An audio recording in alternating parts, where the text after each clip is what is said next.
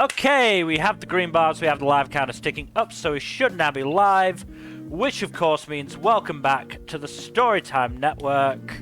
It is Paradox Hour Podcast, and we are back to wrap up on the spring 2024 anime season. It has been a season of fairly high highs and some quite low lows, with not a lot in between. Yeah, more or less, yeah. Because I feel like I've got a good 5 shows that I would say are actually up there, and in another season probably could have been anime of the season. And then I've obviously got some trash I dropped, and then there's not a huge amount, in that middle period of, it was a good show. I'm not begging for a season 2 sort of thing, but, it was nice to watch it. But we honestly start off with one of those shows, because, oh yeah, I need to, where is it there? Podcast schedule, there. We start off with a salad bowl of Eccentrics. This show was wild. This show lost me in that final episode. That episode was a fucking roller coaster. Because it feels like they just skipped to a bit that they thought was a good end, but as a result, none of it made sense. Even more so than, the series usually does. I can see that. But also, like, it was just absolutely wild to end the season with that. I do appreciate where they ended with Sarah and with Sosuke, but like most of the other storylines felt like they ended at really wacky places. Well, like I said, I feel like they skipped ahead, because even the fucking Sarah stuff ended wackily, because, fucking Sarah has apparently taken over that fucking elementary school. Which is, well, to be fair, she was already laying the groundwork for that a few episodes prior. I get it, I can understand it, but yeah, that was just like, wait, what the fuck? Oh, no, it was super unhinged. I wouldn't put it past the show, mind you, but it was super unhinged. The way the Livia storyline ends is more insane, though. I mean, that just, feels like it skips a fuck ton of stuff.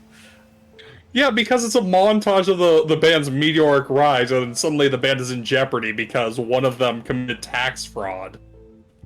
Insider trading, it's still a little different.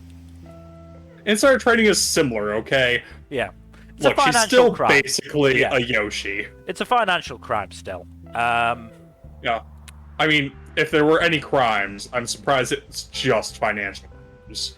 I would also say there's guaranteed been a big time skip, because Noah was actually showing character development.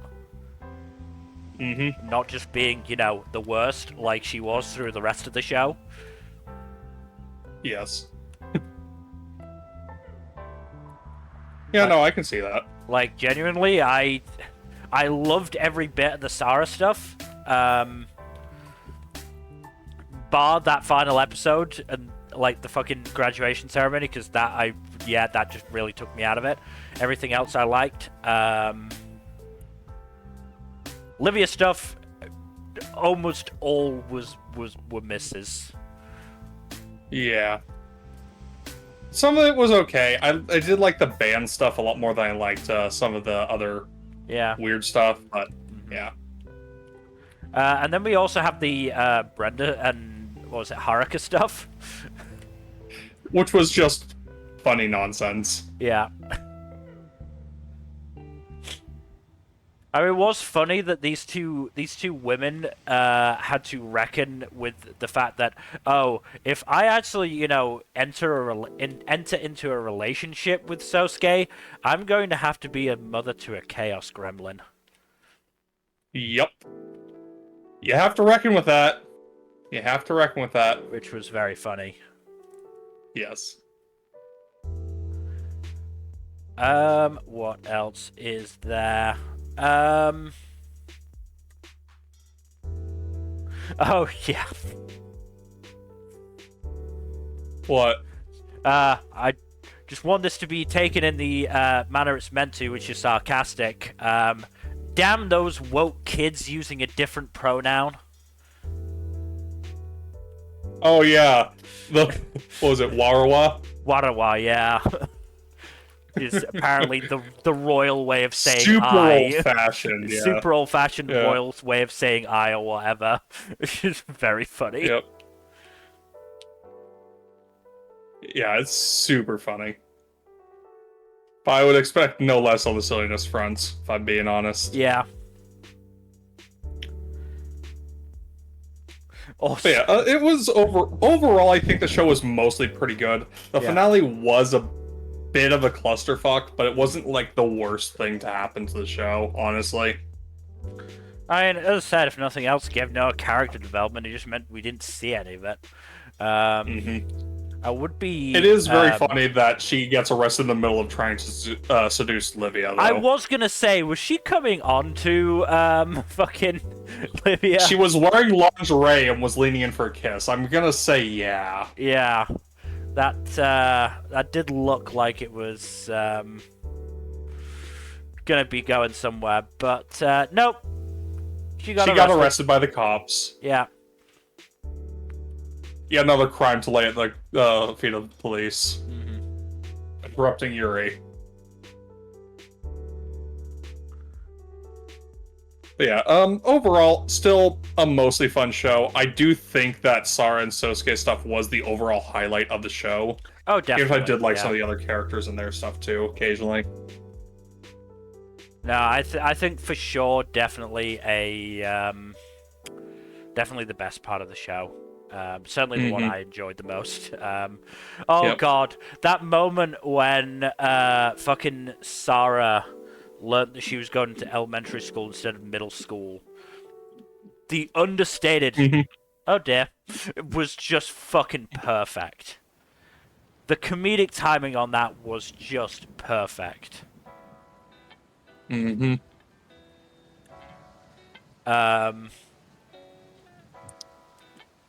I do also like that Sara is going to be spending more time with her friend now. Yeah. That she's moving up to middle school. I mean, to be fair, whatchamacallit? The whole thing of screwing up her age on accident and screwing over her friend was so funny. That was also funny. To be fair, Yuna's, fucking pretty popular there as well. I mean, yeah, she had the whole detective thing going on. She was helping people out, so that's nice. Yeah, I thought that was really nice, and her Yuna respecting Sosuke as a result. Sosuke half adopting a second child. I mean, the fact that fucking Haruka and Brenda were being beaten out by a child by the end, in terms of cooking, was not a good sign for them. Yes. To be fair, I think Sosuke has issues with both of their personalities as well. I mean, he's also just a little dense. I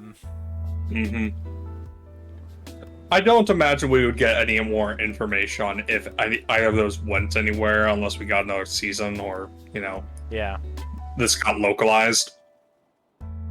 Which I have hope for. Not much hope, but I have hope for. Has it not been licensed anywhere? Not to my knowledge. No, it doesn't look like it, to be fair. Also, interestingly, it's a light novel. Yeah. Honestly, wild Explains to me. why it's so dialogue heavy, honestly. Yeah, I just feel like this was born to be a fucking manga. It feels wacky enough, doesn't it? But no, it's a light novel. But yeah, apparently got to the end of, I think, or got to around novel 4. 3, volume 4? Novel 3 or 4, the website says you can start at novel 4, so... I probably adapted bits and pieces of volume 4 then. Absolutely, skipping little bits, yeah, it will have absolutely done. Yeah, so it adapted through volume 3, looks like. Yeah. It helps that it's mostly slice of life, so it's not like got a firm overarching plot besides, Yeah. the character developments, but still.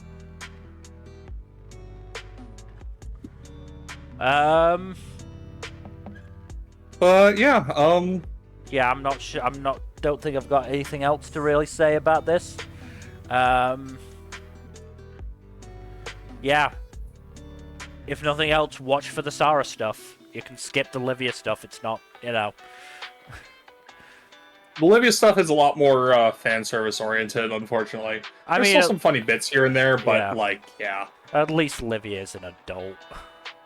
I'll give him that. Yes. They didn't lewd They Sarah didn't at any point. sexualize the teenagers or the children, which is, low fucking bar, but anime.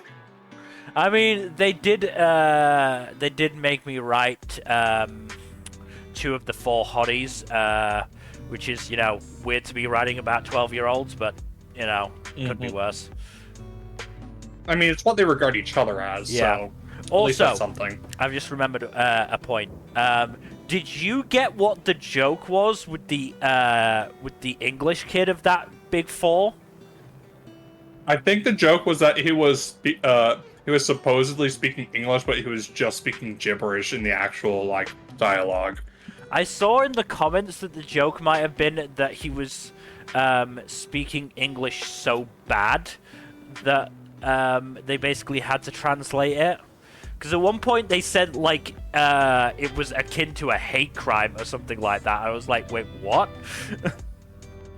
I mean, it was really awful. I thought it was supposed to be intentional gibberish, but I honestly have no idea. That was a joke that I did not get. That may have been a joke that was too esoteric for even the translators to do properly. You know what? Might just be. But yeah, still, overall fun show. Yeah. I would tentatively recommend it if you're up for shenanigans. Like I said, it is one of my few middling shows, but it was still enjoyable. Surprisingly so, considering I didn't think that highly of it when we started the season. But yes, we should move on to... As a reincarnated aristocrat, I'll use my appraisal skill to rise in the world. That show was great. I'm so glad it was they're pretty getting a second great, season. and we met Best Girl. Mirelle is a menace, and I love her. She's amazing. She's absolutely fantastic. She's exactly what this cast needed. But yeah, no, this is a delight. I enjoyed this a lot. Same. The whole cast works really well together, and I do like the growing dynamics between them.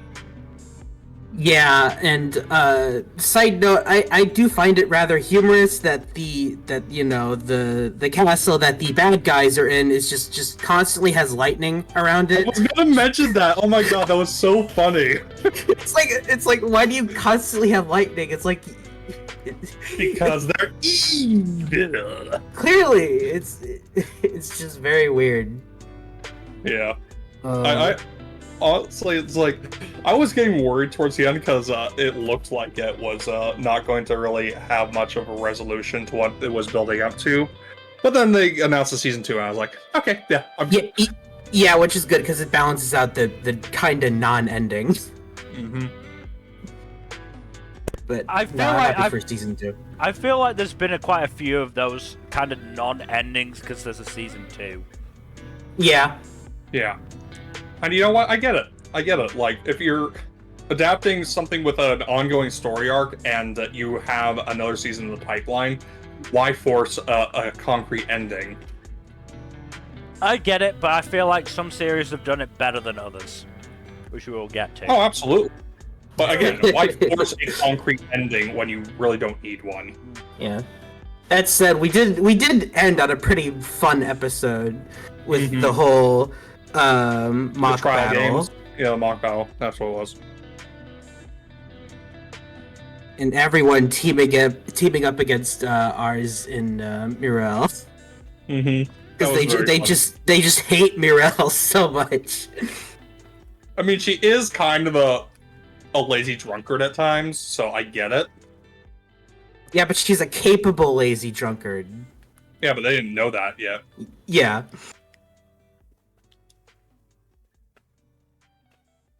Yeah, it was very fun. Trust in R's ability to see skills. I do also love that her multiple double bluff thing was just so insane. Yeah. It wasn't just a double bluff, it was like a 3 or 4 layer bluff, which was absolutely wild. Yeah. Yeah, this show's great. I'm looking forward to more. Do we know when season 2 is coming out? I think it's set for the fall. I could be wrong though. Okay. I will double check right now, but I don't think it has an announced date.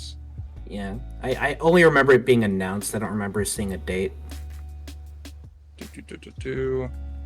Where are you? There you are. Okay, so sequel. October. Yeah, so it's fall. Wow. Okay. Yeah, cool. It's basically split core, but it's being announced season 2. So I hate when they do that, but it's fine. Make up your mind. Is it part 2 or is it season 2? Which is it? Yeah. Don't lie to me. They tend to do that a lot, to be fair. They do, and I hate it. Don't act like you were ahead of this. It's 1 season, okay? You're just acting like it's 2. Like, I get if it's like a split core because of time slot reasons, but still. Yeah, you're just making this shit up. Yeah, looking forward to that. This is a really, really solid show. It helps that the isekai element isn't like too overplayed, and it's not like super gamified or anything like that. Yeah, I often find myself forgetting that this is an isekai, which makes me wonder why they made it an isekai in the first place, aside from just having the tag. I think part of the reason is because it makes R's ability to comprehend the stats feel a bit more organic, rather than like, you know, trying to force it into this constructed setting. I guess it's fine. What? I do like it. I do find it interesting at the end that Mirelle thinks that R's has the quality of a king. Yeah, he's gonna be emperor one day. Yeah, I bet. This series is a pretty recent one though, so I don't think the light novel is finished. Figures. I mean, if nothing else, getting a couple. It is out in English, which helps a lot. That's good. Yeah, it's still ongoing. I don't mind it being ongoing as long as it's, you know, like being published. Yeah, the original novel started in 2019, so it hasn't been going for that long. But hey, 5-year turnaround is usually good for production values. The manga's at 15 volumes. Jesus. 4 volumes a year since 2020. 4 times 4 is 16. I guess it's just wow. That's impressive. It's also must just, mean the light novels are really dense. Yeah, it's just very consistent. It's like wow, yeah. Well, good on them. Hey, the manga's in English too, so if you wanted to read the manga, okay, that's cool. Cool. Oh wow, they only adapted 2 light novels in the first season. Really? Yeah. Wow. Again, Okay. I figured this was a dense series, so that tracks. Yeah. And sometimes the first novel is like the largest one. Yeah. I think they might have gone partway through volume 3 of the light novels, but I'm not sure. Hard to say. I don't know. Either way, a lot left, so that's cool. Alright. Well, I think we can move on. Yep. Okay, moving on then to Bartender, Glass of God. This is This another one really was, solid run. yeah. This was very good.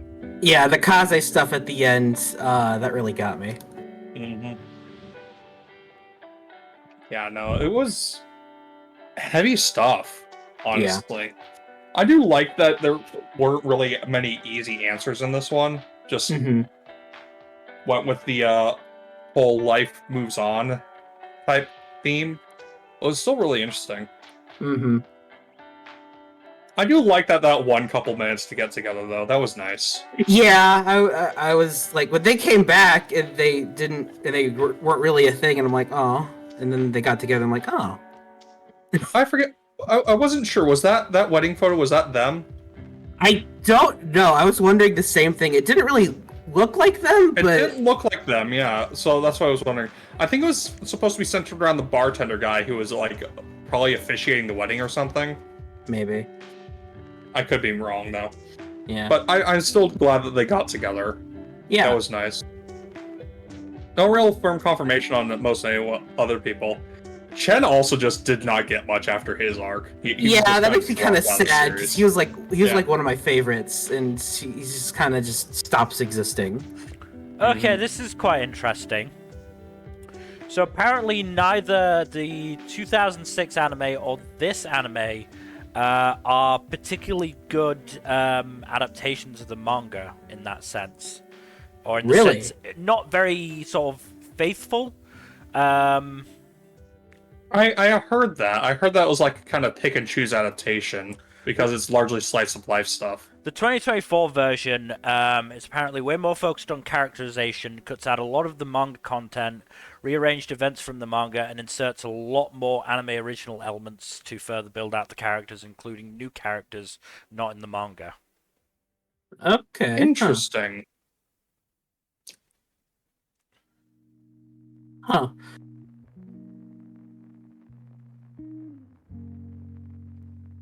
Also, I didn't know this. The original is also on Crunchyroll, which is pretty cool. That is neat. Yeah. So hey, if you want to watch both, you can watch both. But yeah, that's interesting. I didn't know that this adaptation added a lot of shit, including new characters. That's interesting. Don't know who are the new characters. Probably have to find the manga to find out. Yeah. Well, the manga is finished with 167 chapters. Oh, that's Damn. not that bad. It finished in 2011, so... And there Oh, are wow. apparently quite a few spin-offs. Yeah, I can see that in the list here. Wow. Yeah. We got Paris, we got Tokyo. Wow. Someone's well traveled. Yeah. Okay.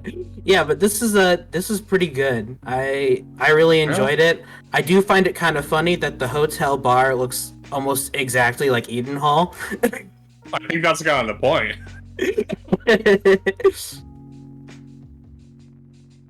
So that just worked out pretty well. Yeah, good stuff. Very chill show with good characters. I just wish Chen got a little more. Yeah.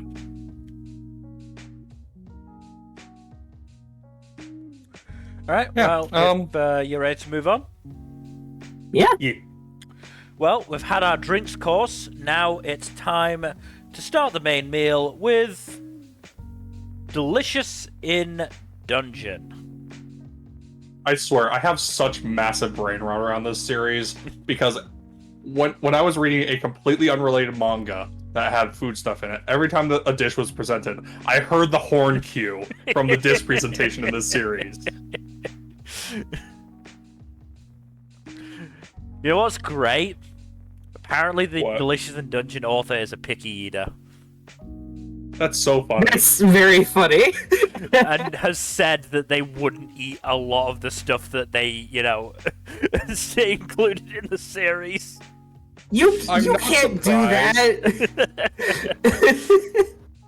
It's very funny. The irony is hilarious. Yeah. You can't do that. What the hell? Anyway, we only got a little bit of Kabru and the Fuck Up Squad this time around, so I'm happy with that. Enough to learn Kabru's backstory, though.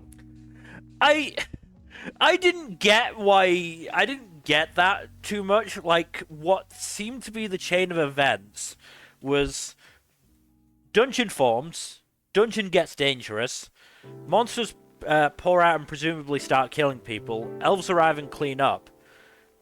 Did the elves drive the monsters out into the open? Did the elves fight without care for collateral damage? Why was Kamui blaming the elves? I think it was that they fought without caring about collateral damage. Right, okay. It wasn't really clear. It felt like Kamui was just blaming the elves for no reason. Which, you know, obviously I would fully buy. Because he's a dickhead. Yes. And, you know, he was raised by the elves, which explains why he sucks. Man thinks he's in Game of Thrones when he is more in the D&D campaign. Yeah. And it's good that we didn't have to spend more time on it, because what we got in these, 5 episodes was really fucking good. Mm-hmm. We got Senshi's backstory, which was, you know, heartbreaking. Yeah. But also hilarious in the fact that Laios was just like, well, hey, we got some meat here. Why don't you eat it and see if your trauma is real? Yeah. That was nice. Fucking idiot. I also loved fucking Izutsumi acting like an actual cat in that fucking Golden City place. Yes. That was I love so how funny. embarrassed she gets. Oh yeah, no, too. it was also so funny that she realized. I actually mentioned that at the start of episode 22. Like, Izu is not going to be happy with this. And as it turns out, she was not. Yeah.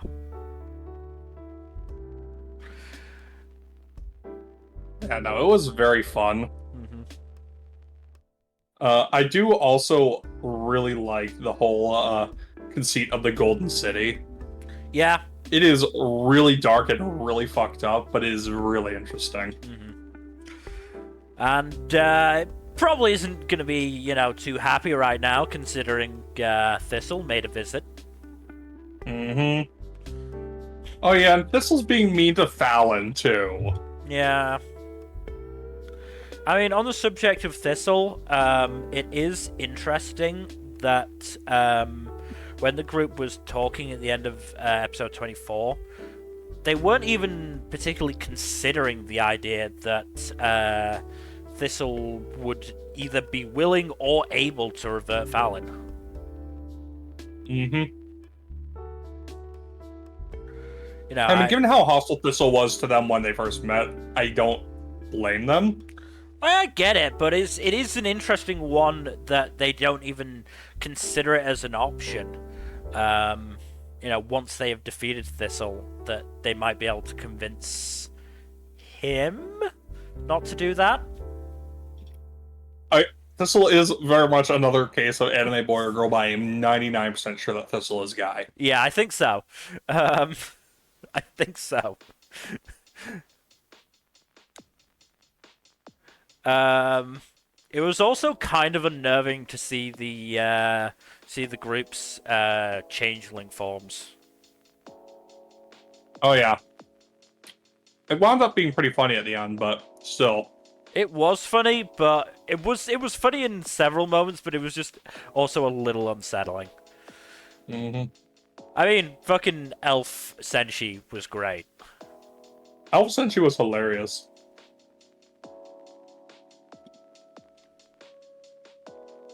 Just, it was overall a really fun time. I also love that Senshi being an elf was what convinced Laios they needed to change back.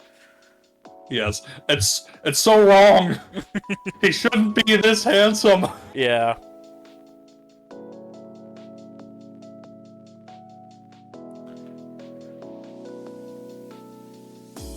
But yeah, I mean, I feel like this is a one of the series that did well in finding a place to stop before season 2.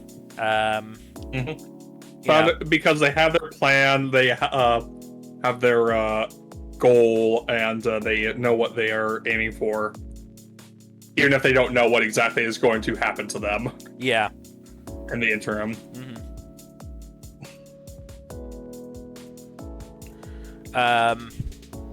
You know, maybe the only thing I would have liked to see before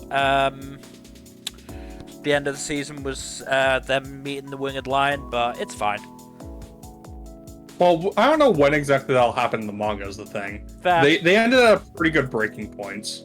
I kind of assumed that it's not gonna be not that long after this point, but maybe it is. I don't know. Also, I did notice a lot of imagery about the winged lion, like before it got brought up more explicitly. Because so I am very curious about that. Yeah.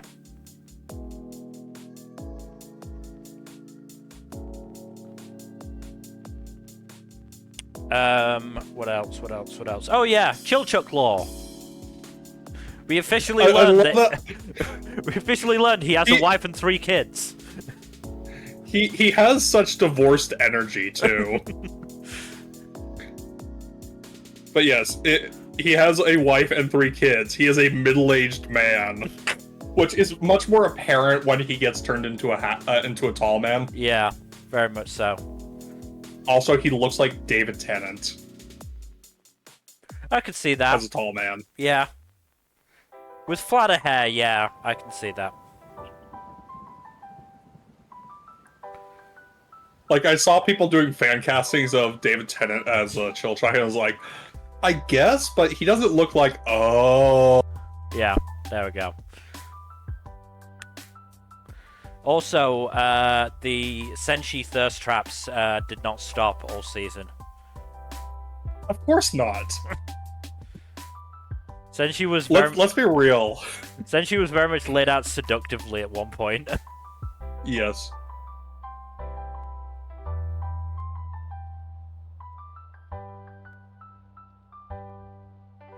But yeah, no, this was a really good show. Very excellent. I'm almost tempted to read the manga, but we'll see. Because yeah, I had a lot of fun with the show. I might try and get my mum to watch it at some point as well. I'm not sure.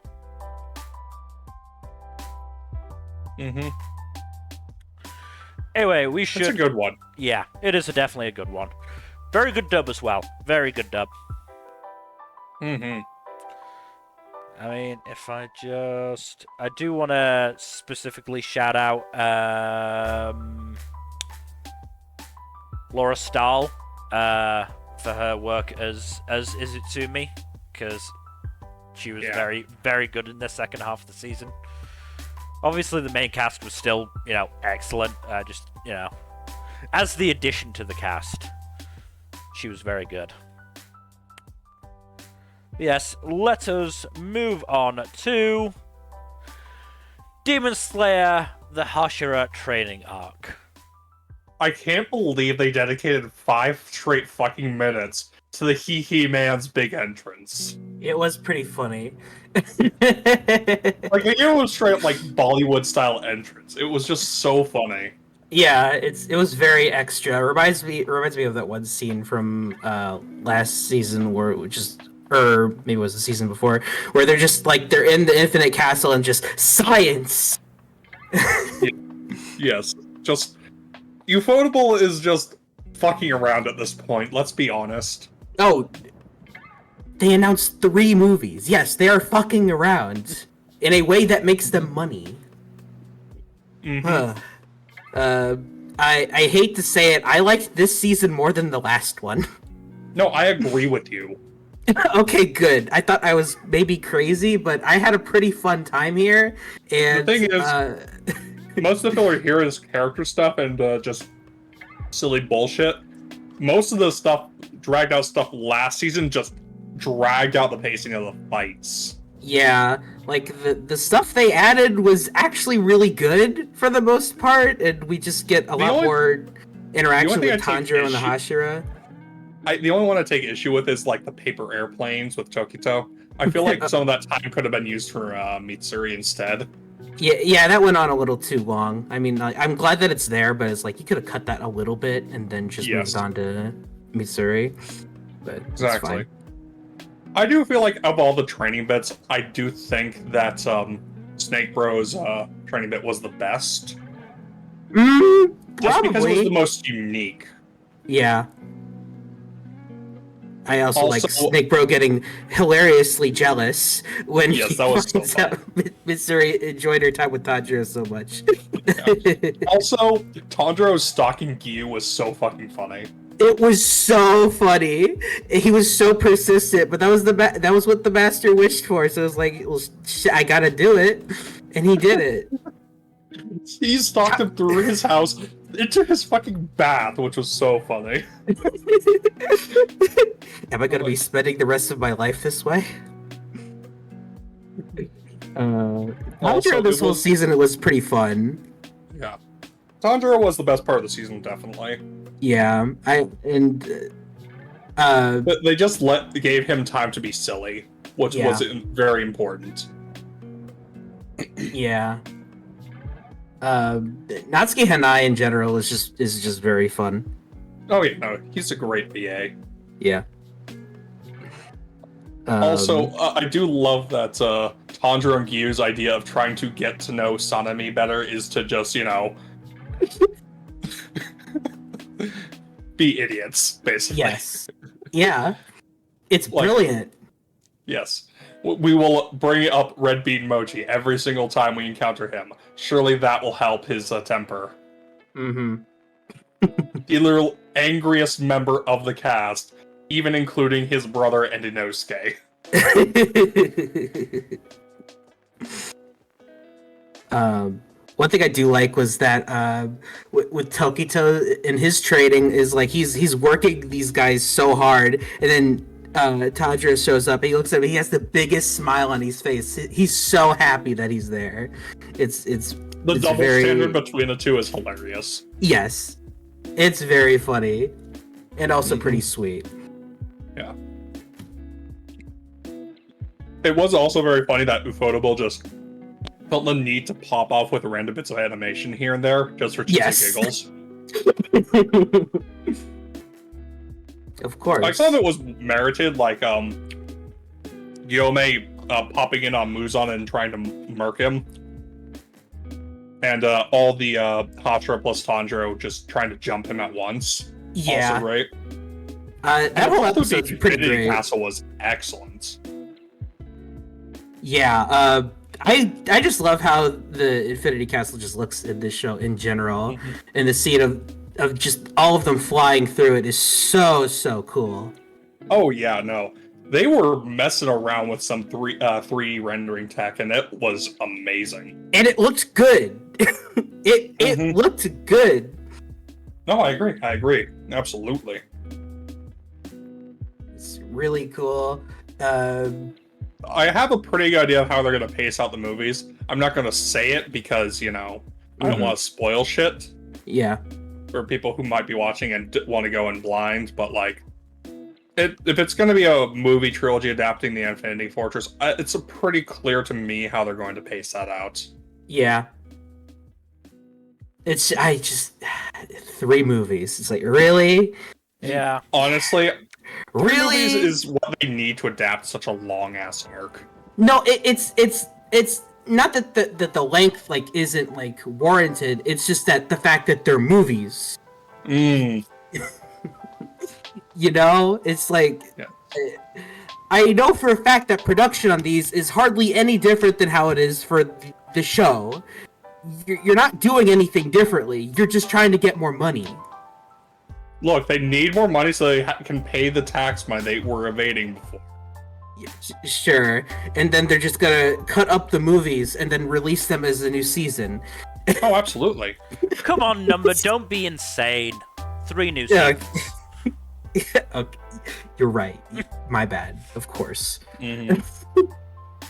But yeah, all in all, this was a surprisingly fun season. I had a pretty good time considering, this is a I'm not pretty gonna nothing arc in the manga. Oh, absolutely. This arc is like 5 chapters in the manga. Yeah, It's insane that they managed to drag it out to 8 episodes. and they improved it. Extra length. I mean, the fact that it's only 5 chapters in the manga really speaks to, God, what's the author's name again? Gotoge? Gotsuge's Gotsuge. seeming like aversion to anything that isn't just, plot-relevant fights. I think that as well. And backstories. We cannot forget about backstories.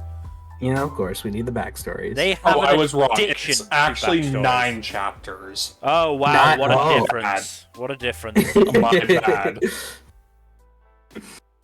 But yeah, I do wonder if they're going to just do the Infinity Castle as 3 movies and then do another movie for Sunrise Countdown, or if they're going to just do Sunrise Countdown as 3 movies. I was thinking that you can't have Sunrise Countdown be a whole movie. I do. Sunrise Countdown is almost 20 chapters. It is? Oh my god. Yeah. But it's just one. Whatever. That would likely be its own movie. Though it might just be the end, the last of the Infinity Castle trilogy. I could be wrong, but that is what I think it's going to be. It's just like. I can't see that being its own movie. That's just such a weird thing to turn into a movie. No, tell you what they'll do. Oh god.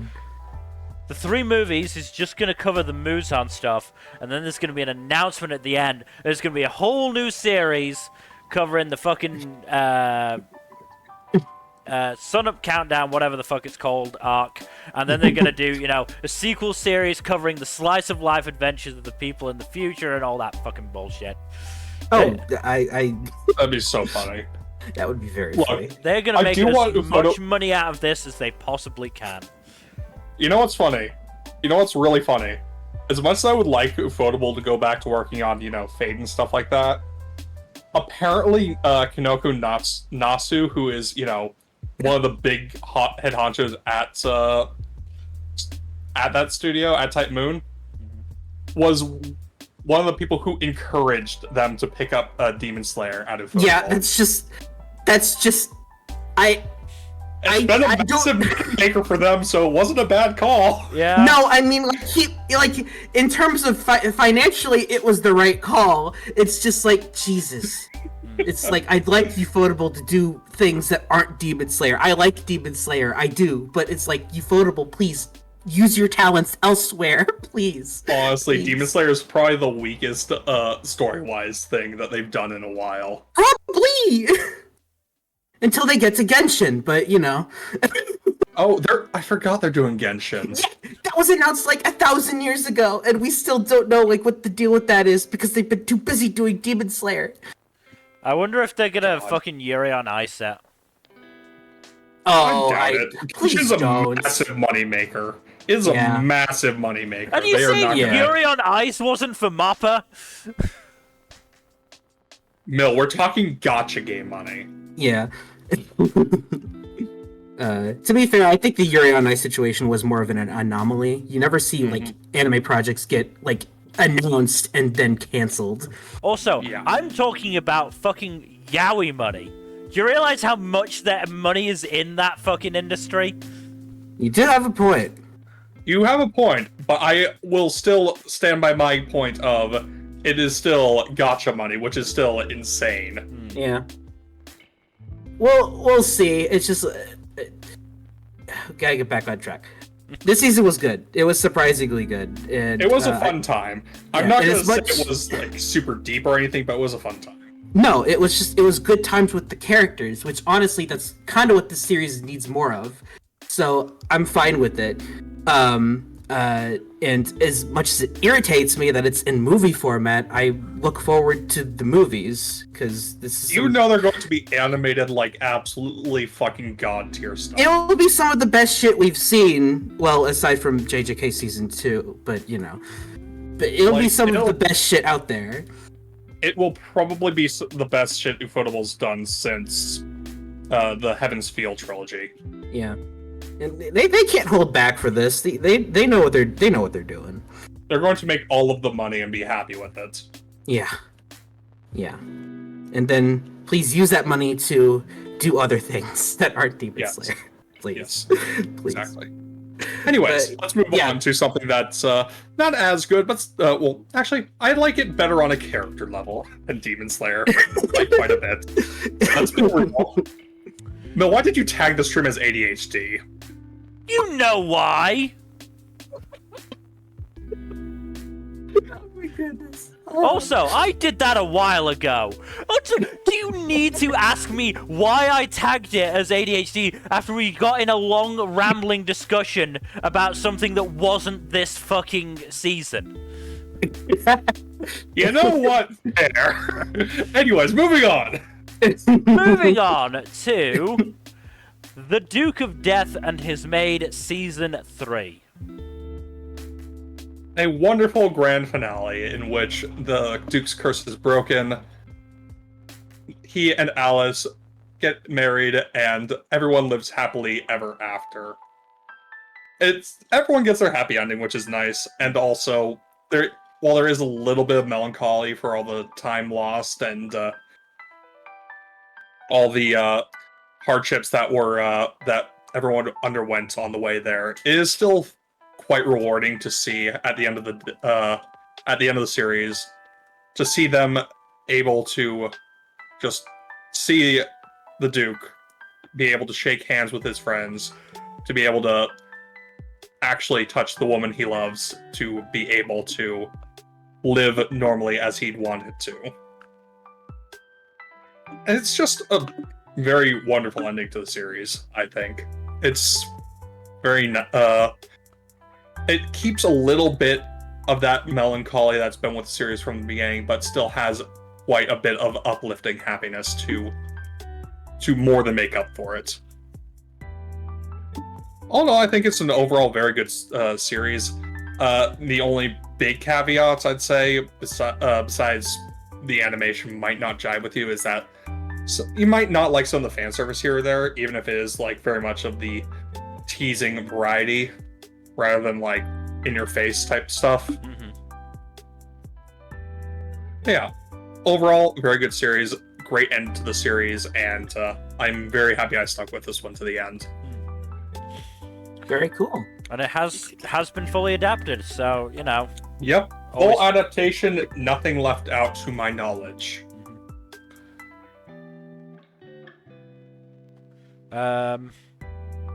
Yeah, I mean, apparently cuts out maybe a little bit of fluff, but that's it.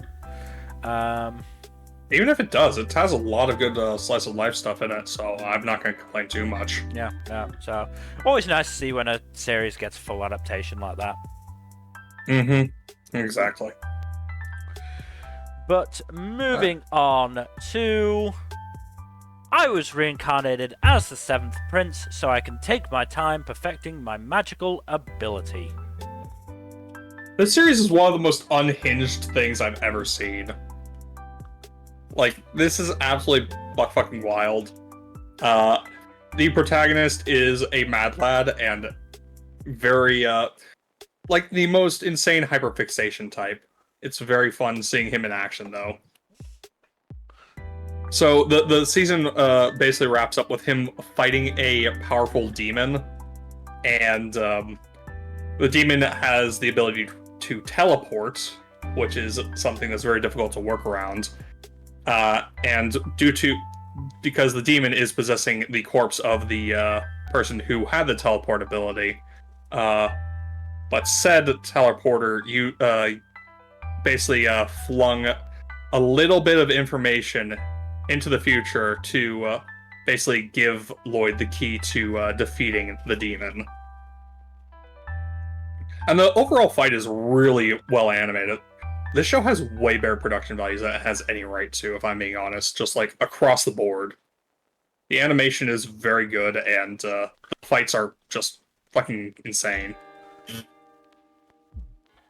Like, the one thing that I will say is like the most massive caveat is how fan servicey the series gets. Yeah, I was gonna say that was one thing I know about it that's a little interesting. It has a lot of sus stuff, yeah. But it's not like the most off-putting fan service I've seen. Low bar, I know, but it was a very fun time. Interesting. The studio that did 7th Prince, Tsumugi Akita Animation Lab, also did Meiji Gekken. which was Well, not the difference known for between those looking two.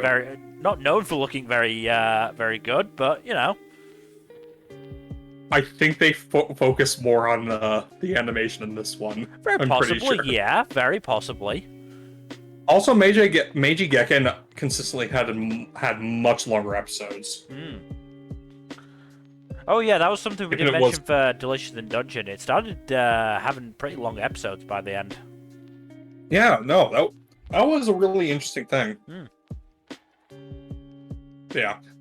This one, Seventh Prince, very fun time, absolutely insane. Just, if you do want to check it out, be aware that there is a lot of fan service in it. Right, moving on to Jellyfish Can't Swim in the Night. Cowards. We were so close to greatness. Complete so cowards. close. Complete fucking cowards. They did cower out of it, but you know what? I didn't need it. I did. I think. You know how much better the finale would have been if they committed to that? Yeah, but I didn't need it. I do also feel like the finale would have been improved a lot more by, Mahiru actually interacting with the rest of the cast for more than she actually did in episodes 10 and 11. Yeah, that's one thing that kind of bugs me. It's almost like they explicitly cut her out as a way to avoid doing the thing. Yeah, because let's be honest, if Mahiru and Kano actually talk things out after their blow up in episode 9, the series probably would have ended substantially differently. Yeah. And because they had the ending they wanted in mind, they made inorganic choices to ensure that they got to the point where it got to. It felt disjointed, is what I'm trying to say. Yeah, a little bit. I think there's definitely an element of the show was a little too ambitious for its own good, because it obviously had the four main leads to concentrate on and develop, while also trying to add in stuff with Mero and Yukine. There was a whole thing with Kano's dad that got a little bit of focus, but nothing ever really came of it. Okay, so that was the guy who showed up at the end, just randomly. I think so. I'm pretty sure. I think so. We don't really see much of Kano's dad, period, is it? Yeah. Yeah, that was what I was wondering about, because he's also he's in the opening, so it's they didn't. It feels like there was stuff on the cutting room floor here. I mean, he was a 13th episode. Yeah, he was in the opening, and he was in Kano's backstory, and seemed to be, what was it? I can't remember exactly what it was, but I did not get a good vibe from him. I didn't even remember him in the backstory. I feel like he was in the backstory. He might be, but I don't remember him. But it's been a minute, so I can't remember exactly when the dad stuff happened, but it was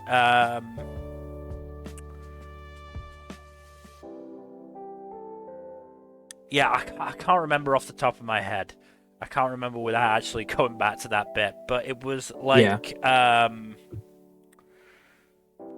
I said, it was definitely during Kano's backstory, and it was something like Kano's reaction to the look idiot stuff.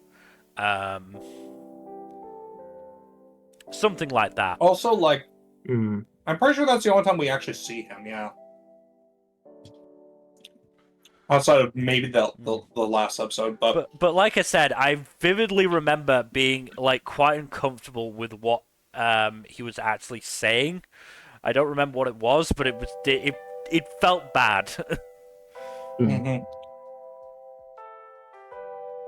Yeah, I also gotta say, I remember him. I feel like Mero and Kano's mom got off way too easy. Yeah, they very much rushed that. I do feel like they could have used another episode for like the resolution, honestly, because like at the end of the day, like the most we get from Kano's mom is just acknowledging her, and that's it. And even it feels then, like not nearly enough to make up for what she did. Even then, it was Hayakawa Kano, not Yamanouchi Kano. Like, I don't know if that's like a whole acknowledgement of you as my child type thing, or just like something else. I don't know, but like, it was still, yeah,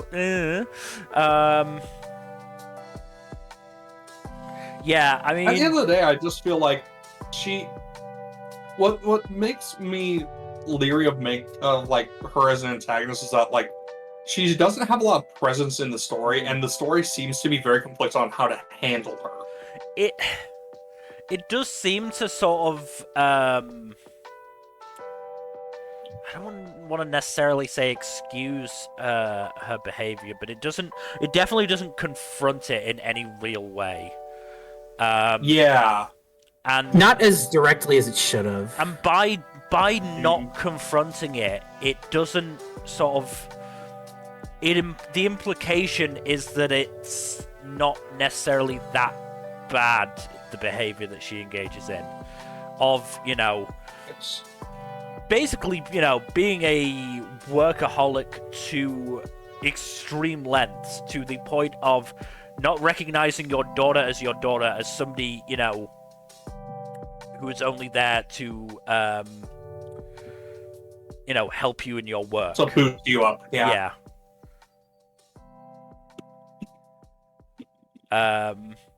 And the fact that Yukine is not necessarily that bad to Mahiru, it kind of, again, it leaves a lot of mixed messages. Yeah, it leaves the implication that Kano is overblowing the reaction, which is not true. It's very much not true. Yeah. That said, I do still think this is a good show, and the ending was good. It just felt like it was like so much missed potential that prevents it from reaching true greatness. That's where I'm at. Like it was so close to being truly amazing, and it falls so short that it's just good. I mean, what I will say is, I think where it sort of falls down in the, let's say, overall plot of the show, it makes up for it in the character moments. All four girls, I think, are good. Like all four of them, I think, do get really good character moments. And good. Kiwi's moment in episode 11 was excellent. Yeah, that was really good.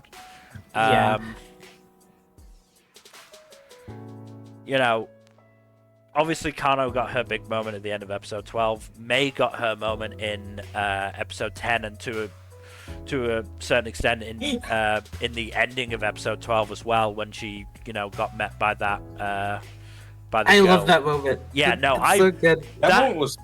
That moment. Also, her stalking Mero was hilarious. That was also hilarious, but May's moment at the end of the show genuinely got me to tear up, which I did not expect. Honestly, genuinely pretty beautiful. Yeah. Yeah.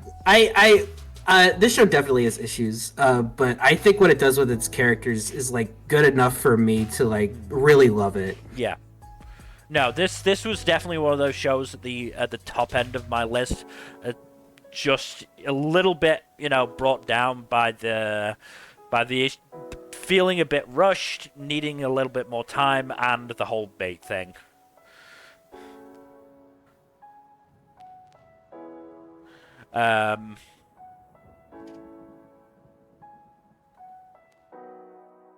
Honestly, this feels like a show that could have had this entire season without actually properly getting to the Yukine stuff. Like, I feel like they genuinely could have done a full season on that. The other thing I will say is that this show was... The structure was very sort of typical in my mind.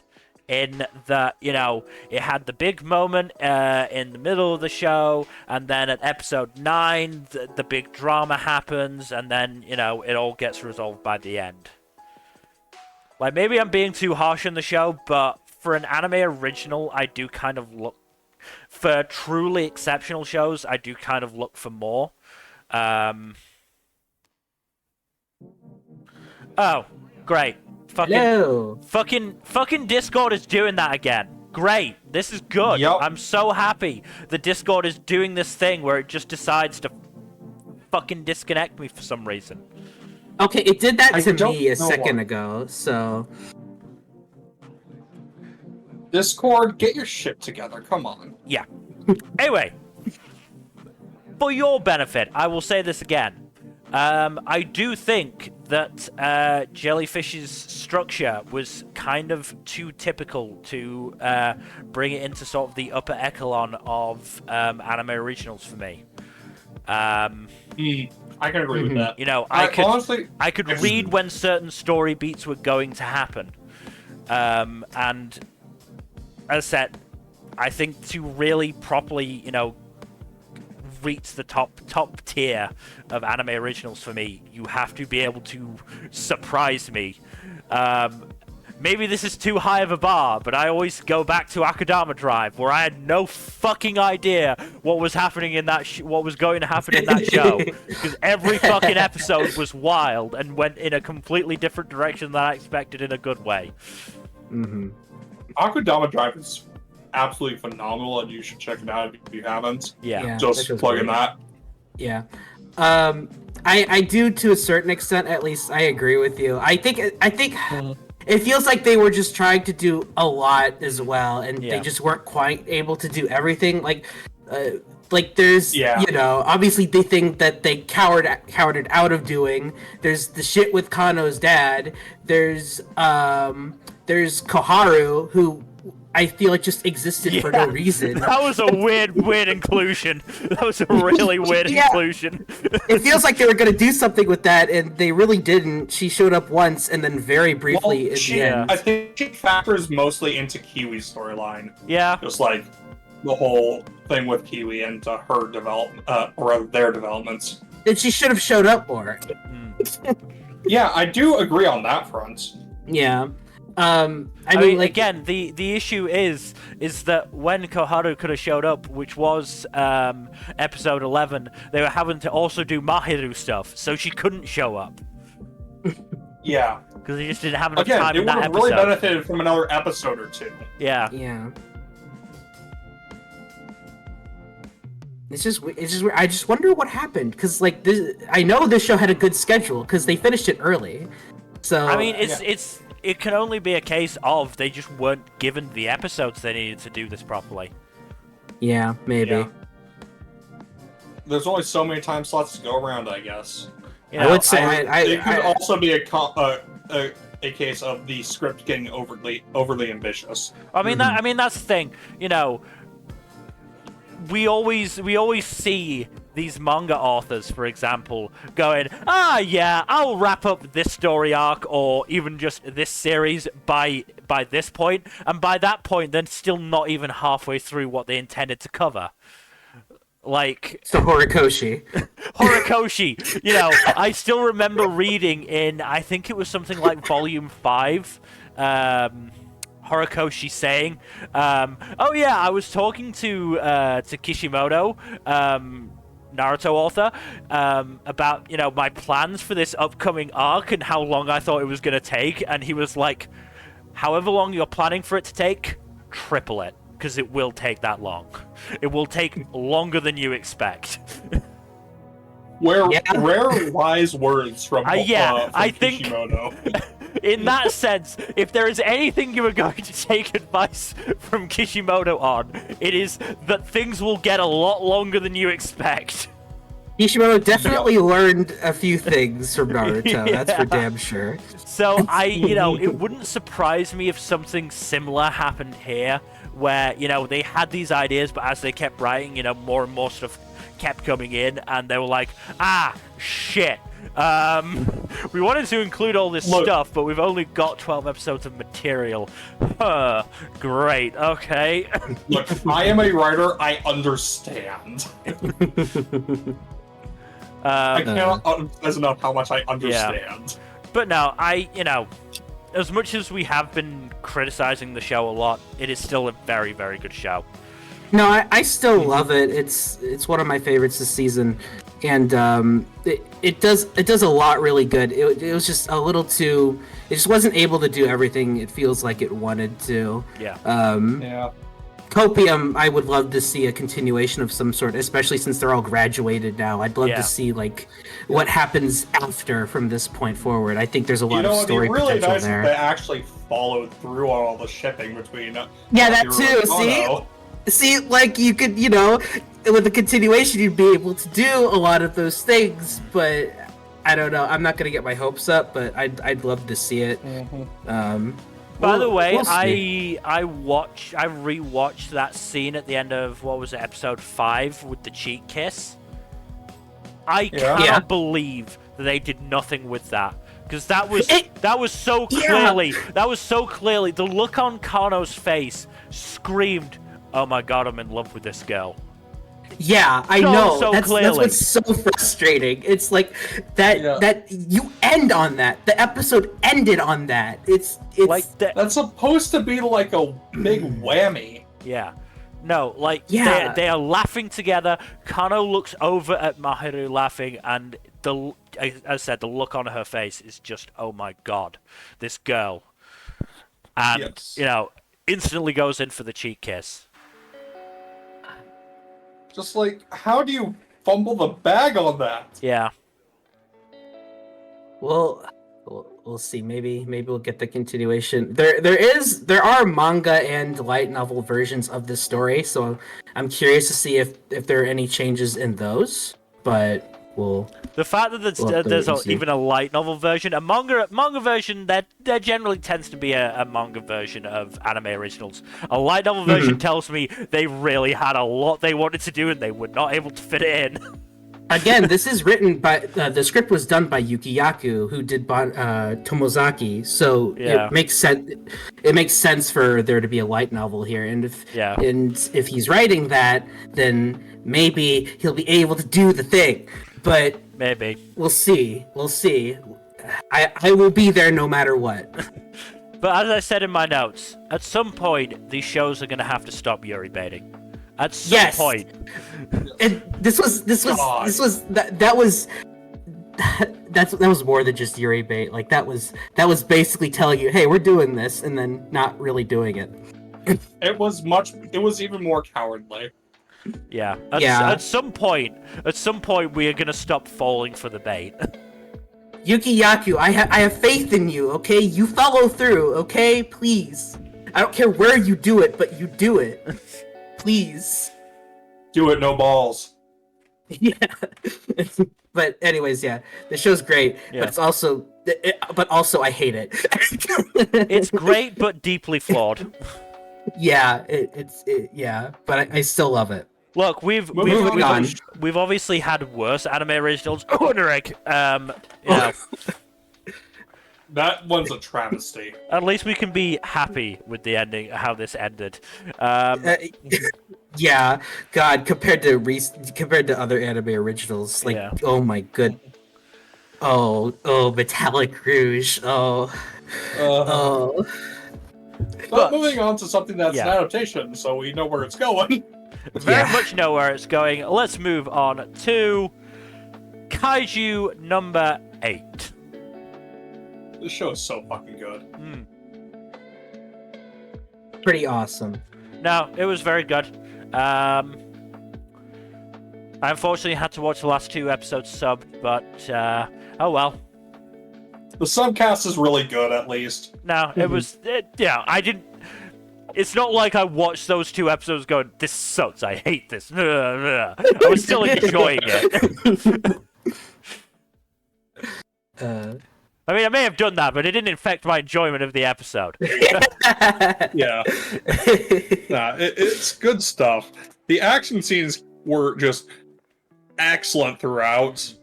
I do have to give special shout-outs to the fights between Kafka and God damn it. Kafka and Shinomiya. The fight, just the massive group fight against Kaiju number 10 was also really good. Yeah. Kafka versus Kaiju number 9, and of course the fight between Hoshina and Kafka in Kaiju form. And excellent stuff. And Kafka versus Isao. Yeah, Kafka versus that's Shinomiya. Commander Shinomiya. That's what I said earlier. Yeah.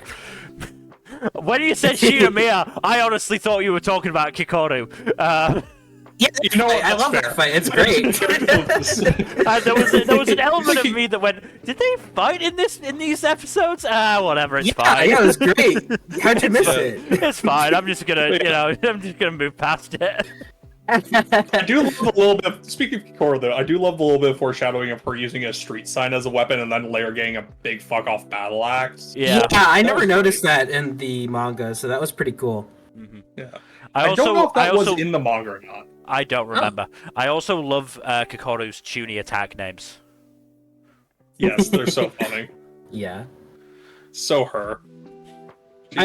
She's very fun. Yeah. I will say I'm a manga reader, so I think most of us have at least read the manga in some capacity. I've read the manga once. I don't remember a lot of it. I remember little bits and pieces. Yeah. I did reread some of the manga that this covered, and I will say this adaptation's still really good. I don't really have major issues with it, but there is some stuff that it feels like it just barely misses the mark on. There's one scene, the scene in particular, where everyone finds out that Kafka was number 8. And the look in Mina's eyes in the manga, just I could get the her feeling of disappointment in there. Like it felt more genuine than it did in the anime, and I don't know if that's just me, but and that might just have something to do with the character designs as well. I think it's a matter of character designs. I do give it a bit more fleshing out to the supporting characters, because the manga is a really fast pace. Mm-hmm. So like there's not a lot of time devoted to like the side characters really. Yeah. No, mostly devoted to the main cast. I did like the bits and pieces. I mean, they focused a lot on Reno and Iharu's bromance. And they do have a great bickering dynamic. They focused a lot on, if I just remember their fucking names, Aoi and Haruichi as well. And their, their relationship, rivalry. Let's say. Yeah, rivalry as well. And they also had Minase, who I didn't remember much from the manga. Minase I think was like the... Yeah. Yeah, no, she's fun. Yeah. This adaptation, by and large, is still very, very good. I don't have any major issues with it. It's just there's just some things that the manga does just do better. And I feel like part of that is just due to the character designs, where they aren't bad, but they're just not quite as expressive as the manga. Yeah. You lose something there, and it's. Kaiju No.8 is a weird manga in its release schedule, and part of that is, does allow the author to, really put in the detail on the art where needed, whereas, these character designs are very much, one size fits all. Mm-hmm. They're very much streamlined for animation, I think. Mm-hmm. Which, I get it. You have to have that kind of thing for really streamlined action scenes. Mm-hmm. But I feel like they went too far with it. I feel like you could have adapted something you could have made something closer to the original manga's style while still maintaining the animation. It would have been difficult, but I feel like I feel like it's possible. But I'm also biased because I love the manga's art style so much, and I just love how it looks. Yeah. So yeah. No, I can understand that. I just still do think this is easily one of the best shows of the season, though. Oh This no, is easy, very good. easy, no question at all. But it's just I have issues with it, and they're mostly minor issues. Yeah, which is a good thing. This is a great adaptation. The music as well is really good. Music I was like really good. Nmbr 8's theme. Yeah, music was really good. I'd also like to give a shout out to Lannon McDonald as Hoshina. His performance in episode 10 was fucking fantastic. Hoshina was honestly really fun as a character. Like all the main cast were really good, but Hoshina was just the perfect blend of gremlin and actual serious dude. Yeah. Actually, when I was rewatching some of it for figuring out my best fight picks, and I actually did watch it dubbed, and I do remember thinking, damn, he's pretty good. Yeah. And again, this is not to take away from anybody else's performances, because everybody else performed, excellently, but there was, when Hoshina is just absolutely going fucking wild on number 10, absolutely fucking stellar job.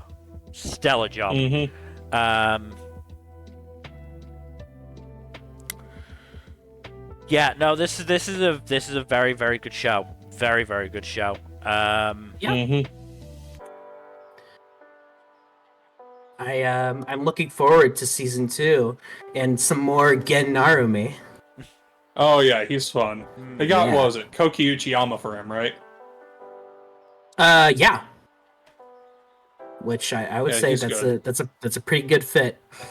I'm honestly surprised that they didn't get Yuichi Nakamura, but at the same time, Koki Uchiyama is a good fit. Yeah. I need to see who they get in the dub for him.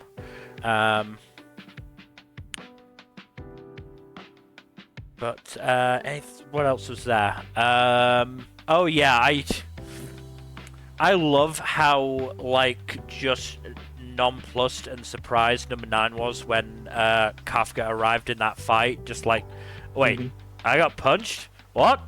When? Oh, I just separated from my body. That's not good. When did that happen? Oh, jeez. I mean, there was also a maybe usage of the "I'm in danger" meme. Yes. But speaking of the kaijus, kaiju number 10 is very fun. Yeah. Him shouting rivals repeatedly while fighting Hoshina was fun. Number 10 is very, very fight sexual, but also a very soul loser. Yes. Oh yeah, no, he's the type to toss the table. Yeah, for sure. Number 10 is pretty awesome. Yeah, the kaiju antagonists were pretty fun, but I wouldn't say they were the deepest part of the show. No, even now we get way more 9 later. I feel like that's we the get thing. more 9 this character there. 9 is very much the better character than 10, but 9's main stuff is not here. This is very much an introduction to 9, and we'll be getting more of him later on. Yeah. 10 is very much much more of a one-off antagonist than 9 is. 10 is to be just fair, meant to 10 be is very memorable. Yeah, 10 is very memorable, but it is very much just meant to be that, step too far that forces Kafka to reveal himself. Yes. Yeah. That whole story arc is very excellently done here. I do love the fight with Kafka and Isao just because of how much it is like a fight for Kafka's soul. Yeah. But there are a lot of good fights in this show that have a lot of additional layers to them beyond just the action sequence. One detail that I actually do like in the anime, I don't know if it's canonically that way in the manga, but I do like how Nmbr 8, like when he completely took over and was going crazy, like he turned red instead of the usual blue. I think that was really cool. Yeah. What's also really neat was they only showed it like briefly once in the manga, but like during the fight they show a lot of like outlines for Kaiju number 2 while Isao is using the Nmbr weapon. Yes, yes, so cool. It's just really good stuff. They went crazy on that whole fight. Yep. I mean, there's been lots of little details that I've been picking up that have been really good. One from episode 11 was Division 3 using Key for Kafka, and the higher-ups using it. Mm-hmm. Oh, I didn't catch that. That's pretty interesting. It's not surprising either. Also, No. the higher-ups makes being sense. absolute fucking dicks by just refusing to let Mina sit down even though she's the only one in the room. Yeah, that was so shitty. It's like I'm so petty. It's like the pettiest shit. we do not have a chair reserved for you. It's like shit. There are no shit. There's no one in here. But yeah, going It's like, back to that's that my chair. going back to that Isao fight. Thankfully, at the very last second, Kafka fisted himself. God damn it. Yes, he did. You didn't have to I mean, word it's it not that gonna- way, but Of course, I had to word it that way. You know that he had to do it, Nmbr. But also, I have to do this as well.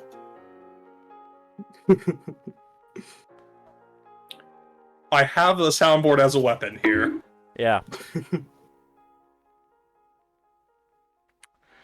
But yeah, I think that's all for me from Kaiju number 8. Rest Very good assured show. that will almost certainly be Yeah. popping up in the awards at some point or another. oh yeah. Maybe, maybe not. You don't necessarily know that. Oh yeah. Really, Bill? Really? I'm trying to add some drama here, damn it. Yeah, We already admitted that's one of the best shows of the season. Why would it not pop up in there? I don't know. Maybe there's just, maybe it's always the bridesmaid, never the bride. We have a runner-up slot in the categories for a reason, dude. yeah. Maybe Anyways. it's a second bridesmaid and never the bride. I don't know. The metaphor sort of lost You its, don't need to lost its track salvage the here. bit. You don't need to salvage the bits. Let's just move on. Let's move on to one of the sequels. It is Laid Back Camp Season 3. Behold,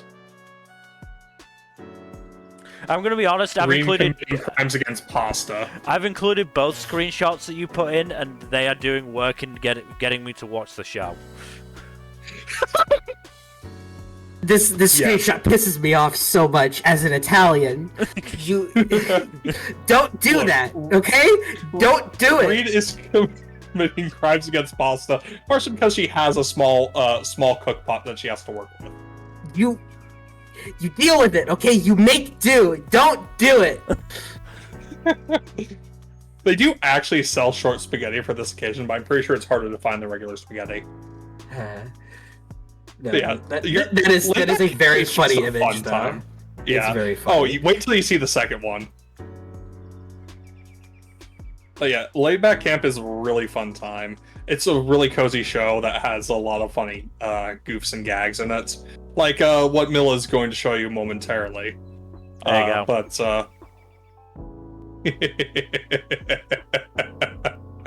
Is that John Wick? yes.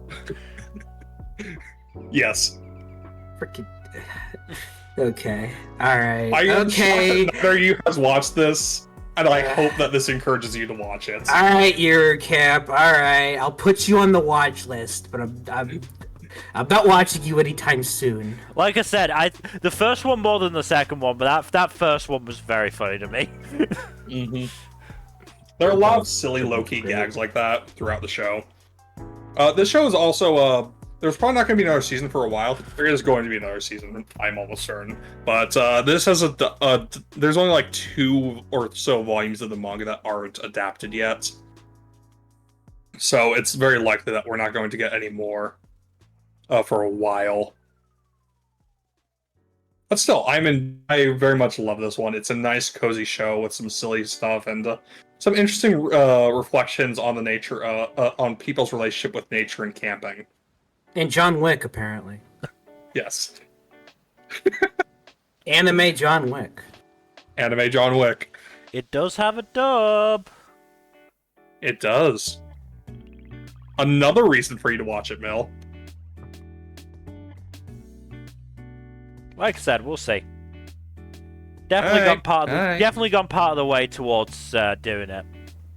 But I don't want to. Okay. Like I did on Thursday, I don't want to make guarantees that I won't follow through on. No, that's fair. That's fair. But moving on to something that is guaranteed to have been watched by more than one of us. The many sides of voice actor radio. What are you talking about? I didn't watch this. Also, the second I saw that, I had that was the screenshot. It had to be done. It had to be done. Honestly, that does apply a bit more to Jellyfish than it does to I was this gonna one. say maybe I should have put that one up for Jellyfish instead. it's like, damn it, this applies to multiple shows this season, but mostly Honestly, Jellyfish. Yeah. Because the thing is, like, the source material for this is Yuri, but this didn't get anywhere close to the actual, like, substance of romance that I assume is in the source material. Yeah. For reasons I assume... Yeah. It does make this line all the funnier, though. Yeah. It does. It very much does. From what I can tell, the author actually did the inverse and was like, oh wow, people really want the ship to sail, huh? You know what? Fuck it. We ball. That's good brilliant. on them. Yeah. But yeah, honestly, Yasumi is just such a gem, and her contrast with Yuki is excellent. They have a great dynamic. Yeah, I love them. They're fantastic. They are excellent. Also, the supporting cast is really fun. Asuka is just, and she needs to stop working herself. Good God. Yeah. Also, I was absolutely shocked by the twist of Mekaru being an Uber fan. Yeah, that caught me off guard too. I did not see that coming. It was good though. It was very fun. Yeah, no, it's great, and they changed the opening accordingly. Yes, that was so funny. Yeah.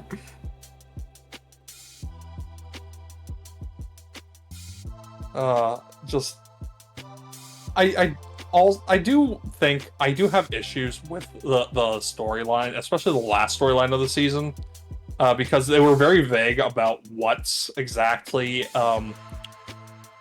Yasumi was doing wrong when she was voice acting.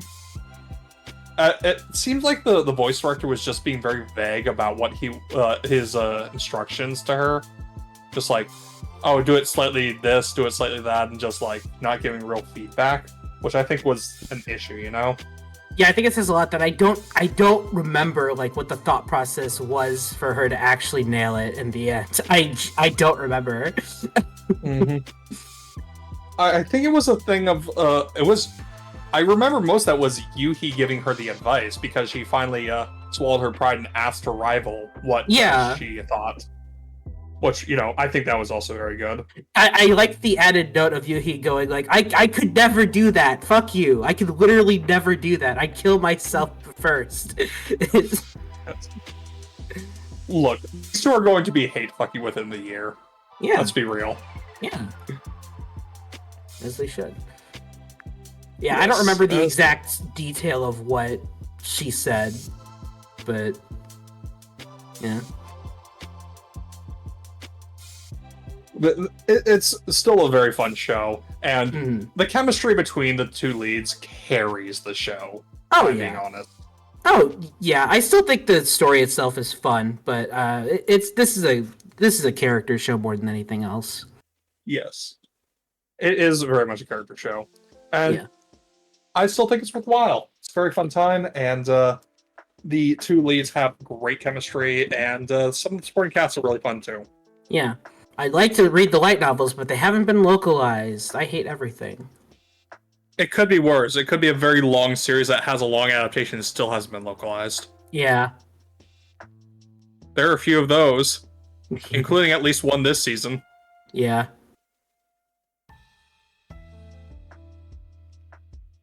But no, Anyways, this show's good.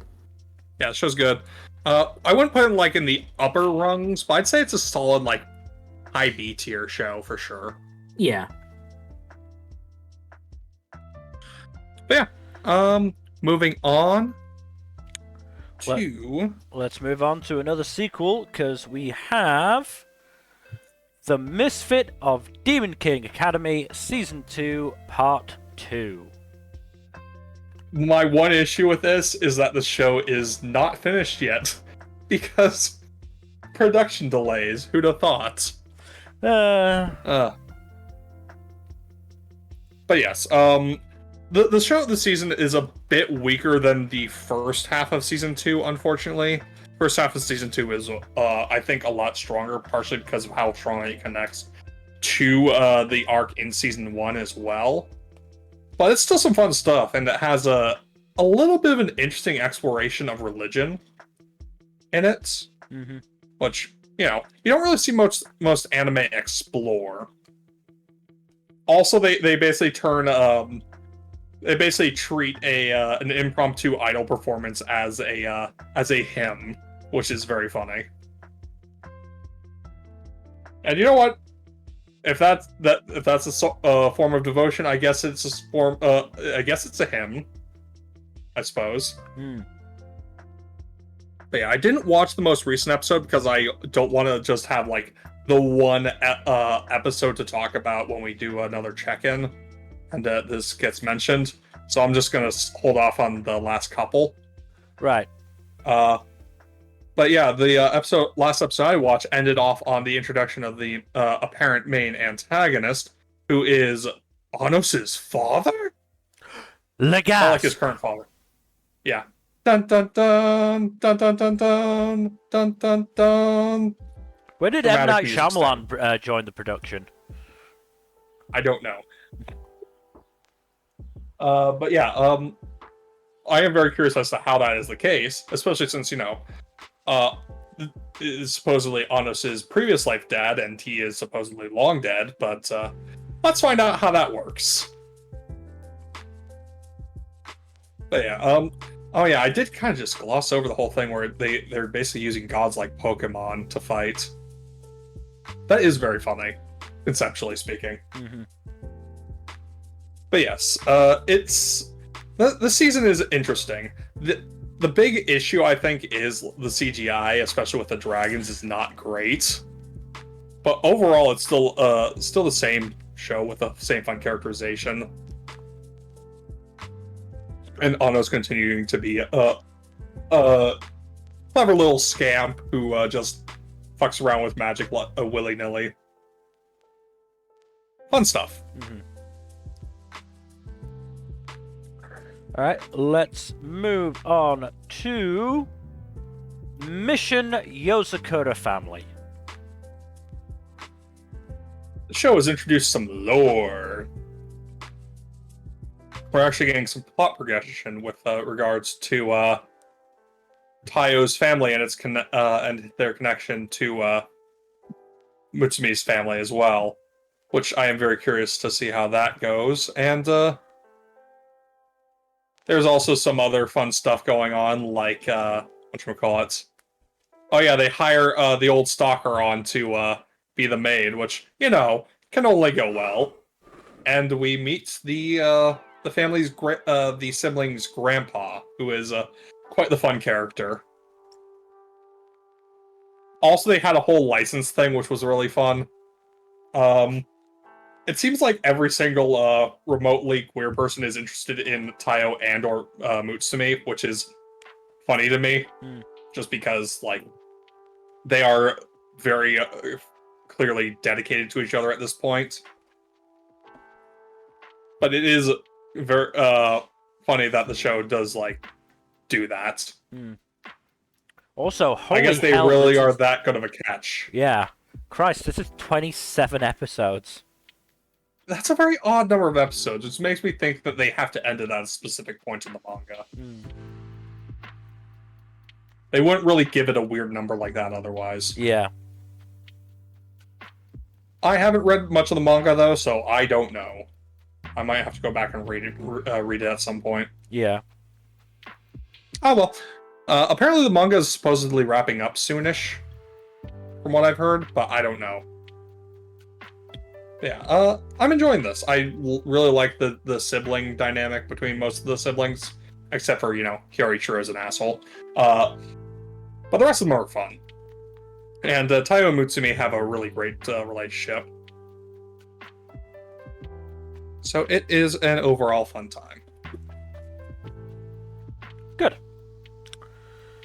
Alright, let's move on to it's the big one. It is My Hero Academia Season 7.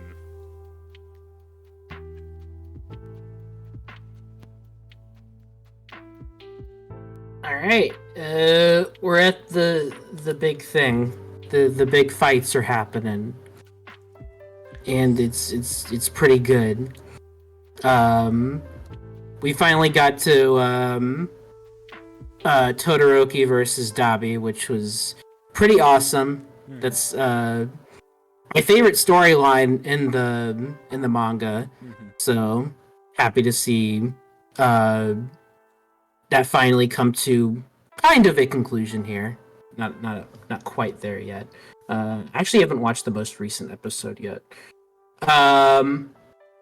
But aside from that, yeah, it's mainly just all the heroes getting hatching a plan together to get all the villains where they want them to be and separate them so they can do the whole big fight thing.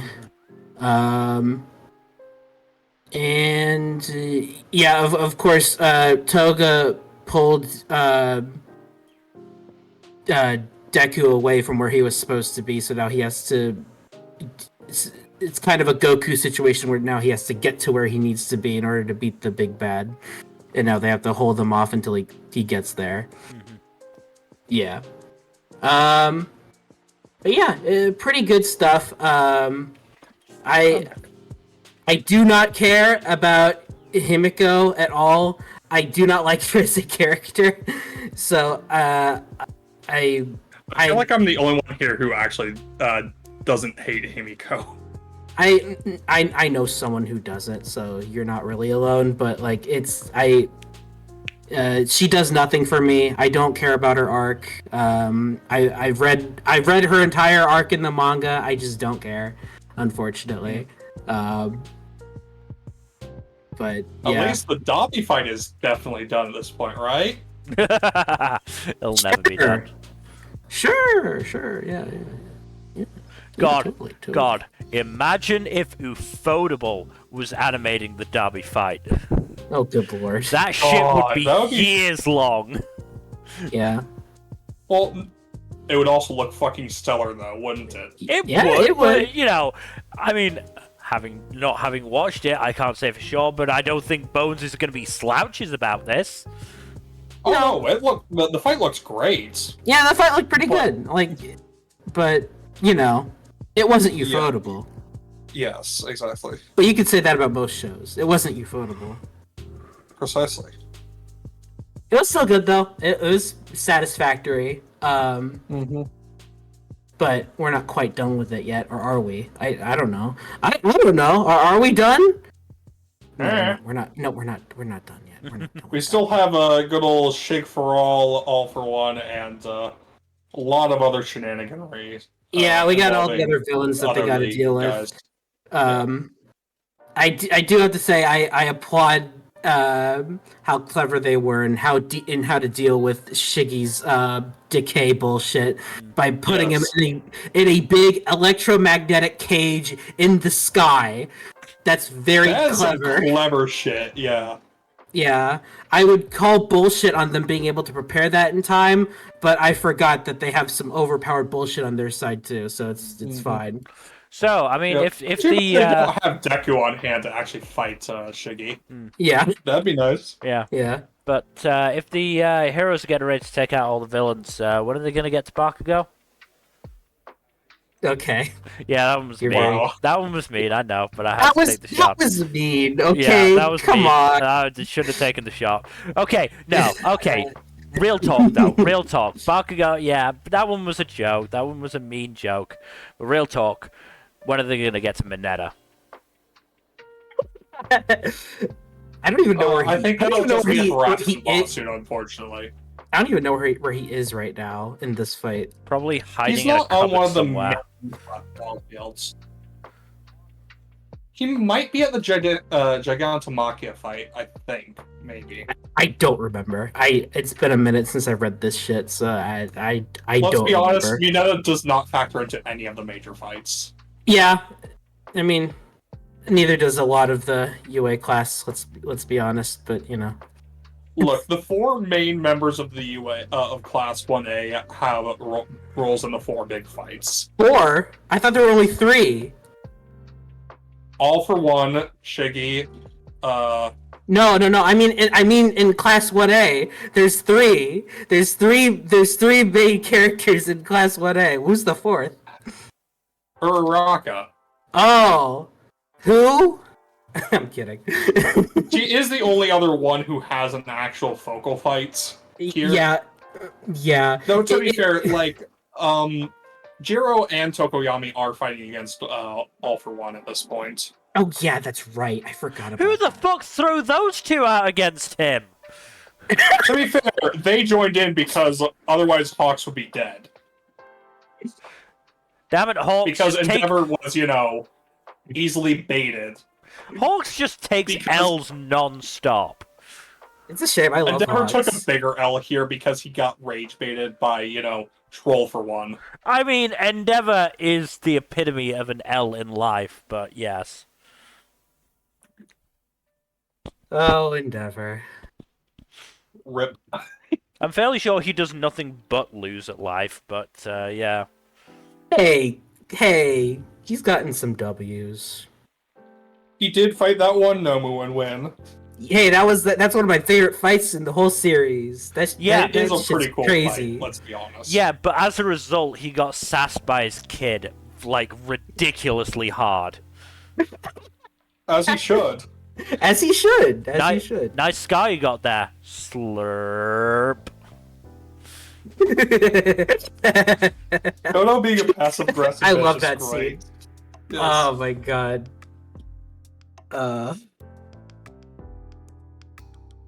But yeah, big stuff happening. Good fun. Good fight.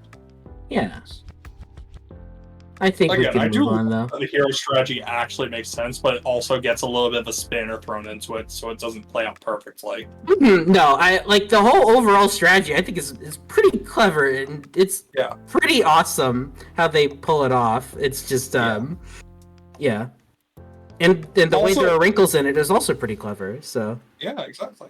Also, I don't know if you mentioned this while I had stepped out, but Deku and Ida's faces look like sphincters in that picture. oh no, I didn't mention that, but you aren't wrong. So that's a screenshot with 3 sphincters in it. Okay. You mean 4, right? Because there's one at the bottom center of the screen. Or? Unless you're referring to Bakugo or Mineta. No, I was referring to Bakugo. Not Bakugo, sorry, Mineta. I'm not being Okay. mean to Bakugo yet. I'm much. Yeah, I think you mean 2.5 because like Mineta's only like half there. So. Yeah, fair. Yeah, true. True. I wish he wasn't there. I should have edited him out. That would have been funnier. It would have been funnier, but unfortunately you'd have to fill the spaces somehow. No, I would just do squiggles. Like you could still tell it's Mineta, but like it'd be squiggles so that you can't see him that clearly. Mm-hmm. It's a way. It'd be like half-assed editing. That would make it funny. Yeah. Anyways. But yeah. Unless yeah. you have anything else to say, we should probably move on. Yeah, we this should is gonna probably be move on. some. There's gonna be a lot of action for the rest of the season. Yeah, we'll put plenty more chances to talk about MHA. Let's move on. Let's move on then to Mysterious Disappearances. So this one, I did like a lot of it, especially the Tsukumogami bit with the VTuber, with the VTuber idol thing, was really interesting. But I do feel like the ending is a bit wonky, and I found out that that's partially because the ending is anime original, and not only that, it also they also diverge like in the middle of an arc. That's awesome. Is a choice. Yeah, I thought that didn't happen anymore. What the hell? I thought we outgrew that. It's weird. I honestly wish they had just ended it like episode 10 or something if they were going to do that, because otherwise it's just like, why do this? Why are you going to do this? Like that is an old tradition that has mostly been like erased. Why are you doing this? Because reason. Very weird. Yeah, I don't know. It's very dumb and weird, yes. Couldn't tell you why. The why or the how of it. It's just dumb. But yeah, I do like the characters and the growth of their relationship. I do feel like the way it ended kind of was like... I wasn't the biggest fan of it. I also just have grown to be very annoyed by the whole theme of impermanence that's so common in Japanese media. Like, we get it, you're doing a thing with impermanence and the beauty of impermanence and all that. Please do something else. For the love of God. Like, not everything is beautiful because it won't be there forever. Sometimes things are nice because they last a long time.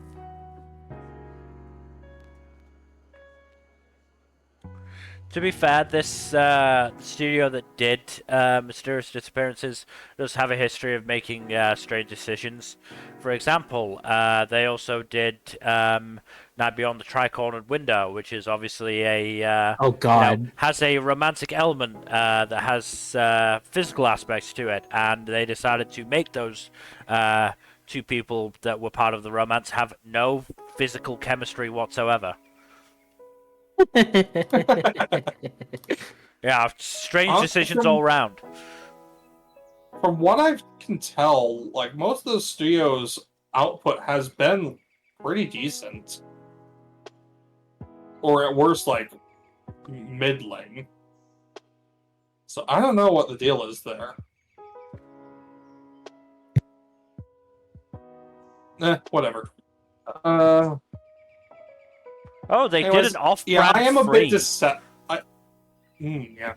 I'm a bit dissatisfied with the ending of this, but like, it's not nowhere near the worst thing I watched this season.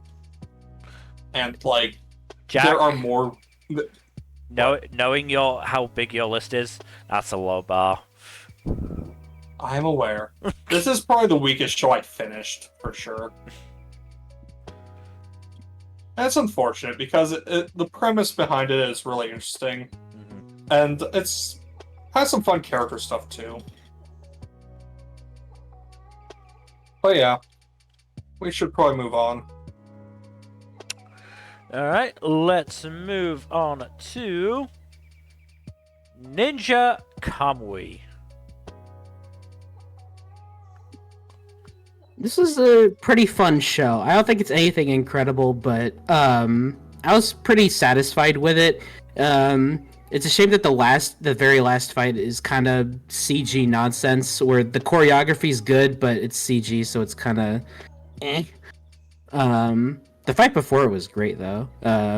It was a big fight between the protagonist and his childhood friend turned evil because he accidentally abandoned him. Put simply. But it was really good, and I gotta say, probably the most consistent thing about this show is the music. The soundtrack to this is fantastic. But yeah, I do love it when a show has good music. Yeah. yeah, overall, not really a whole lot to say about it aside from it just being a pretty solid show. It definitely feels like an Adult Swim original. It only gets me more excited for what's to come because we have Lazarus in the future, and the staff behind that is stacked. So really, really looking forward to that when that comes out in like 1,000 years. But yeah, not much to say. It was just a solid show. Good. By the way, are we just not going to talk about whatchamacallit then? Talk about what? We had the show on the list, but Mushoku guess Tensei. we're not- yeah. I mean, I could do a dishonorable mention at the end of the list if we want. Yeah. Oh, sure, please do. Because I didn't watch it, but I still have shit to say about it. All right. We'll cover that at okay. the end of the list before we start the awards. All right.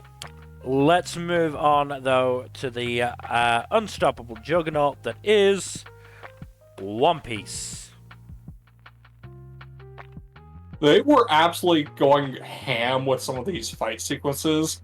Also, this is one of my favorite gags from the manga. Just like Zoro's like, yeah, he has they have all the abilities that King does. I should have noticed sooner. Oh no, you had no way of knowing. And then Zoro lists off all the traits that King had, that all the Seraphim very clearly had. And these three are like, you should have noticed it sooner, damn it! I've been meaning to catch up to the anime because I've been seeing clips on Twitter and holy shit, dude. Dude, the Zoro versus S-Hawk fight was insane. Yeah, I saw. Holy shit. Oh my anime is goodness. just popped off. Yeah, I need to catch up to the anime. Because it's hard to make time for it because lots of stuff to watch. No, I get it. Yeah. At the same time, though, it's just really good animation there. Just yeah. Hot diggity damn. I'll have a good time when I binge through it. Yes. I definitely would recommend checking out the anime here. They're right. I believe tonight is when we get the big traitor reveal on Egghead, which will be fun. Okay. Oh, great! I think I've said this Which before. means I don't care about the traitor thing in Egghead. I was not a fan of that. Oh no, I'm just saying this mostly because of what it means for where the story is going to be during this core. Oh yeah. Because we're gonna get some fun stuff after that point. Oh yeah. This part of Egghead has some wild shit. I won't go into detail, but we're gonna get some fun stuff. Egghead. Egghead is just a really good arc. I remember when we thought this would be like a short transitional arc, kind of like Zoe, just set up for Elbaf or whatever, and then Oda rug pulled us. Yeah, and then like nah. I wonder if Oda thought initially it would be a kind of a shorter arc, and then everything happened, and it was like, okay. He's like, nah, I'm gonna do this here, and I'm also gonna do this, and this. I'll include this as well. Fuck you. Mm-hmm.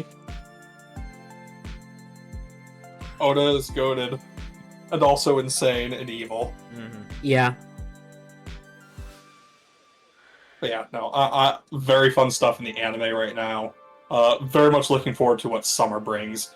Because I looked at what we're going to be getting for the next stretch of manga. I think we're going to have another best fight contender coming up. Oh boy. Alright, let's move on to Spice and Wolf, Merchant Meets the Wise Wolf. Yeah, I dropped this after episode 6. I was really struggling with it. Mm-hmm. You mentioned that. I know it's probably because, whatchamacallit, just not vibing with it. I don't think it's a bad series by any stretch. I also don't think the adaptation is the best, to my mind. I think this is You had to get the roll credits in there, though, for yeah, sure. of course, yeah. Like this is one that I definitely think you can really really feel the points where they're, you know, cutting out internal monologues and maybe even cutting out some dialogue to make the pace snappier. I do feel like internal monologues would have helped with explaining a lot of the economic stuff, especially. Yeah. That's why if I was ever going to get into Spice and Loaf, I was just going to read the novels. Yeah. No, that's a fair point. Absolutely. Yeah. Quick question. Were there any like noticeable production struggles at all? I was going to ask that as well. There were some, like, especially Holo's wolf form in episode 6. It's better when she uses it later in the season, but episode 6, it's kind of a bit janky. Because I remember seeing stuff about like the staff lists for some episodes, like just like doubling and tripling in size, and I'm like, whoa, what happened? We've seen a few things with production issues in this season. Yeah. And this isn't the worst off. We'll get to that. I'm sure. Yes.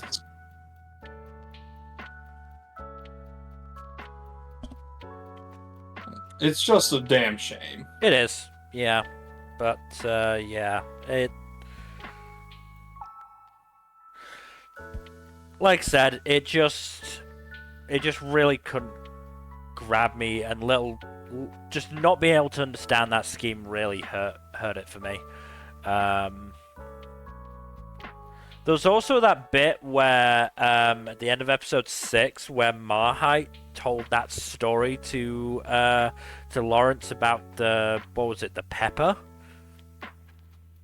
Yes. That, like, was it that it attracted Holo? Was it irrelevant? I was really not at the point of understanding at that stage of the show.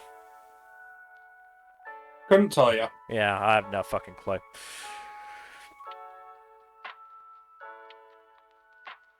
Could not tell you. Yeah, like I said, I think there's definitely, there's definitely potential there that I think I'd like, but this is one that I think I'd have to read or listen to rather than watch the adaptations. I get it. Absolutely understand. Do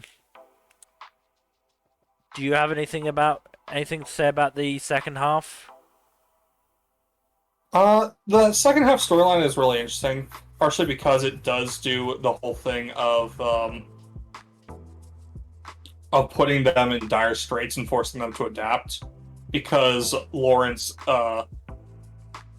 basically fucks up mostly through no fault of his own, but also because he gets a little bit arrogant with how he's conducting something and overplays himself a little bit. So seeing how they thread that needle is really interesting. Plus, we get a little bit of a cooldown episode afterwards where it's mostly just Lawrence nursing a sick Holo, which is nice. But yeah, now I think they just started a new arc with the most recent episode, so gonna be interesting to see what happens there. But yeah, I think we can move on at this point. Okay, moving on then to That Time I Got Reincarnated as a Slime, Season 3. So, I didn't actually watch yesterday's episode, just to let you know. Man. Oh, okay. It's fine. The stuff... say your thing. I meant to last night, and then I got distracted, and it was too late. I was like, I'm just going to keep working on the stream. And then I meant to today, and I forgot again and got distracted again. Shame on you. I'm kidding. Nah, this season has been very fun. especially this part of the season. Yeah. Yeah. As fun as the Crusader stuff was, like this part is a lot more silly and enjoyable. Yeah. This is very much Slime going back to its roots. After, Yes. a good, I would say, at least season and a half, if not two full seasons of, just more battle shonen stuff. We are back to the more, slice of lifey world building stuff. Yep.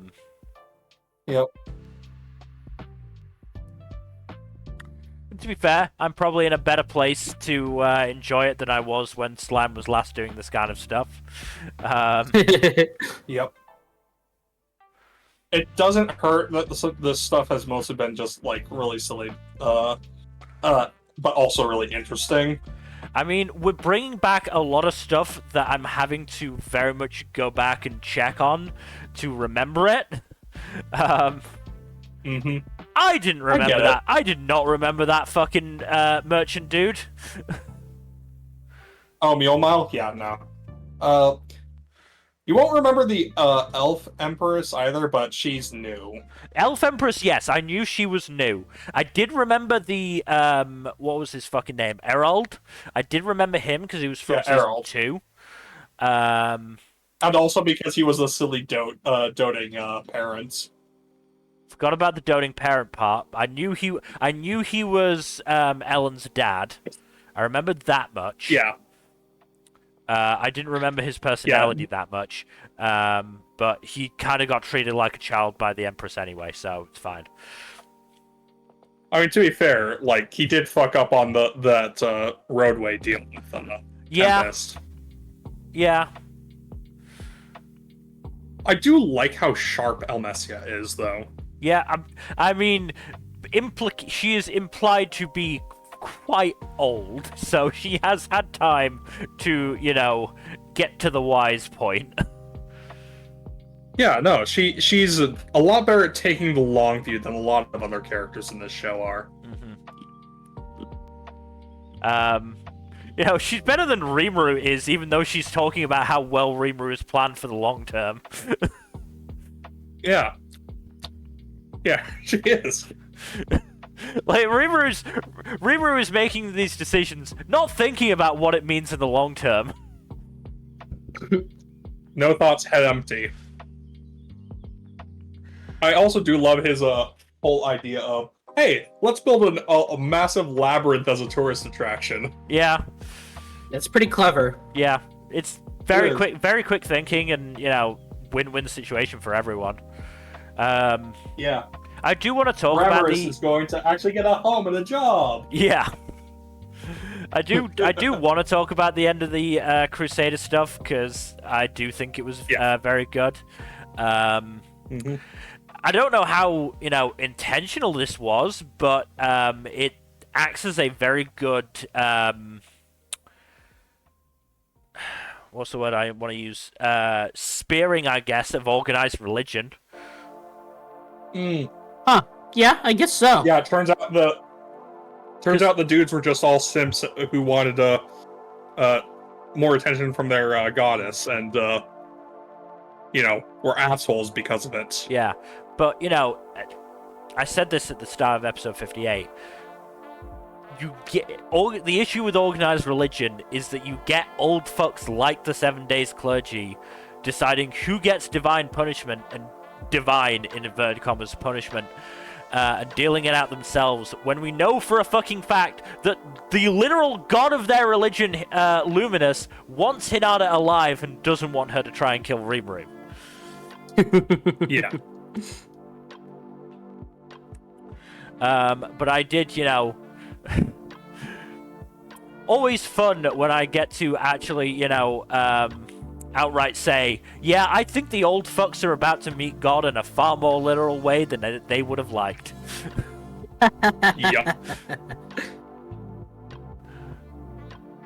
I also, it was very satisfying. Yeah. Also, Diablo, holy shit. I mean, that entire exercise was me just going, y'all are really underestimating Diablo. Y'all are really, really underestimating him. He's gonna The only person Murder who you all. dealt with Diablo appropriately was Glenda, who used the Joestar secret technique. I mean, again, from my notes, yeah, y'all are really way out of your weight class with Diablo. I'd advise GTFOing. Wow, Glenda took my advice and used the Joestar family secret technique and booked it the fuck out of there. That was so funny. Also, Raga with his new play thing. That was so also very funny. That was so funny. That poor dude. Yeah. Also, Diablo literally saying, y'all are too dumb to bother talking to. Yes. Diablo has no chill. I mean, to be fair, Edward pressed the Rimuru button, and he shouldn't have did that. Mm-hmm. But yeah, I also personally really liked the Rimuru and Hinata fight, because again, it's one of those fights that I like where clearly there's respect on both sides. I also love the ending of it where Hinata was like, wow, you took that attack intentionally to show that you could, you could take it, and that's really good of you. And Rimu's like, what idiot would take that on purpose? That nearly killed me.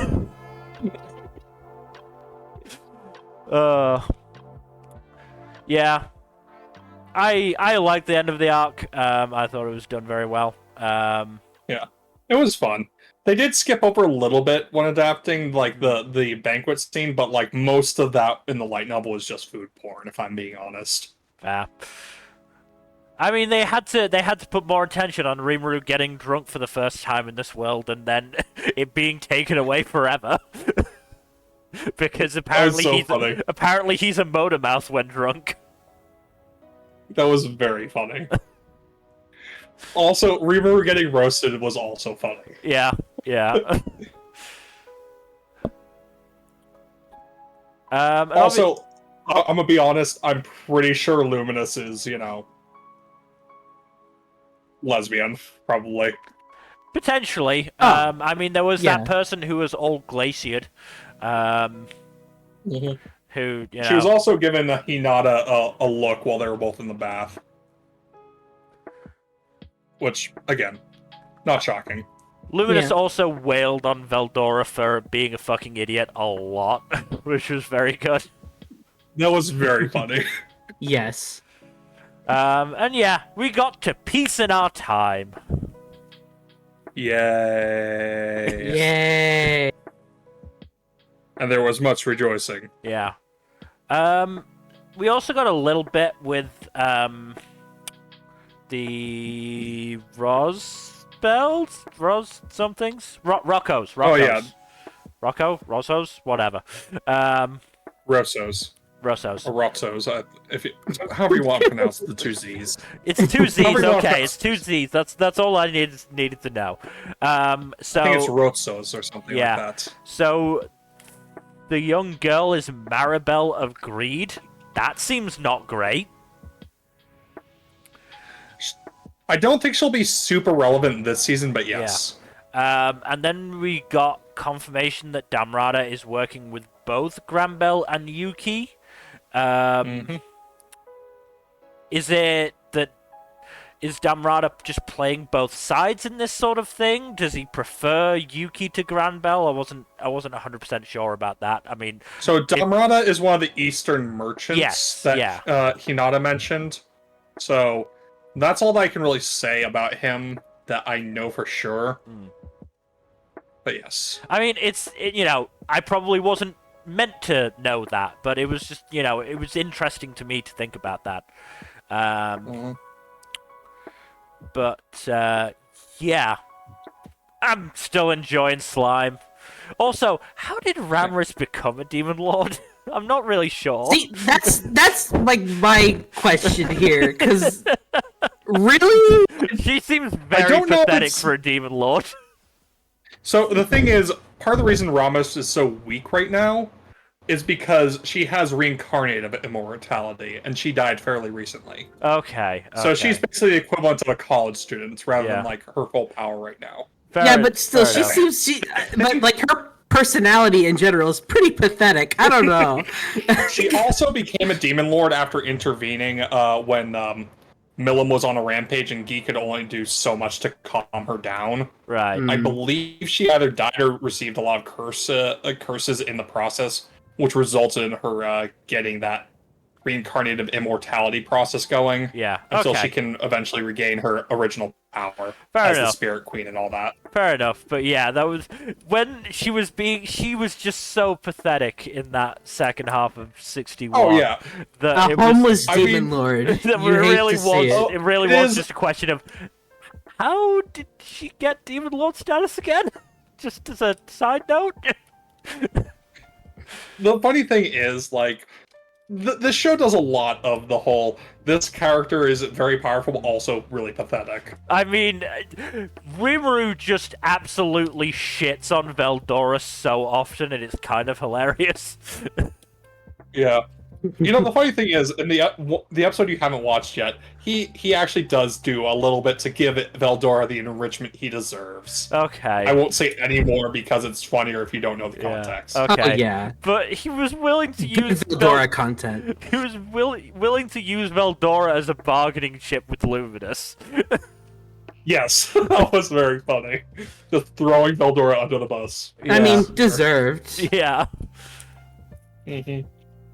Also, one last thing. It was quite interesting that Elmesia figured out that Rimuru had been isekai'd pretty quickly. Yeah.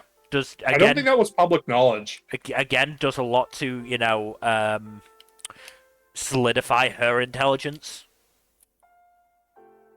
Yeah. And actually, true one last thing. I wonder if Guy is going to show up for this festival. Seems like his kind of scene. Good question. Well, we know someone else who is going to show up, but Yeah, I feel like it's not great that Rimuru is so chummy with Yuki. Yeah, that's weird. Like, why is he chill with that? doesn't really have much of a choice. I mean, he does. He could squish Yuki like a bug. yeah. He could, but he'd have to explain that publicly. He could Not if squish, he does it. He could Not if he squish does it Yuki like a secretly. bug. Yeah. You'd think Tempest doesn't have the PR capable of explaining that. Yeah. Maybe they do. But yeah, Slime's been fun. This Yeah. season's going to be fun. And I think if you pay attention, you'll notice that Rimuru mentions a tournament. Yeah, he does. Yes. Tournament arc. I also Needless to say, Rimuru himself won't be participating, but there'll still be some fun characters in there. Darn. That it's fine. We don't need him to. Look, Unfortunately, if Rimuru was involved, it would be a foregone conclusion, and/or there would be a lot of destruction. I mean, yeah, at He this doesn't point, want to break his new arena. at this point, Rimuru's sort of falling into the Fury trap from Cradle of he's kind of too strong to fight the vast majority of people properly. Mm-hmm. There's only so many people he can actually fight now, and fighting most of them will result in destruction of some sort. Precisely. But yeah, no, Slime has been very fun. Looking forward to this new arc, even if I'm having to wiki dive at points to remember who people are. I also didn't remember the fucking guild leader, Fuse, I think is his name. Yeah, Fuse, yeah. Yeah, didn't remember him. Had to look him up again. I mean, poor dude as well. Oh yeah, he's super beleaguered. Yep. But yeah, I think we should probably move on. Because we've got a very good show up next with Tonari no Youkai-san. This fucking show. God damn. Like, The show seems like it was made to break us. I was pretty high on the show to begin with, and yet this show is still a lot better than I expected. Easy top 5 show of the season, honestly. And yeah, I was outright crying during episode 13. Episode 13 got me tearing up a little bit, yeah. No, I was where they're all crying, it was just I wasn't just tearing up. I was outright tears rolling down the cheeks. Yeah. I got close to that. It was a real close thing for me. Takumi having to say goodbye to Buchio broke me. Yeah, no, that was rough. That was rough. Not to mention the stuff with Rain and I mean, yeah, I kind of understand. Rough. All of it hurts. I kind of understand why I think her name was Kotane was staying home from school after that, because it must be a little traumatizing to see your friend turn into water right in front of you. Yep. I will say I think the way they resolved it was a little ass-pully. I mean, it seems to be that the implication seems to be that Sanmoto made a sacrifice to in order to restore everyone, but it's not super clear. Because Sanmoto is the only one we see who doesn't come back. Yeah, that we know of. I don't know. It wasn't 100% clear either, which didn't. It sort of helped contribute to the ass-pully nature. It felt kind of hand-wavy of, oh yeah, you know, Takumi, Ryo, and Mutsumi brought him back because of the power of love. Yay! Oh, Sanmoto's gone. Don't think about it. Wait, is Santo dead? You know, it's really unclear. Yeah. And this is apparently a full adaptation, so we won't find out. Yep.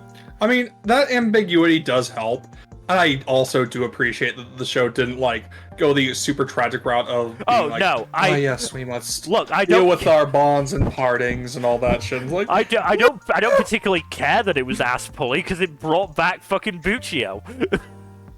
And it brought back Jiro, and it brought back Rain and all the other fucking yokai. I'm very happy with that. I would have rioted if they hadn't been brought back. I'm just making the point that it was a little ass-pully.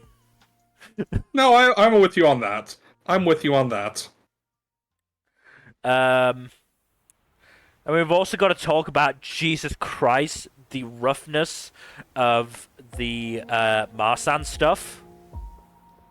Like, oh yeah, holy fucking shit, that was like, that had me stop watching episodes for a little bit. Like, if it came up on my randomizer, I was like, I don't think I'm ready for this today. Oh no, you know what was also rough was the stuff with Jiro and Mutsumi's ancestors. Oh yeah, that was yeah, I understood Jiro's reaction to that photo now. Yup. Oh boy. But that was the other thing. You had episode 10 end with the, like, complete depression that was the Marsan stuff and Mutsumi sobbing.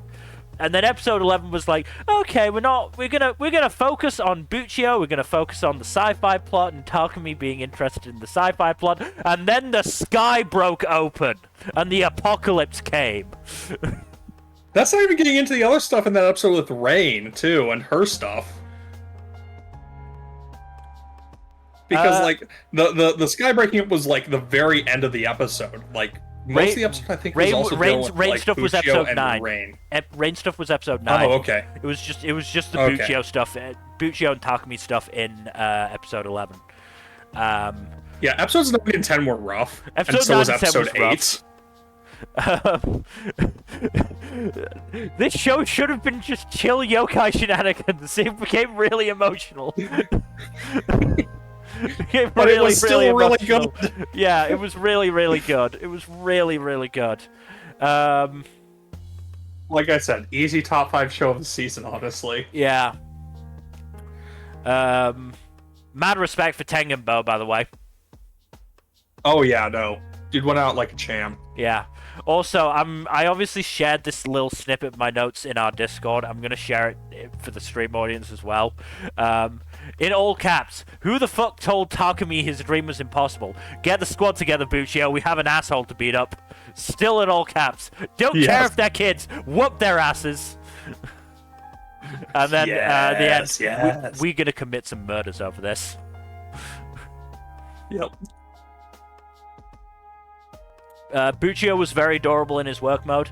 Buccio was adorable in every mode, let's be honest. Buccio was adorable all the time. He rode in Takumi's backpack while Takumi was riding his bike. Also adorable. Hayachio is very old, by the way. A lot older than I expected. Yeah. She was in that flashback. Yeah. With Tenkenbo. Yep. Like, obviously, Tazenbo was as well. But yeah, like... But we know Cousin Bo is old. Yeah, he looks old is the thing. He looks old. Exactly. Hayachio does not. Yeah, Hayachio does not give that impression out. But yeah, no, this show was so fucking good. I enjoyed it so much. Any show that can get me to cry like that at the end is top tier. Yeah, no. Excellent show. Yeah. Very happy with it. Would recommend. Just be tissues. Oh yeah. I got 2 screenshots for this, and I had to include the second screenshot because I just show it off. This show had no fucking right to get me to laugh after crying at Buccio dying. No fucking right. Yeah. Also, you're roboting super hard, Mil. Am I roboting for you, Nmbr? I can hear you just fine. Might be you then, Jack, because maybe it's me then. You have roboted a couple of times throughout the stream as well. I think Discord's just being a dick to everyone. Discord may just being a bit of a dick. But yeah, no, Tonari no Youkai-san was excellent. Apparently they did cut out a lot of chapters to make sure that they could get to the end point. So I might look for this manga, because this was really fucking good. Yeah, I might do that too.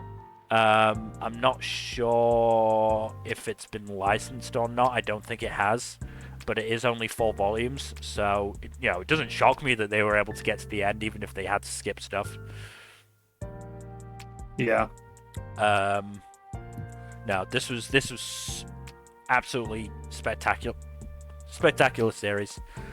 But absolutely excellent. Yeah. Yeah, we should move on to Tonbo.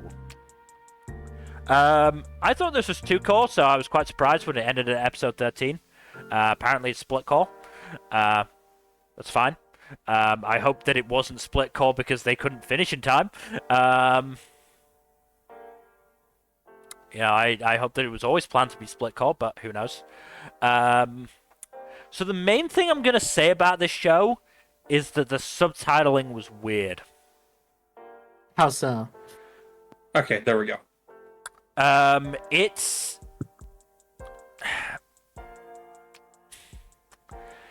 starting from like episode 9 or 10, I think it was, I started to notice like little things that felt really weird. In episode 10, there was like 2 or 3 times where Tonbo was referred to with male pronouns in the subtitles. Huh. There was also an accented I in one of them, and in the final episode, weirdest of all, there was also the fact that they were the subtitles were calling because Tonbo referred to her granddad as Gonji, which most likely is Grandpa Gon. Because he's her granddad. Right. The subtitle said Uncle Gon. What? Yeah. That's weird.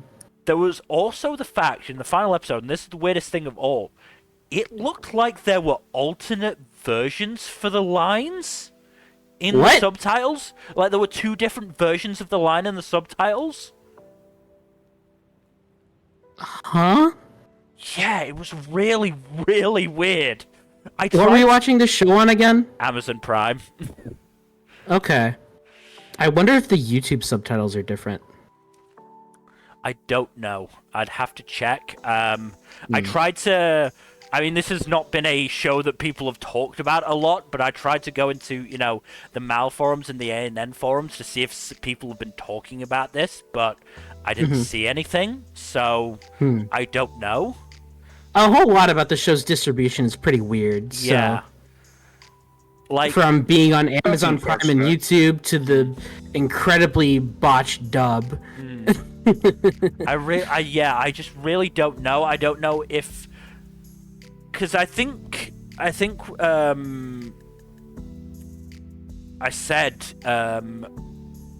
during the premiere stream that I was fairly sure the dub was done by some fucking Southeast Asian country, which is why it was a little weird. I wonder if the subtitle was also from there, and that English is not their first language, or that they're not that experienced at subtitling. I'm honestly not sure, but there's just, you know, as I said, there was just little weird things that started to really take me out of it by the end, which is a shame, because I think it was a really interesting journey for Tonbo, because it very much was all about her accepting that she had to leave the island. You know, going through all of that, and I do think it was quite well done. Also, sort of, there was a time skip that had Tonbo definitely had Tombo's design changed so that she looked older. She has longer hair and wearing different clothes and a lot taller, which threw me off a bit in those final 2 episodes as well. That didn't help, because she looks so different. She just genuinely looked quite different from how she does in, you know, pre-time skip.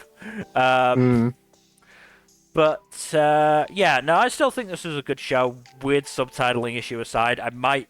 I'll try and find it on YouTube and see if the subtitles are any better. If so... If you want, I can probably get you the link, because I think I know where the tweet is that told me about it. That would be helpful, thank you. Yeah. But I mean, I hope it is better, because yeah, it was really off-putting by the end. If I do go back to this show, then I would hope that the subtitles are better on YouTube. Yeah, I mean, if nothing else, I hope that they are, just because, you know, I do want to watch the second core, and I don't want to have to be put off by weird subtitling issues.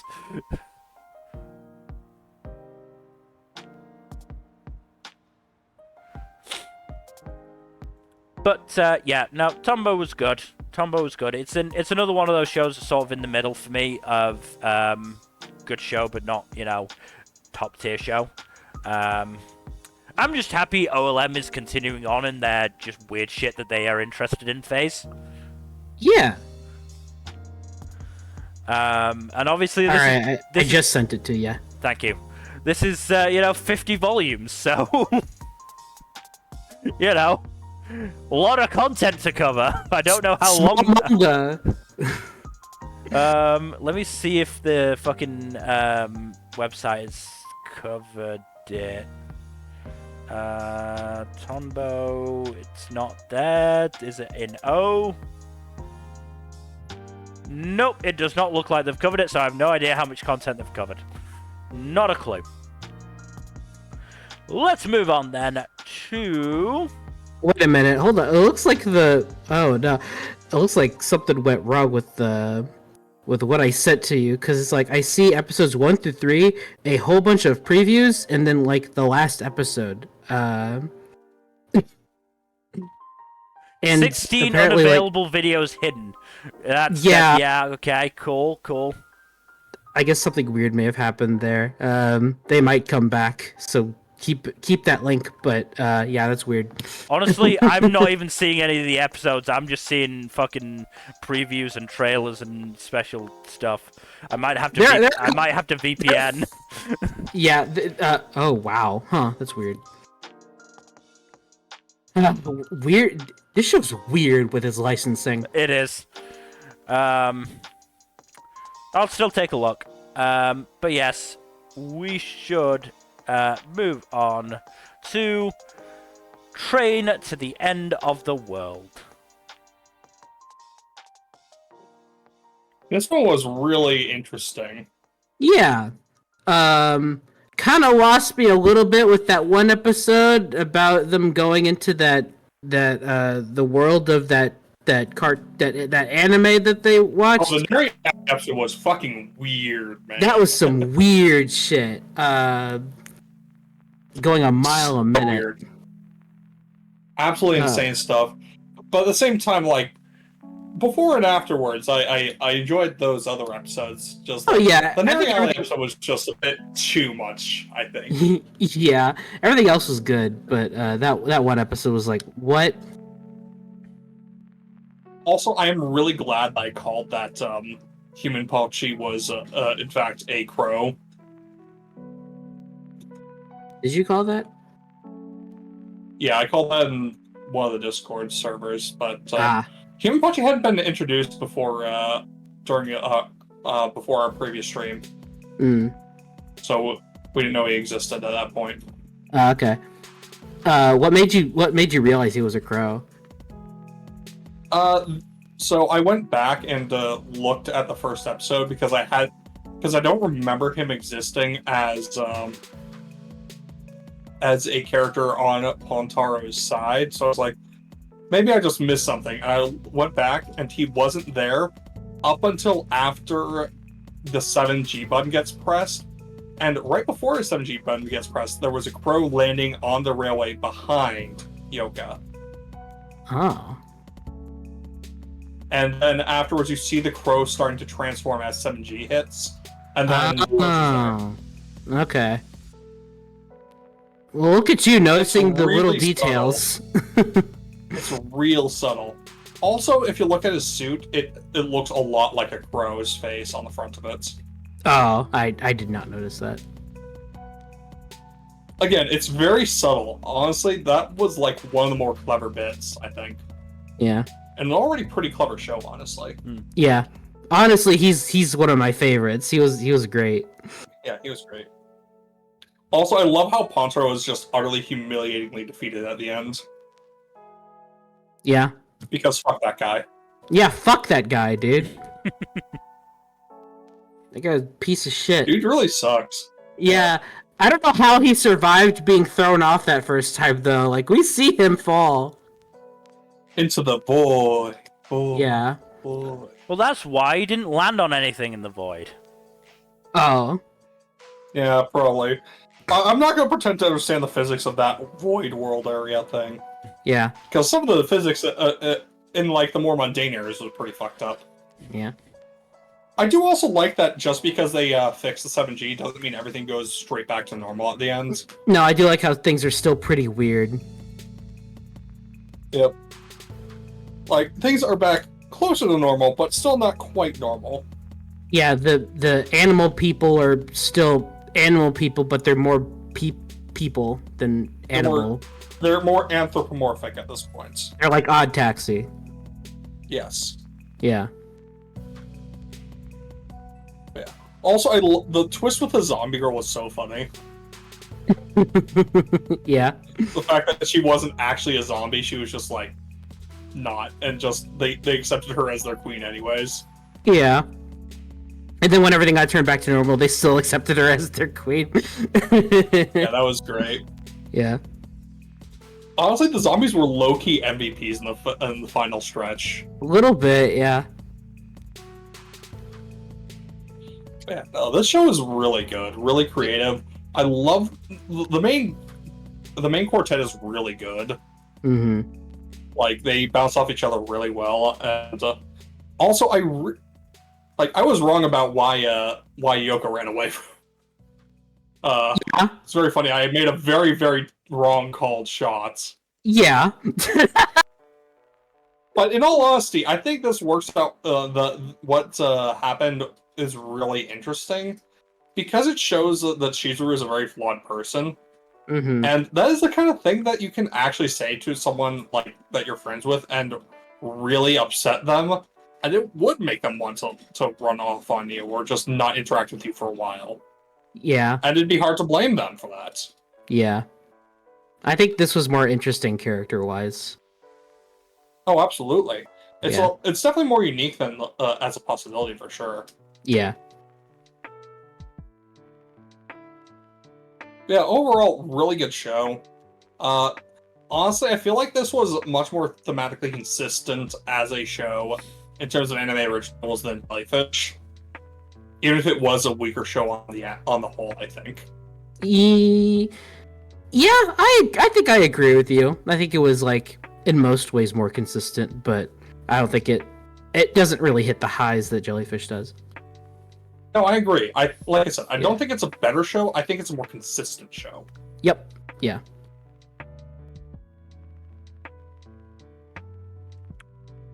Yeah. Should probably move on to yet another sequel. Yep, it is one of your sequels, Jack. It is Tsukimichi Moonlit Fantasy Season 2. This has been very fun. I enjoyed this quite a bit. And I'm glad you went with that one. The gag of Mio just eating everything is very funny. But yeah, the whole climactic encounter in this season was a really fun time. Most everyone got something to do, which was nice. And once again, Lancer died, unfortunately. Just goes to show that being Lancer is unlucky as hell. No, I will not explain the context for it because it's funny if I don't. But yes, now Makoto is finally able to actually speak the human language again, which is fun. Because he wasn't able to for most of the series before this point. But yeah, he gets his big fights, and basically everyone else gets really cool moments to shine during this climax. And then we got the denouement, which is also very fun.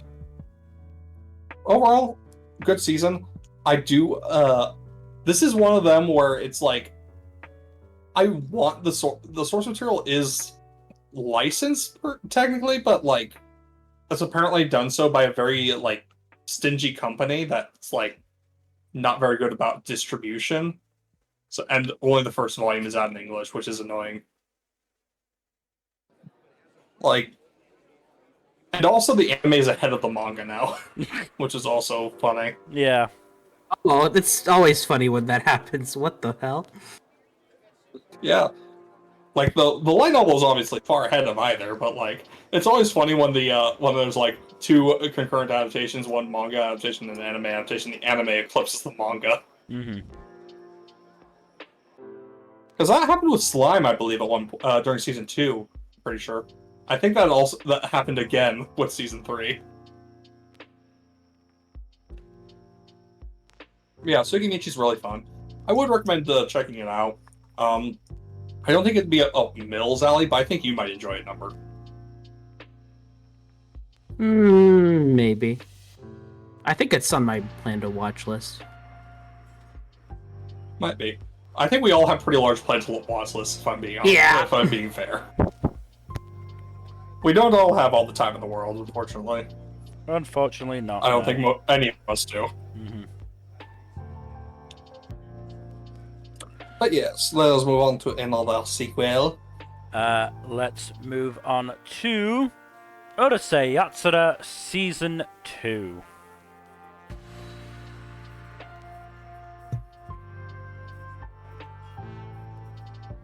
And that's a wrap. Yep. Yeah. It's I really, really, really wish that these two idiots were better at communicating. Yeah. At the same time, I think it really fits how it wraps up. I think it's very fitting. I do also question the necessity of introducing the two mushroom people to just like explore this one. Like, it didn't really feel necessary, and it just kind of added more needless drama to the proceedings.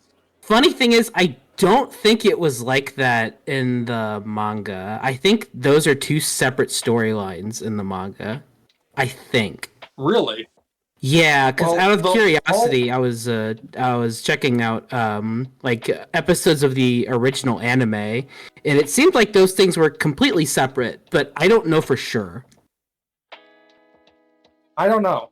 I haven't read the manga because it's a lot of manga, and I'm not sure I could read most of Takahashi's work, if I'm being honest. Oh yeah, the thing is like what's nice about this adaptation is that it cuts out a lot, and I'm sure a lot of that stuff was worth cutting.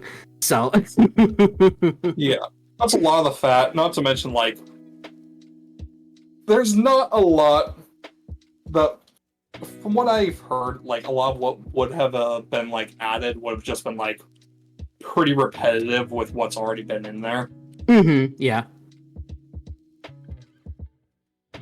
But yeah, no, this is like, I mostly like this series. It's just there's several parts that really rub me the wrong way. Mm-hmm. I honestly do think that Ataru and Lum work best when they're supporting characters in a storyline, or when they're in like more, I don't want to say dramatic, but more like, I don't want to say serious either, but like more introspective stuff, you know?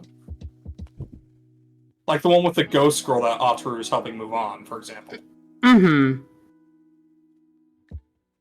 Yeah, like, I don't know. They were really good, like, when they were supporting characters and say, like, whatchamacallit, the time travel arc was a really good example of that. Mm-hmm. But at the same time, like, I agree with you, like, on those episodes, but there's still, like, episodes like, Lum turns into a cow. I think that's a great one, where... Okay, you're right on that. You're right there. Yeah, I think there's stuff like that. I just where don't feel like they could carry multiple episode arcs. Yeah. Yeah, I think I kind of agree there. They do great on sketches together, but when they have to carry, like, longer parts of the story on their own, it's a lot harder. Mm-hmm. Because, like, the core conceit behind them is that they are two bickering assholes who can't get over themselves enough to actually be straight with each other in, like, a meaningful way. Like, Lum is constantly over the top with her affections and very angry whenever Ataru, you know, deviates as she knows he will. And Ataru cannot be honest with himself to save his fucking life. Yeah. Or to save the fucking planet, for that matter. As it turns out. Yeah. I do like Ataru's, like, logic there, that like there wouldn't be any point in him saying it because there'd be no way she would know if he was being truthful or not. I get it, but at the same time, he's a dumbass teenager. Oh yeah. He is too. Oh no, every character in this show is a dumbass. But I will say, like, in most cases, I didn't mind the dumbassery. It was really only like the parents who should know better, like, that I took issue with. Yeah. Like, Ataru's parents are mostly reasonable. I don't mind them. Lum's parents are actually great. I love Lum's parents. Lum's parents are great. They're just so fun. Yeah, they're very fun. But the opposite extreme, you have, like, Tobimaru's mother, or, like, just, like, Mendo's crazy family, or... Mendo's dad is hilarious, though. I kind of like him. Mendo's dad is funny. Ryunosuke's dad is the actual worst character in the show. Probably, yeah. He's pretty bad. So I do like when he gets his ass kicked. Every single scene with him in it made me like the show less, if I'm being completely honest. I do like when he gets his ass kicked, though. That's usually pretty funny. It is nice. It doesn't make up for all the shit he puts Ryunosuke especially through. Yeah. But yeah. Overall, I do think the show is still mostly pretty fun. It's just like probably like I want to say it's the weakest of the sequels I finished. Which I finished all the sequels I was watching actually, but I do think it was on the weaker side because of a lot of the drama stuff didn't quite work for me. Mm-hmm. Not to say it was bad necessarily, just that I didn't like vibe with it at all the time. Yeah, I'm in a little bit. I'm a little bit more positive than you, but like not by a lot, because like I think the drama worked a little better for me, but I'm still like I'm not in love with the last bits in the second half here. Most of the second half of this season wasn't that great. It has its moments, but I do feel like the second half of the second season was the weakest stretch of the show on average. Pretty much, yeah, because like the first half also had its issues, but it also had like some of the best episodes in the whole show. I feel like I'm pretty sure the Ghost Girl episode was in the first half. Of the Ghost Girl episode, Lum turns into a cow. The episode with all the door time travel shit. All of those were in the first half of the second season, and those are like some of my all-time favorites in this show. Yeah, no, those are all good episodes. Yeah, and they were unfortunately in the first half of the season. Overall, I do really enjoy this show. I think it's worth watching, but you gotta be prepared for some bullshit. Mm-hmm. Yeah. Yeah. I'm just surprised that it aged better than I expected. Yeah. Apparently, they're going to be doing an anime adaptation of Ranma Half next, so that's going to be fun. Yeah, I'm actually looking forward to that. However, it's supposedly by Mappa, and I don't know about that, Chief. I don't know about that, Chief, but we'll see. Why not David Pro? What's David Pro doing right now? Because they're not doing Fire Force, even though they said that they would. What is David Production doing next? Let's see. I don't think they have much on the docket. Much announced on the docket. They might be working on Steel Ball Run. Maybe. No. If they're actually doing Steel Ball Run, I'd be hyped. Nothing other than Fire Force that I can see. Yeah. Yeah, Fire Force is listed for them. They did announce they were doing it. And Season 3 should be absolutely fucking insane.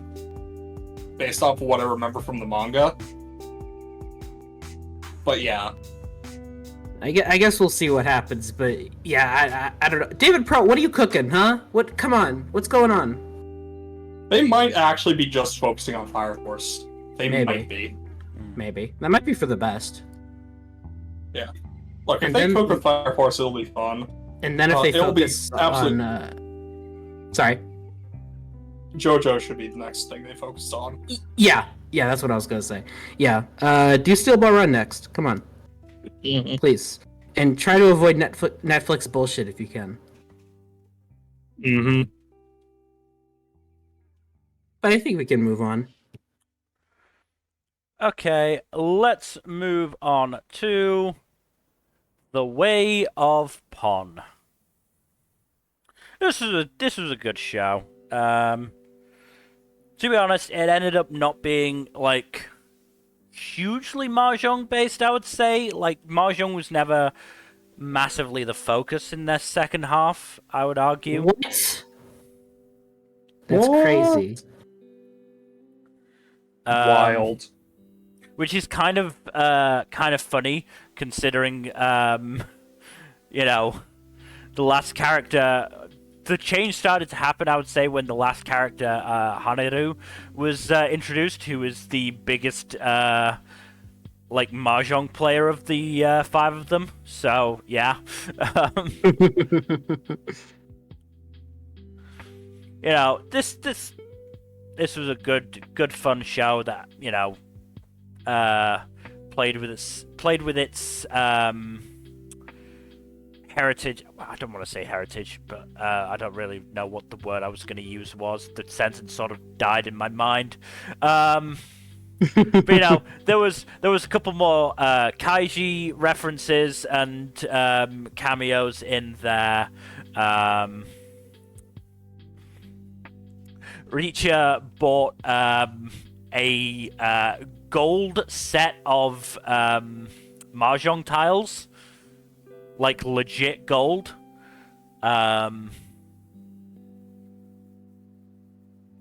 Like pure gold. Why? As a Why not? gift, as a birthday gift for Pi. I see. I thought I was joking when I said, "Oh, Richa got Pi some gold bars." No, she did. She did. She did.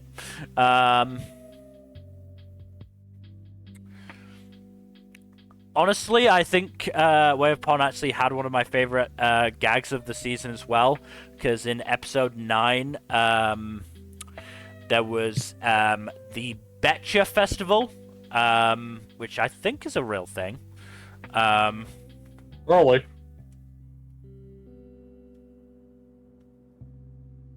Yep, no, it is a real thing in Onomichi City, where basically I think it's like 3 local dudes put on like scary masks, and they basically play tag with children, and it happened to Izumi when she didn't realize it was the festival, and it kind of traumatized her when a grown man in a scary mask ran at her.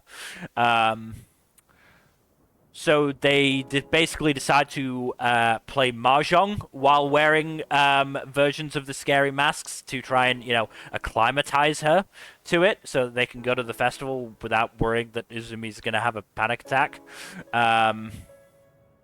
Now, obviously, because there are 5 of them, and there's mahjong is a four-player game, one of them had to sit out, and it was Hanaru, and she, instead of wearing a mask, she just had a fucking demon puppet, which was fucking hilarious.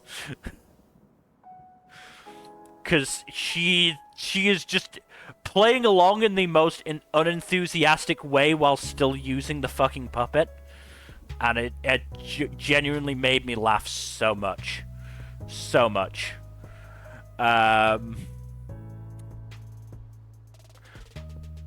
Yeah, like, it wasn't... This is very much a slice of life show in the most, like, typical way possible. There was no big plot.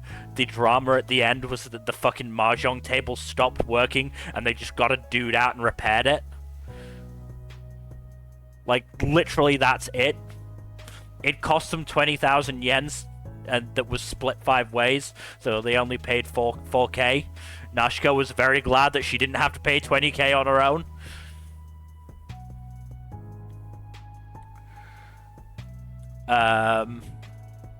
Yeah, no, I liked it. I'm probably not gonna get a season 2. I think this is also OLM being on their weird bullshit. Let me check. Wouldn't be shocked. Yeah, no, it's OLM being on that weird bullshit again. OLM is just doing their weird bullshit that they like. They're doing dungeon people in this season as well. They're just doing weird shit, and I like it. I'm happy with it. Let them cook. Let them cook. Yeah. We're also doing I parry everything, which I did not expect. We'll talk about that when... Yeah, we'll talk about that in the premiere stream, but yes. I'm very happy with OLM just doing their weird bullshit. Fully support it. Completely. But we should probably move on to a show that got a little less love from its studio. Whisper Me a Love Song. This one hurts. Yeah, I know. Alright, so... It really hurts.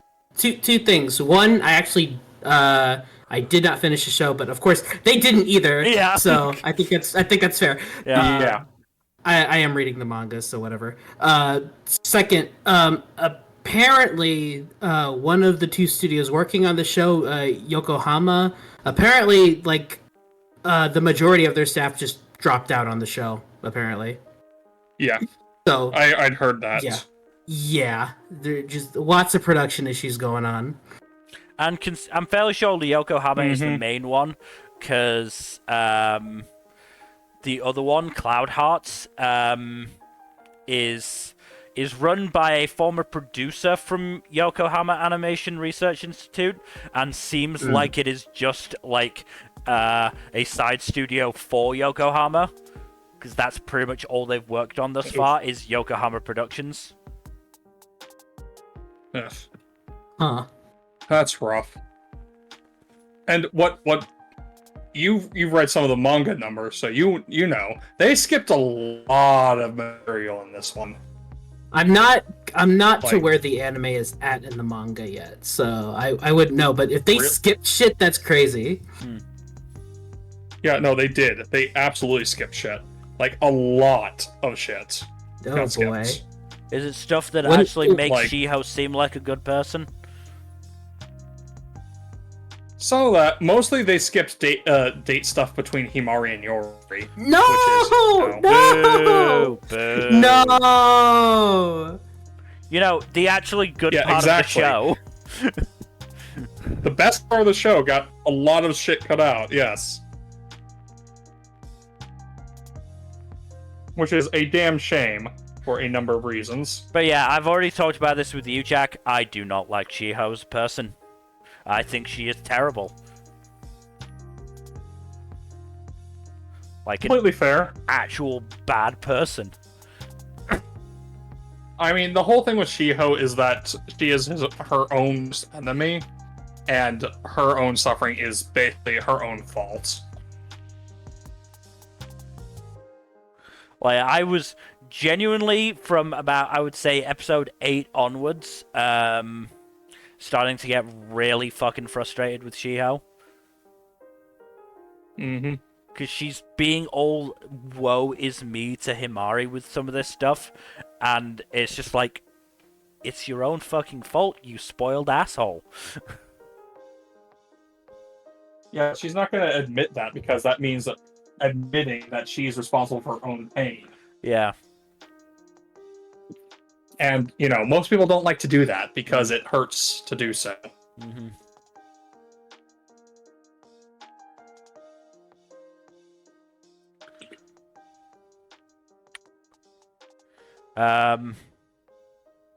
But, like, the thing is, the stuff with Himari and Yori is really good when we actually get some of it. Yeah. The unfortunate thing is we don't get a lot of it. And a lot of what we do get is focused on fucking Shiho. Mm-hmm. She unfortunately takes over the show a little bit. Yeah. A little bit, yeah. Yeah, no, it is not unfair to say she takes over the show here, in no small part because, again, they cut out a lot of the stuff that's not focused on her. Mm-hmm. Because it's very clear that they want to get through the content that is focused on her. Yeah. And that is to the show's detriment by a bit. Mm-hmm. It's a shame because like, the show actually kind of added some things early on, so it's Yeah. That is the worst part. Like, they're trying to cram about 9 volumes worth of manga content into a single core. Which is, you know, awful pacing. Just absolutely god-awful pacing. Mm-hmm. Like, if they were to try to do, like, 3.5, 4 volumes into one core, that's reasonable. That's how most manga adaptations go. But, like, what they're doing here? Ain't it, Chief? This ain't it. Yeah. I will read the manga eventually. As I would highly recommend it. As I suspected on Thursday, I did not have to have the time to do it before the stream, but I will probably do it at some point. Yeah. Mm-hmm. I have a whole bunch that I haven't read yet, just sitting on my shelf. I just haven't had time, unfortunately. But yeah, because it's a great manga, but damn,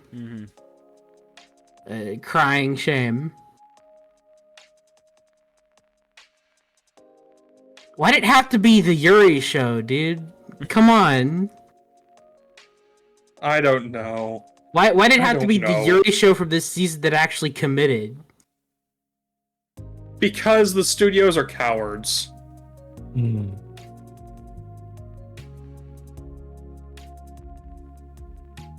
Yeah, honestly, Yes, I could go on and on about how much I dislike Shiho and the issues I have with the show as a result of that, but I don't think there's any point really. Yeah. You know, there are a lot of positives about the show too, because all the stuff with Himari and Iori and the stuff with Aki and the rest of the band too are really good. Yeah. The stuff about like the rest of Shiho's band and how they connected is good. The issue is it's really compressed content. They are getting the bare possible minimum out of everything in there.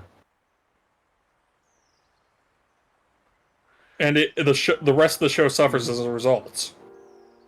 So the reason I went at how the formation of Lorelei stuff is because it kind of feels unhealthy.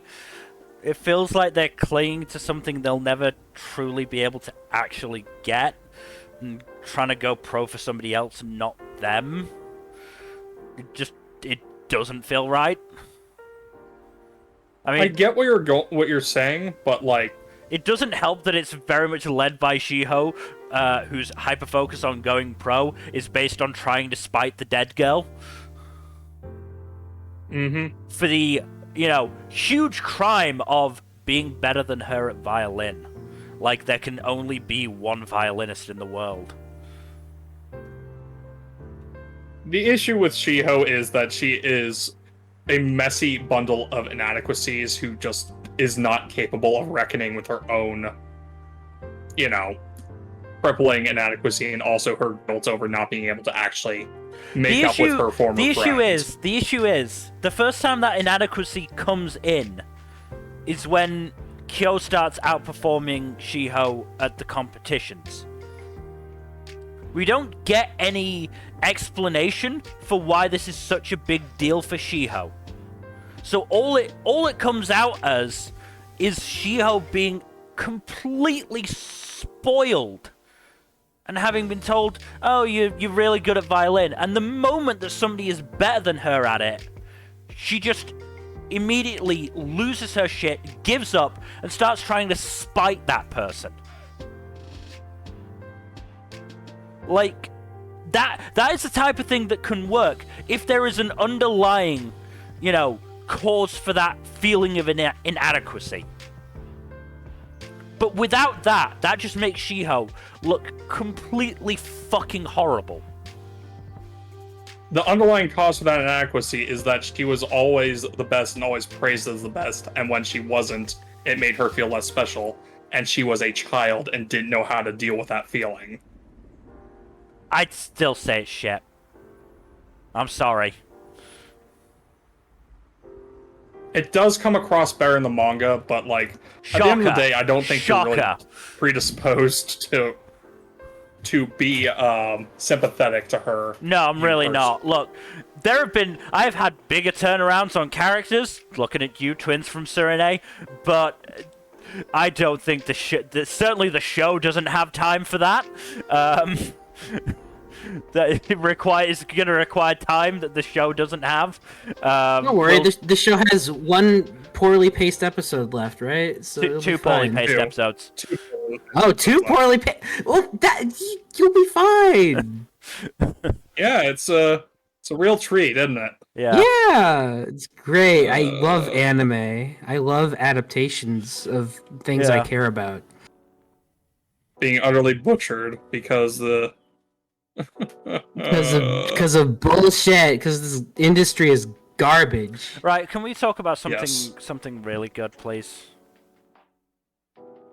I wish this was a better adaptation. I know. At the end of the day, I can't. I do as well, because there's obviously hints there that this is a very good series, but somewhat ruined by poor adaptations. I mean, I was not watching the show when episode 7 dropped, that got people all worked up and riled up about the two performance scenes.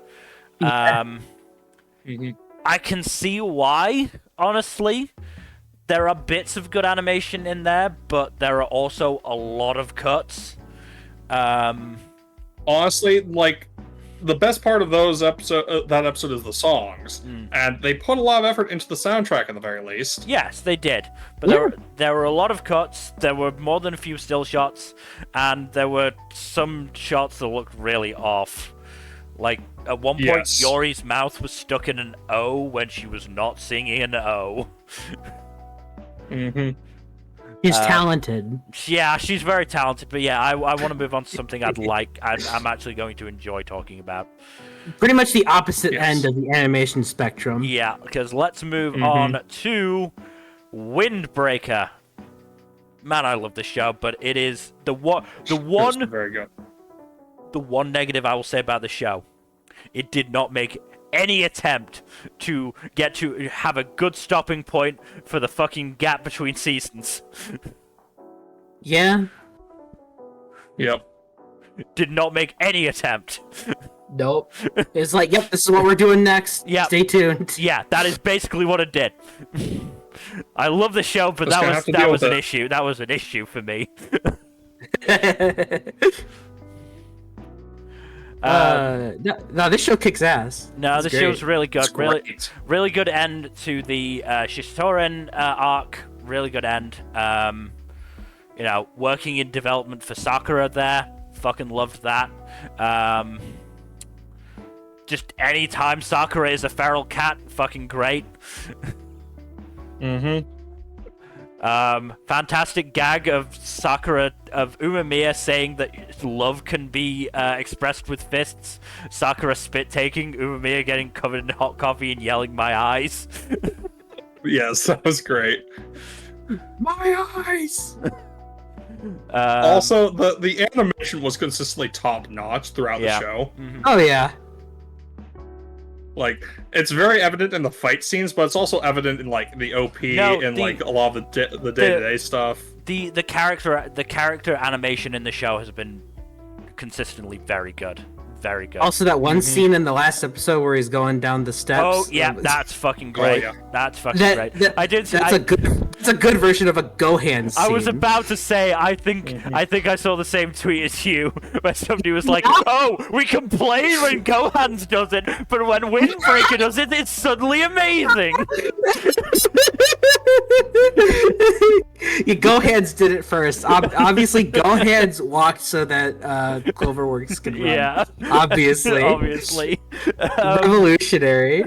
I love the introduction of Kiryu and Sugiura. Sugiura in particular is such a fucking wrestler. It's great. Yeah. Like outside of the fucking restaurant that he goes to, there were cutouts of Stone Cold Steve Austin and noted racist Hulk Hogan, or at least their legally distinct variants. There was also one of motherfucking Cody Rhodes in the background inside the restaurant, and his whole shtick of letting his opponents hit him first is such a wrestler mindset. He's letting his opponent get their shit in before he goes over. That is such a wrestler thing, and I love it to pieces.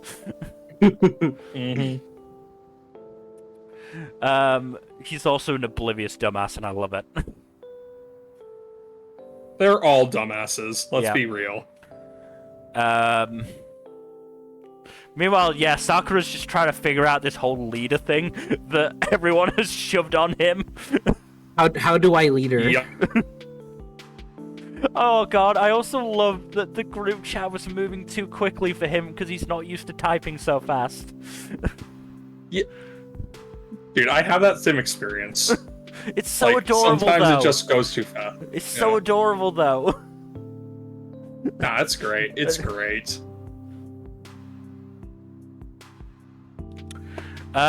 Also, Tsubakino, I believe there's not been an official confirmation, but I think she's a trans woman.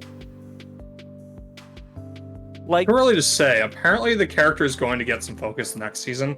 Yeah, I had a look on the wiki because I was curious. As I said, I don't think there's ever any official confirmation, but everything that apparently is said about them, her, whatever, is, very... The implication is very much a trans narrative. Huh. Cool. Neat. Yeah. And no, this show is fucking superb. Dub, absolutely fucking excellent. I mean, the one episode I watched of the sub was also very good. I'm not even gonna, I'm not gonna. Again, like with Kaiju No.8, it's not like I was fucking, watching that episode going, I hate this sucks. Yes, I mean, I was, but it didn't affect my enjoyment of the episode again. Yeah. I still enjoyed the episode.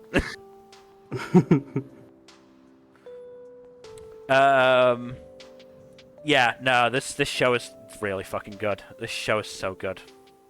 It's great. I would say that probably my only real issue with it is that I don't think it does anything too revolutionary in terms of shonen. No, absolutely not. This is one of those examples of just it's a stereotypical shonen. It's just doing the tropes in a very, very good way.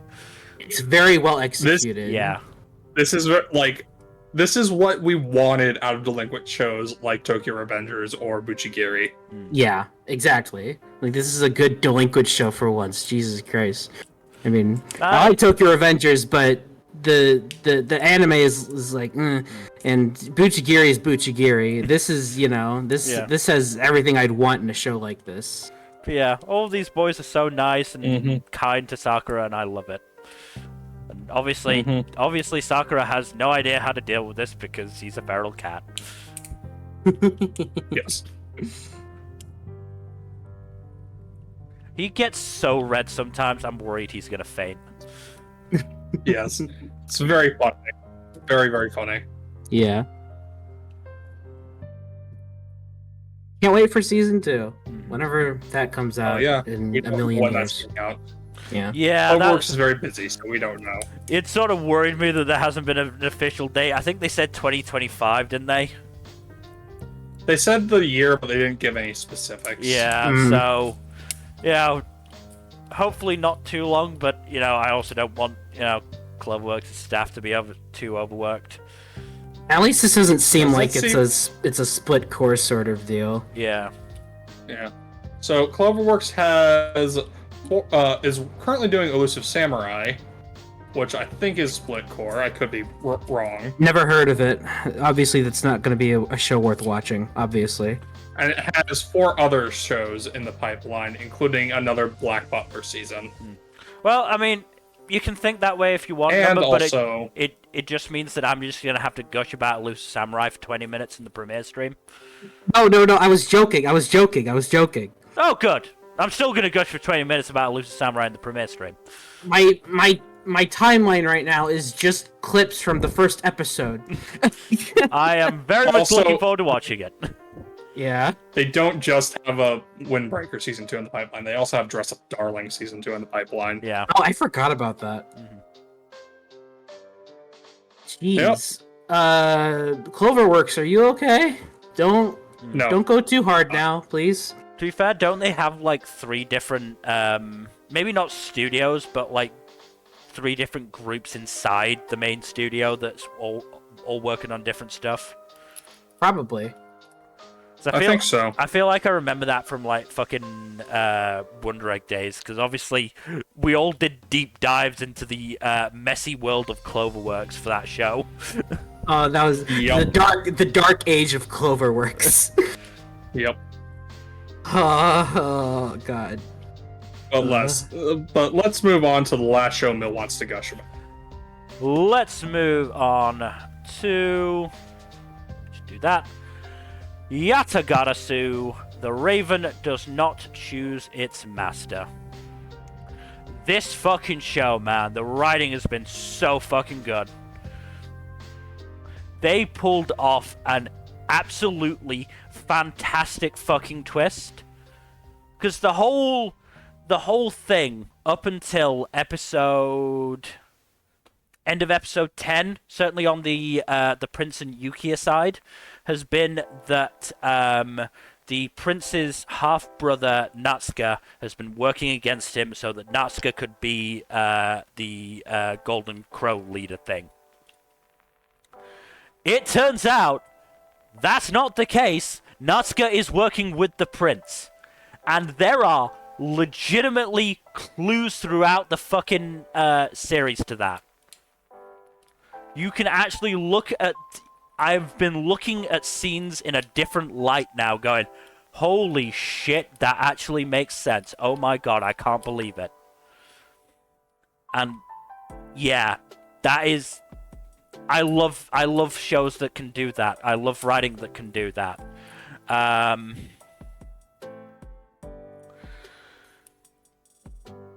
There's also this reveal here of Yukiya being related to, not royalty, but nobility, which led to some angst on Yukiya's part, which appears to have been fixed by Rokon shoving Yukiya in a room with Atsufusa, who is delusional as fuck. Atsufusa being Natsuka's aide, who was actually the treacherous one and was working to put fucking Natsuka on the throne. Because he is in a completely delusional way.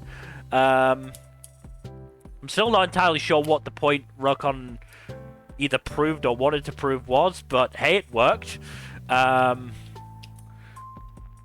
But, you know, still some really nice scenes of, you know, Natsuka and the Prince, you know, making sure to explain why they wanted, you know, Yukiya to be a part of this little group that's working to establish the Prince properly, while the Empress is plotting in the background. Yeah, really good. We've also got the side, or the other bit of the plot, which is the ladies of the north, south, east, and west still vying for the Prince's hand, even though he still hasn't been to the fucking palace. Turns out Hamayu, who is from the southern house, which is the house that the Empress is working with and came from initially, turns out Hamayu is actually the assassin the Prince was worried about, and, you know, basically confesses to this and leaves. GTFOs. Honestly, she's kind of a G. She just, you know, she admits it, she didn't really want to do it, and she just leaves without doing it.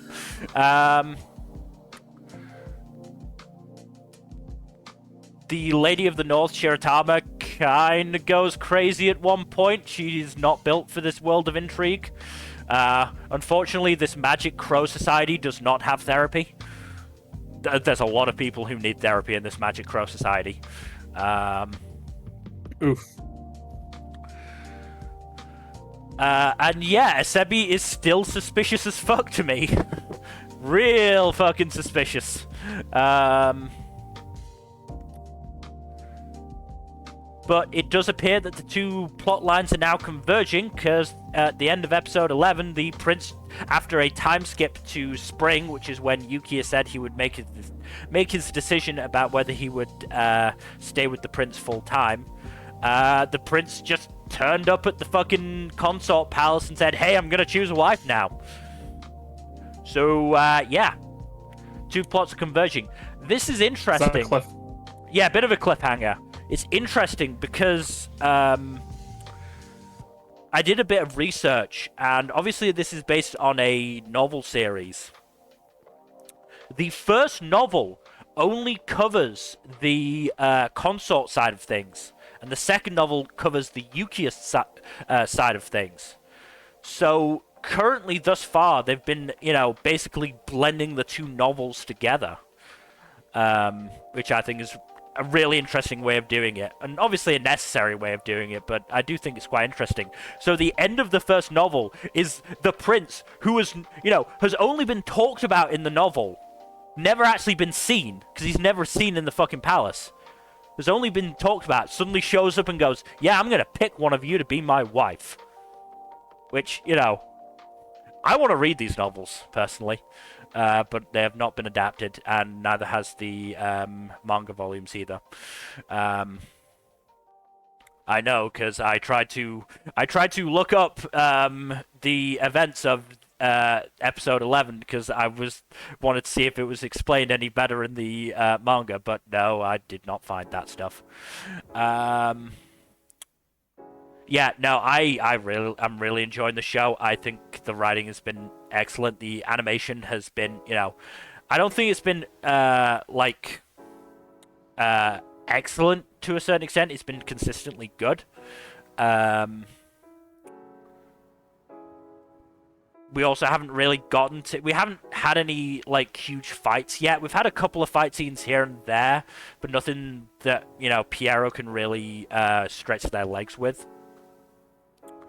Yeah, no, I really like the series, and I think both of you should watch it as well. I will, especially since how you've gushed about it so much. No, that's at the top of my binge list. In fact, as the season's starting, I'll probably try to binge through it, probably in one go. No, I genuinely think it's really good. I love Yukiya so much.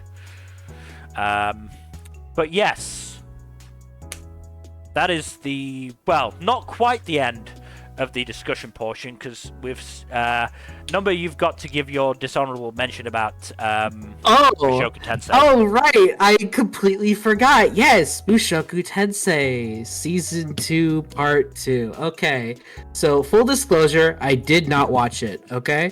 I was planning to maybe at some point before the end of the season, possibly. That being said, I do have some friends that did watch it, and throughout the season they're going, "Oh wow, this is really good," and it's like, "Oh, okay, all right. If it's good, then I'll." They just confirmed Fire Force Season 3 is split core apparently. So there's that. Okay. Sorry, I have the Crunchyroll panel on in the background, and they just confirmed that. So okay. Oh, that's funny. Yeah, I didn't catch like what months, but yeah, it's a split core type of deal. So cool. Back to what I was saying. So yeah, my friends were watching it, and they're like, it's really good, and I'm like, okay, well, awesome. And then the end of the season happened. The last 2 episodes happened, and holy shit, unforgivably terrible writing. Unforgivably terrible. I didn't watch them, but I got the impressions from my friends, and then I read a summary of the 2 episodes, and I'm like, holy shit, this is really, really, really bad. It is really bad. Do you want me to go into detail? Oh, please do. Go for it. All right, okay. I forget the actual circumstances behind it, but Paul dies. So Rudy lost his father, and while he's mourning, apparently he ends up sleeping with Roxy. Now, keep in mind, this is after he got married to Sylphie. Yeah, and she intentionally comes onto him, and Rudy never told her that he got married, but she knew anyways. So yeah, so that happens, and not only that, but Rudy's like, oh no, I think I'm still in love with Roxy as well. So I forget which character it is, but someone suggests, well, why don't you just have multiple wives, just like your father? And he proposes to Roxy, again, not telling Sylvie anything. He's not anywhere near her right now. And Roxy's like, you have to clear this with Sylvie first, and he does. And yes, and for whatever fucking reason, she's cool with it. She's cool with everything. And Rudy now has 2 wives and got rewarded for his infidelity. So yeah, that happened. It's clearly what Paul would have wanted. I'm pretty sure they say something exactly like that at the end of the episode. That's the fucked up thing. So it's like God damn it. I was trying to make a joke. Yeah, because Rudy is like, I guess I'm not that different from my father after all. So it's like, dude, that is a bad thing. Your father was not a good person. I was gonna say I've not gotten that impression about Paul. No, he was not a good person. And so Rudy and Roxy just did that shit and they got rewarded for it. That is so messed up. It's so bad. It's like this is the part where I thought Rudy would actually get his shit together and not be terrible. And in the span of 2 episodes, he's terrible. It's so bad. It's, oh my god. And it also ruins one of my favorite characters. I loved Roxy before this, but it's so bad. So yeah, needless to say, I will not be watching this season, and the show is bad, and I will not be watching more of it. By the way, can't blame you. Just before we do move on to the awards, I did actually check out the on my phone the YouTube channel you sent me, or YouTube playlist you sent me, Nmbr. And I did do a check, and the subtitle issues are still the same. But that does mean I can show you what I mean about alternate versions of the line. Oh, okay, cool. If you have a look at the stream chat. All right. Stream chat channel. Right over there. Okay. What? Yeah. Wait, what? Yeah. Okay. It did that a good couple of times in that final scene. That's so what weird, the actual dude. hell? Yeah, it's really fucking weird. It's really, really weird. I don't know why they did that or what happened. I think all I can assume is that the production on the subtitles was not good and it was very rushed. Okay, yeah. Fire Force is April 2025 and January 2026. Right, okay. Wow. That's barely split core. Yeah. I just find it very funny because we were literally just talking about it. Yeah. The timing is wild. Yeah, that's something to look forward to. Yeah. Well, glad to hear that you're permanently put off Mushoku Tensei. Yeah, for different reasons than what put me off. I'm glad I don't have to be conflicted about the series anymore. I could just say I hate this. This show is bad, and I'm glad I dropped it. Yep. But yes, let us move on to the awards, starting with Best Protagonist. Scroll up there. So, Nmbr, your runner-up, and Jack, your winner. Oh. Hibino Kafka, Kaiju No.8. Okay. He's a good lad. He's a good guy. No, Kafka's great. Because I think the anime has come out at a bad time for this, but certainly in the manga, I'm not sure, or when the manga first was coming out, I'm not sure how popular the, over 30-year-old man as a protagonist thing was, how popular that was. Personally, I do, or certainly from my experience, Kafka, was one of the first big examples of that trope, but as I said, I'm not 100% sure personally. Or industry-wide, let's say. Jack, your runner-up is Kabaraya Sara, A Salad Bowl of Eccentrics. Oh, okay. She's just a fun lass. Yeah, no, Sarah's great.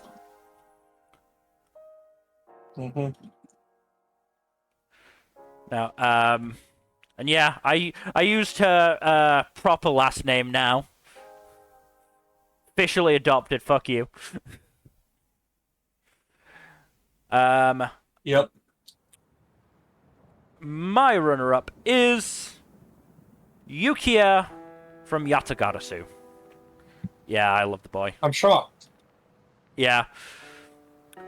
Honestly, he was near the top of my he could have been first if it weren't for me bringing the winner into this category because of decisions elsewhere. But no, Yukiya's protagonist I really like. There's an argument to be made whether he is the sole protagonist of the show, but that's not an argument I'm going to get into now. We have had those discussions, I think on stream, me and you, Jack, about, was it on stream about whether we had discussions about, certain shows and who the protagonist was? I don't remember, but we've definitely had those discussions. Yeah. But your winner, it's one of those protagonists actually we were talking about. Yamanouchi Kano, Jellyfish Can't Swim in the Night. I did consider her, if I'm being honest. She's great. I think we all know it. No, Kano is very good. Jellyfish is just unfortunately in that weird sort of spot of having two main characters. Or two That's very, the thing. That's very what's a focal little main weird characters about it. with, two characters just behind them as well. Yeah, Yep. That's why I was a little weird about this pick, but I'm like, whatever. No, it, it's fine. I don't care. I think Jack and I did decide that Kano was probably the protagonist for Jellyfish. Yeah, because at the end of the day, it feels like more her story than anyone else's. More than anything else. Yeah. My winner though is Sakura Haruka, Windbreaker. Yeah, I'm shocked. This is my shocked face. I'm gonna be honest. There are definitely some good options there for best protagonist for me, but I had a few honorable mentions. Yeah. Kana was among them, and Sakura was definitely there too. I do also want to give little shout-outs to Shizuru, Ars, and Yasumi. Just because they're also delightful protagonists. Yeah. I thought about putting Sakura in a different category, but I honestly thought, especially considering we are seeing the visible growth that Sakura is going through, even if he's, it's as painful as possible for him because he isn't great at the thinking thing or the socializing thing, which is very important to his development. Yep. But I think his development is very good, yeah. Let's move on to our next category, which is, of course, Best Antagonist. This one was a little difficult at times, but got through. Yeah, this season was pretty light on firm antagonists, being honest. It usually is. Best Antagonist is usually a problem category, yeah. But your runner-up, and Jack, your runner-up, Togame Joe, Windbreaker. He's so good as an antagonist because he's so conflicted. Yeah. I probably should have picked him or Choji, but I'm just gonna give away I didn't pick Choji either. But I don't know. It just didn't feel right in my stomach for some reason. I don't know why. That's fair. I feel like Joe worked a lot better than Choji for me because of the conflict at his core, but I get it. Yeah. As I said, I'm not entirely sure why. I can't put my finger on it or anything, but for me it just didn't necessarily feel right. Also, it just occurred to me that we barely talked about the Shishitorin stuff when we were talking about Windbreaker. All he really said was that it was really good. I mean, it's a series of one-on-one fights. Hiragi versus Sako was great. Sakura versus Togame, great. Choji versus Umemiya, very brutal, also great. There's also there was some great animation across all those fights, which I mean, there's a bit where Sakura and Togame fighting is reflected in Choji's empty eyes, which is a really fucking cool shot. Oh, that's a great visual, yeah. I also love the running gag of Nire turning to stone as the various fights get into higher gear. Yeah. It's good stuff. It's real good stuff. I also love... Who's your runner-up, Mel? Just one last thing, because I've remembered the gag. Also very funny that Choji tried to hand Shishitorin off to Umemiya, and Umemiya was like, "What? Are you crazy? I've got my own band of fucking crazy idiots to look after. I don't want yours as well." Yeah, no, that was great. Great joke. Yes, my runner-up is the 7 Days Clergy from Slime Season 3. Oh, okay. I didn't even think about them. They were good, hateable antagonists. I enjoyed seeing, Diablo crush 3 of them into a little ball, and I enjoyed Luminous turning the other 3 of them into fucking dust. Yeah. Oh, they were good hate sings. Yeah. I can't This fault was a them. light season on antagonists, so... I can't fault them for their, hateability in that aspect. Yeah. I also considered other characters, which, I will get to. But, Nmbr, your winner is Hayakawa Yukine. Jellyfish can't swim in the night. I considered her, but I think her handling was a bit too inconsistent, personally. But why did you pick her number? I mean, I agree with issues on how she was handled, but I don't think that makes her any less of a good good antagonistic force, considering how badly she fucked up Kano. Yeah. Yeah. I still like her a lot. I do wish she was handled a little better, but I think overall, I think she just stands out as an antagonist this season. No, I definitely did consider Yukine and Mero, to be honest. But Yukine especially just didn't get enough focus in that antagonistic role. I do kind of also agree there too. When it was first revealed that she'd, requested Mahiru to basically commission Mahiru, I was like, oh shit, did Yukine do that to drive a wedge with Kano? And then that possibility was never brought up. It was legitimately because Yukine liked her art, which I feel like was a missed opportunity. I had the same thought as you did. I'm like, wait, what? I'm like, oh, no, you just like, like her art. Even when it was like, I love your art, I was like, okay, was it a nice side effect that it fucks over Kano? Is it? Are you gonna? No, okay, we're just gonna go with that. Okay, cool. Like, I think the idea of her is a very good antagonist. I just don't think the show follows through with it very well. That's fair. Jack, your winner is Izumi Shiho, Whisper Me a Love Song. She just provides a very strong, antithesis to Yori and Himari, and is just a very complicated asshole. It doesn't hurt that her, a big part of her motivation is that she's just very much in love with Aki and that's her whole impetus for quitting the band in the first place. Yeah. And giving her all sorts of complicated feelings about the whole thing. Like I said to you on, Thursday, Jack, I didn't pick her because she has the wrong kind of dislike for me, which is please just go away dislike. It's not a dislike that makes me. It's not a dislike that makes me want to keep watching the show. Is what I mean. On the one hand, I get it. On the other hand, I think she's very effective at being a complicated roadblock to the other characters. Yeah, I get it. Just bringing about conflict. I get it. She was on my list for a reason, but yeah. My winner, though... I do also want to mention I did consider Kaiju's number 9 and 10. I was gonna bring them. I was gonna bring them up after I revealed my winner was not one of them. Yeah, I was also considering them, but Number Go 9 ahead and just say your doesn't. winner before I say. Number 9 just doesn't do enough. Number 10 is good, but relatively simple.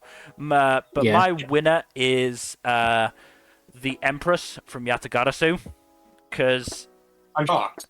she is effectively controlling everything that is, piled up against the Prince and Yukia behind the scenes. We also get told, I can't remember if I actually brought this up or if I forgot to mention it during the mid-season check-in, that the reason the Empress is that she effectively raped the Kinu and got pregnant and made sure only she could be picked. That's fucked up. Yeah, I think that pretty much cements her.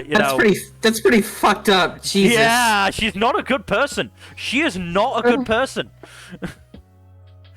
I did also like on top. Speaking of like, not in that same way, but like I did actually consider the final architect for Prince as a contender, just because he's a really fucked up demon who deliberately went out of his way to torment a dude who he was trying to steal the abilities of, and every time the dude committed suicide to escape the suffering, he brought him back from the brink of death multiple times over until he finally died. That reminds me of the Thanos story that I saw, I think yesterday, of him just tormenting one dude randomly. Every year on his birthday, just doing some random torment. Another honorable mention. Oh, that I love that story. Yeah, that's bullshit. Like the fucking panel or the page that I got shown that was the introduction to it was like on his 27th birthday, the dude got fired, but that wasn't Thanos' revenge. He killed the dude's cat. It's like, oh, you got fired. Good for you. I killed your cat. It's just like, dude. This is an intergalactic threat, and he's just tormenting this dude for no reason. Before I did forget, also consider Pontaro as a nomination, but I think he was just too pathetic in the end to really consider. Fuck that guy.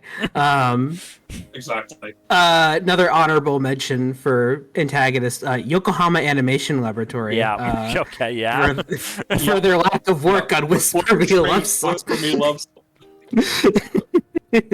Also, another contender. The author of Mushoku Tensei for writing Mushoku Tensei. Yeah. Also, as you've got your honorable mention, I've got mine. Of the cowards who refused to make Mahiru and Kano canon. Just Dogakobo. Yes. Just yeah. Dogakobo. I mean, look, I think we've all had issues with Yuri they've made. Yeah, that's the worst part is they have made Yuri, but it's like the worst kind of Yuri. Yeah. Yeah. Thanks, Dogakobo. You know what I'm talking about. Yeah, I do. Thanks, Dogakobo. Anyway, let's move on to our next category. Best Girl. Number, your runner-up, and forgive me if I butcher this name. Mireille Grangion from Reincarnated Aristocrat. Yeah. Oh, she's great. She's great. I loved her from the minute she was introduced. Absolutely fantastic. She is a menace, and I love her. Yeah. Jack, your runner-up is Kino Himari from Whisper Me a Love Song. That was a contender for me. Yeah. But like, she's such a puppy and such a wonderful sweetheart that I couldn't put her anywhere else. Yeah, no, that's fair. That's fair. My runner-up, continuing my trend of picking sometimes left field choices, Emi Haneru from The Way of Pon. That's her. That's her with her puppet. Like I had my winner pretty easily sewn up, and it's not going to be a surprise when I reveal it, but I went through the others, and, you know, I was crossing people off the list going, doesn't feel right, doesn't feel right, represented somewhere else, And it got to the end, and it was like 2 characters left, and I was like, fuck it, I'm going to give it to Haruhi. She was my favorite part of the show, and it definitely, you know, I definitely started to enjoy it more when she was introduced, so, yeah, fuck it. Let's give her 2nd place, why not? Nmbr, your winner is Asanagi Yori, Whisper Me a Love Song. Yeah. Good choice. Yeah. Good choice. She's wonderful. Yori is great. Absolute disaster lesbian. Yeah. Yeah, so I'm glad you picked her better half. Yeah. Now, I'm glad we have both of them represented here. Yeah, I that was was considering good. putting Himari in the winner slot, but, like, there was one who was even ever so slightly edged her out. Yeah. Jack, your winner, and, of course, my winner, is Itsumi, Delicious in Dungeon. I couldn't not pick her. I She's love this. great. I love this feral cat girl. Yep.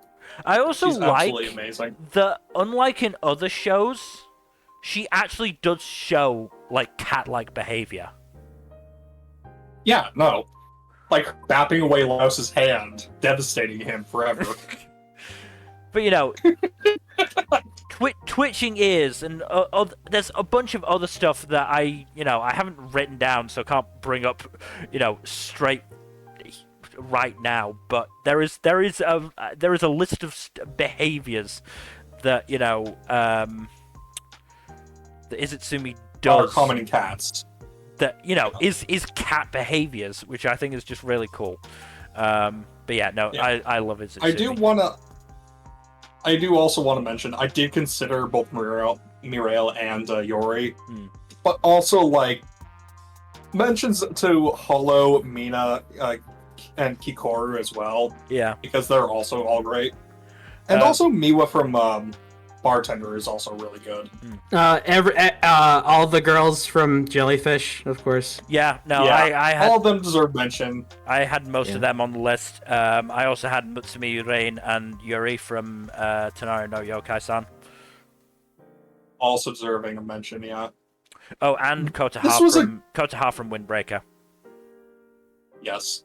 Oh, yeah. Like, if I didn't have my top 2 slots locked in, this would have been very difficult for me. But my top 2 slots were locked in from pretty early on. Yeah.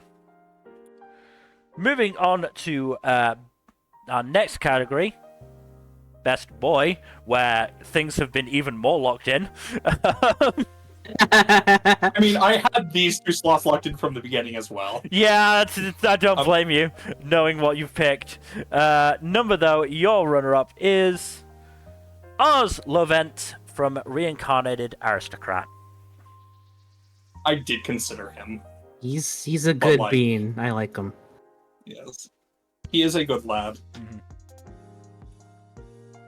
Jack, your runner-up, and Nmbr, your winner, Sakura Haruka, Windbreaker. This is the reason I didn't put him in Best Protagonist, because he was already Best Boy. Yeah. I think it's funnier because if he knew we put him in Best Boy, he'd be very upset. That's why I picked the screenshot. Yep. There is stress going on. Yep. It's great.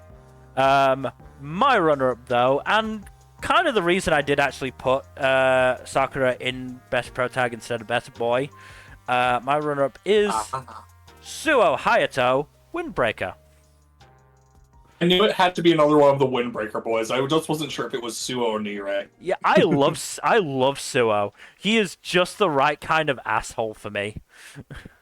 Yeah, no, he's great. He's wonderful. Awesome. And again, Dallas Reed is giving a fucking stupendous performance in the dub. I love Dallas Reed. Dallas Reed pops off. They do not get the credit they deserve for Black Clover and anything else they've been in. But, Jack, your winner, and my winner, surprising absolutely nobody considering how much we've gushed about him, Oishi Buchio, Tonari no Youkai-san. Look at him! Look at how pure he is! Yeah. Look at how sweet! Another Good boy. boys.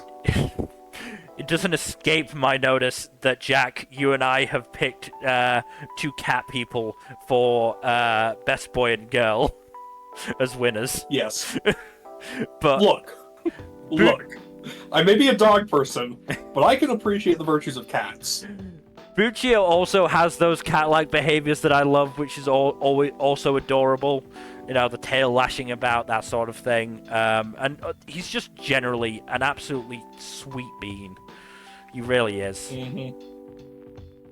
If I hadn't locked in my 2 picks, like, so early on, I would have considered a few others, like, Reno and Hoshina from Kaiju No.8 were also good picks, I think.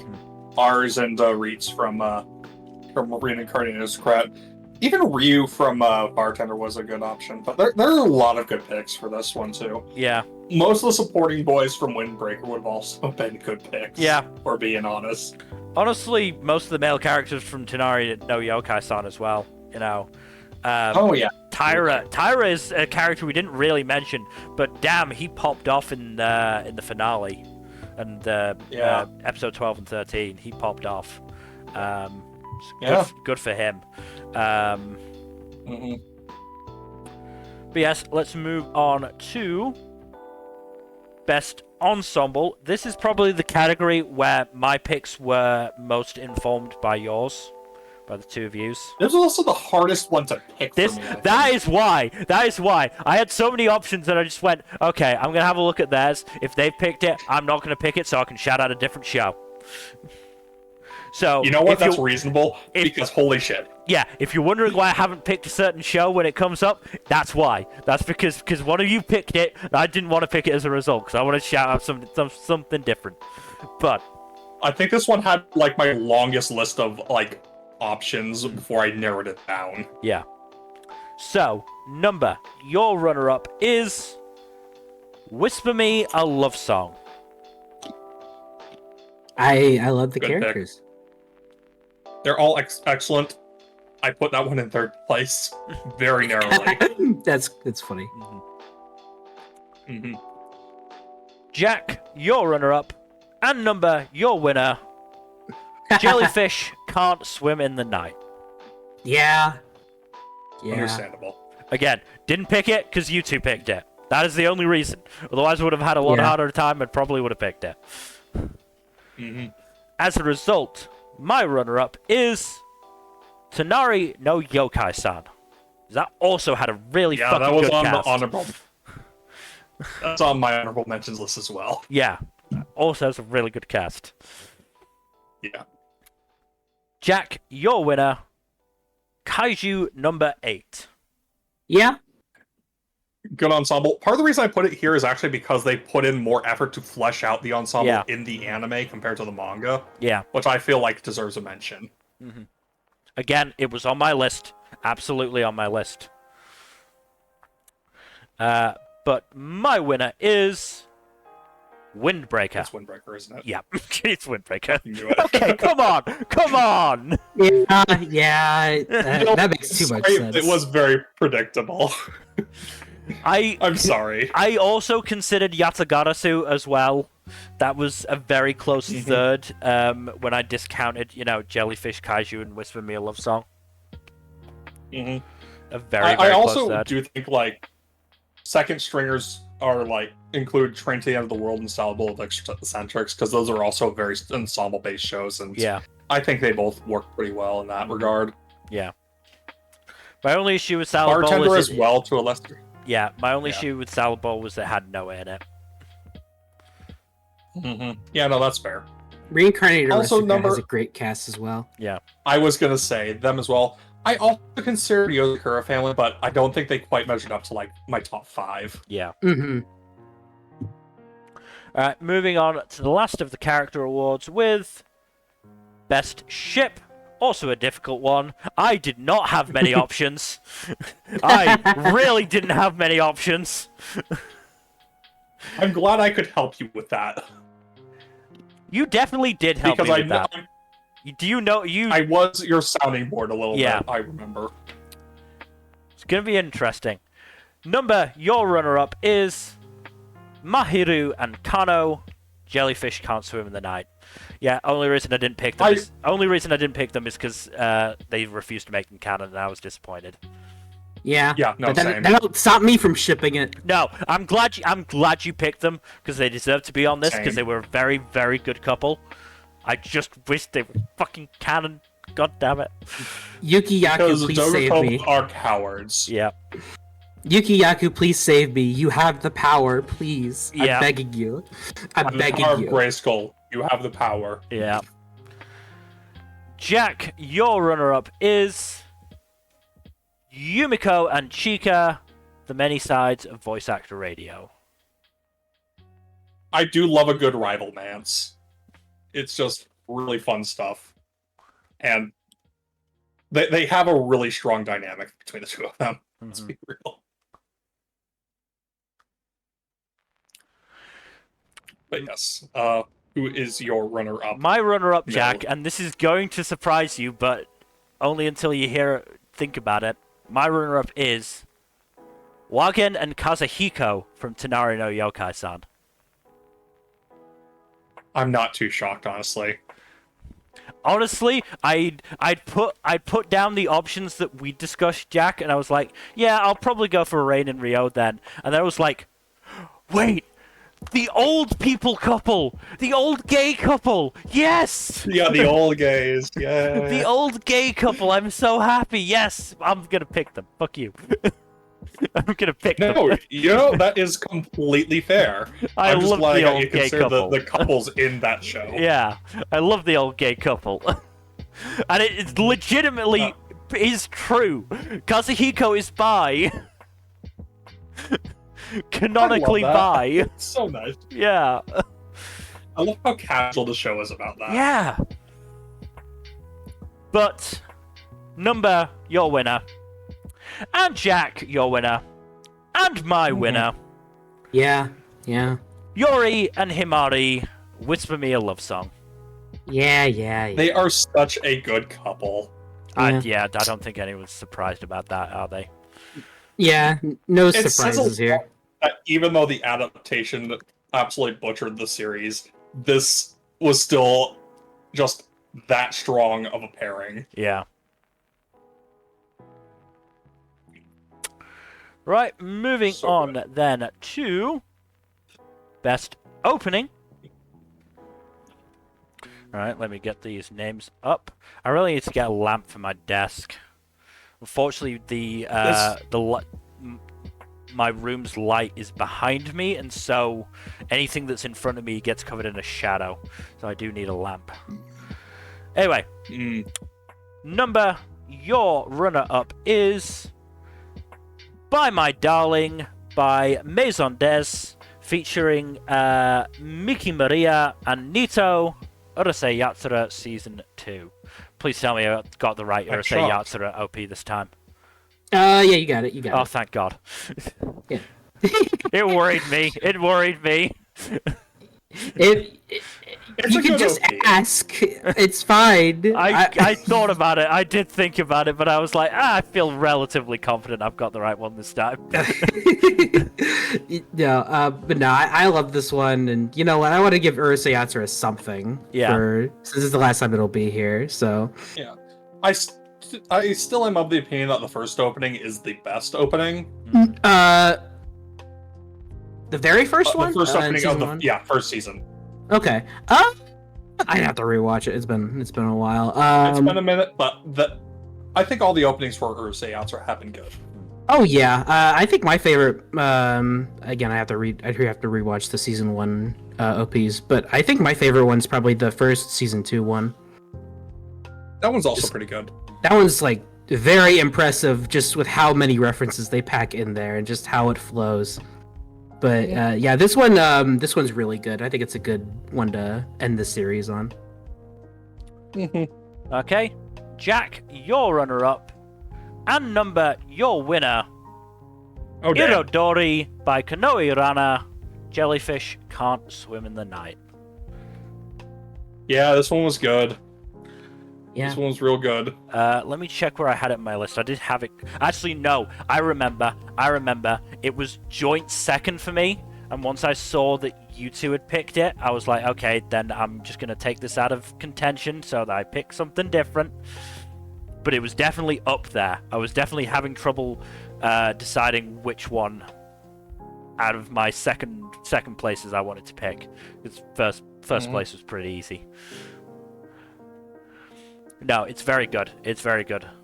My runner-up, though, is Unmei by Sumika, Delicious in Dungeon. Oh, that one's a good one. Yeah. I don't like it quite as much as the first OP, but it's still really good. I prefer it, and I love that they added Itatsumi to it. Yeah, that was great. There are just so many like great little character bits, like Senshi looking so happy when Chilchuk and Marcel are hugging him after saving them from the wolf, and the fact that fucking the cabbage or lettuce or whatever it is that Marcel's been carrying is in her hood when she's hugging him. Fucking great. Little character bits like that are great. So, I love it ending with Izutsumi sleeping with her foot in Mouse's face. No, I love that funny, as well. Yeah, very cat-like. Yeah. No, it's great. It's great. Jack, your winner, though, and my winner, Zetai Reido by Natori, Windbreaker. It's a great good. one. Yeah. Like, I love the song itself absolutely slaps, but, like, the animation. The visuals holy are very, shit. very good. I especially love the hallway sequence where it's just, like, the tomatoes. running down. Yeah. Yeah, the tomatoes are great, too. But the hallway sequence where it's just running down and spinning down the hallway is really good. No, I think it is a good OP in the sense that, you know, it introduces it gives a good example of the characters and fighting styles of the various characters. Oh, yeah. So yeah, I think it's a very good OP. Outside of the ones mentioned here, I do want to shout out Salad Bowl, Train to the End of the World, Yozakura Family, and Love Song, because they also had really good OPs. At least in the song department, just the visuals didn't quite match up to the two I picked, I think. Yeah. So in second place, tied was Delicious in Dungeon, Jellyfish, and the third one was Slime. Slime was also pretty good. It took a bit to grow on me. Also, I do want to say, like, I didn't like the visuals for Kaiju No.8's OP all that much, but I liked the song a lot. Yeah, I didn't like Kaiju No.8's OP, unfortunately. Yeah, Kaiju No.8 was probably my third place. Yeah, the visuals did grow on me, but I think the visuals did hold the OP back a lot because the song slaps. It's another example of very much being a spectacle OP. Mm-hmm. You know, the studio sort of showing off to a certain extent, which isn't necessarily bad. CGI. Yeah, it's not necessarily bad, and I can see the good points of Kaiju No.8's opening. It just didn't work for me. Mm-hmm. Especially as an OP for the show. Moving on, though, to Best Ending. That's right, okay. Nmbr, your runner-up, and my runner-up, and Jack, your winner. Oh, damn. Nobody by One Republic, Kaiju No.8. Yeah, it is. This was great. I didn't realize this until basically now. One Republic is the American band that did Counting Stars, among other big songs. And they're doing a fucking ending song for an anime. Yeah. That's legit quite cool to me. Yeah. Yeah, no, it's really great. My only issue with also- it is that I just think visually it's a little too simplistic. Yes. But Visually, I think it does yeah. some fun things with what it's aiming at, being Yeah, like no, a collage type thing. I do like the visuals, but they are just a little bit too sort of, still shoddy for my tastes. yeah. But otherwise, it's fantastic. No, I love and it. the song is excellent. I love the song. Yeah, the song's so good. I will catch myself fucking singing that opening line. Jack, though, your runner-up is Gifty by Kino Himari, aka Shimano Hana, Whisper Me a Love Song. It's just so cute, Yeah. and also just like I like the cozy vibe to it. This was in 4th for me. Yeah, it's good. Yeah, It's very good. It's a good one. Again, it sort of gets let down by the still shots in the end, unfortunately. To be fair, most EDs are still shots. I know. And That's panning shots. that's why I do try and pick out the ones that have got a little bit more animation to them. Maybe I try maybe, as well, but it's not always going to happen. Yeah, I know. Maybe it's a crap criteria for me, but it's the one that I use. Unfortunately, it may be unfortunate. I don't know. But Jack, Nmbr, your winner and my winner. One Nichiwa, Goddamn. 25 Jikan by Anna Tsurushima. Jellyfish Can't Swim in the Night. I'm glad we're on the same wavelength with Mill, because Yeah. This one was good. This was a close third for me. Again, there's so that was much good great. character work in this one that I really love it. This is an ending that I would genuinely watch each time. Mm-hmm. I mean, I always watch the endings. I did also consider the special 5th episode ED for Jellyfish. Shout out to that one where it's all the shots, it's all the times Kano said Yoru. Yeah. Oh god, that devastation. Why did they do that? That was so messed up. Yeah. I That hate hurt this us. show. But moving on to best animation, another one where I, chose to break from the pack, because Nmbr, your runner-up, and Jack, your runner-up, Kaiju No.8. Yeah. Yep. Wonder what clip you picked. Ah, yes.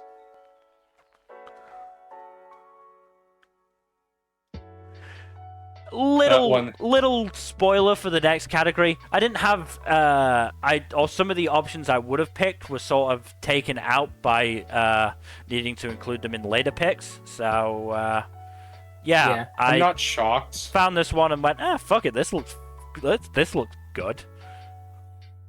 Yeah. Why the fuck Kaiju not? No.8 has a lot of really good fight Sakuga. Yeah. He's so cool. Yeah. Yeah. I love Monster #8. Yeah. I hate how it was vocalized like that for a while. That was so Yeah. stupid. Screw you, whoever decided to do that. That's so dumb. But yes, I didn't pick Kaiju No.8 as my runner-up because instead I picked Jellyfish Can't Swim in the Night. Okay, yeah. You know what? That's fair. That was like my third place pick, so. Again, one that I wanted to shout out. I realized I couldn't pick Delicious in Dungeon because I'd already picked it the season prior, and that was mean. And obviously, yeah. I'm not really going out of my way to hide what the winner is. I'm just waiting for this We're clip all to thinking it run now. out. We're all thinking it. Yeah. It was it was obviously Whisper Me a Love Song. Oh god. Yeah, I'm just giving it a few more seconds to let the clip run out. It was obviously God's game we play. Nmbr, your winner. well. Jack, your winner. And my winner, Windbreaker. Yeah. I'm shocked. Shocked, I say.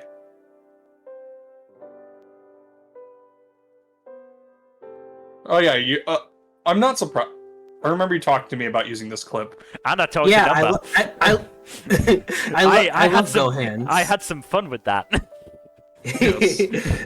I love Gohans.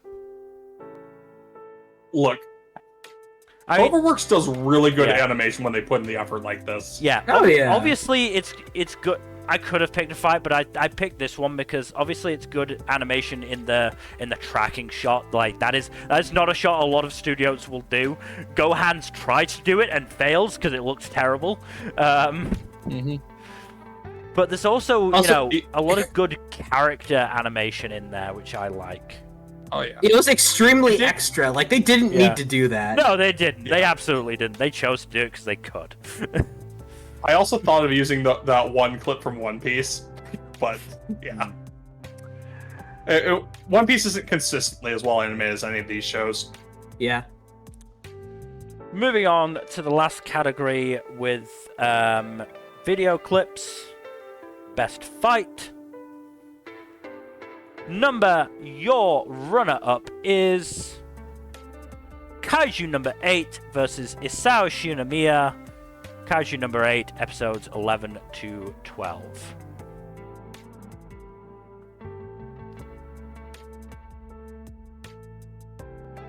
Yeah, this was definitely a good one. Absolutely. Like it was hard picking a fight from Kaiju No.8 because there's so many good ones. Like we said, you can see the impact outlines of Kaiju No.2 whenever he lands a blow with the weapons. And like we said during the discussion segment, this is a fight for Kafka's soul, and it's very good. It's very well done. Yeah, I was very strongly considering this one, but I had to go with another one. Yeah. Just give it one more second. There we go. Jack, your runner-up is Kaiju No.8 versus Hoshina. Kaiju No.8, episodes 7 to 8. This was great. I think this one it's really well choreographed, and also it has the benefit of having a very unique tension of Kafka fighting for his life while also trying not to accidentally murk Hoshina. Yeah. With his strength. So it has that really unique tension to it that a lot of other fights don't have. I mean, to be fair, I think I put in my notes, Hoshina's up to 92%.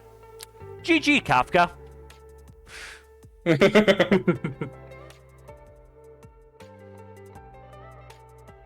Here's the thing, because like Kafka is trying his best not to kill Hoshina, but he's also trying to, not die by attrition.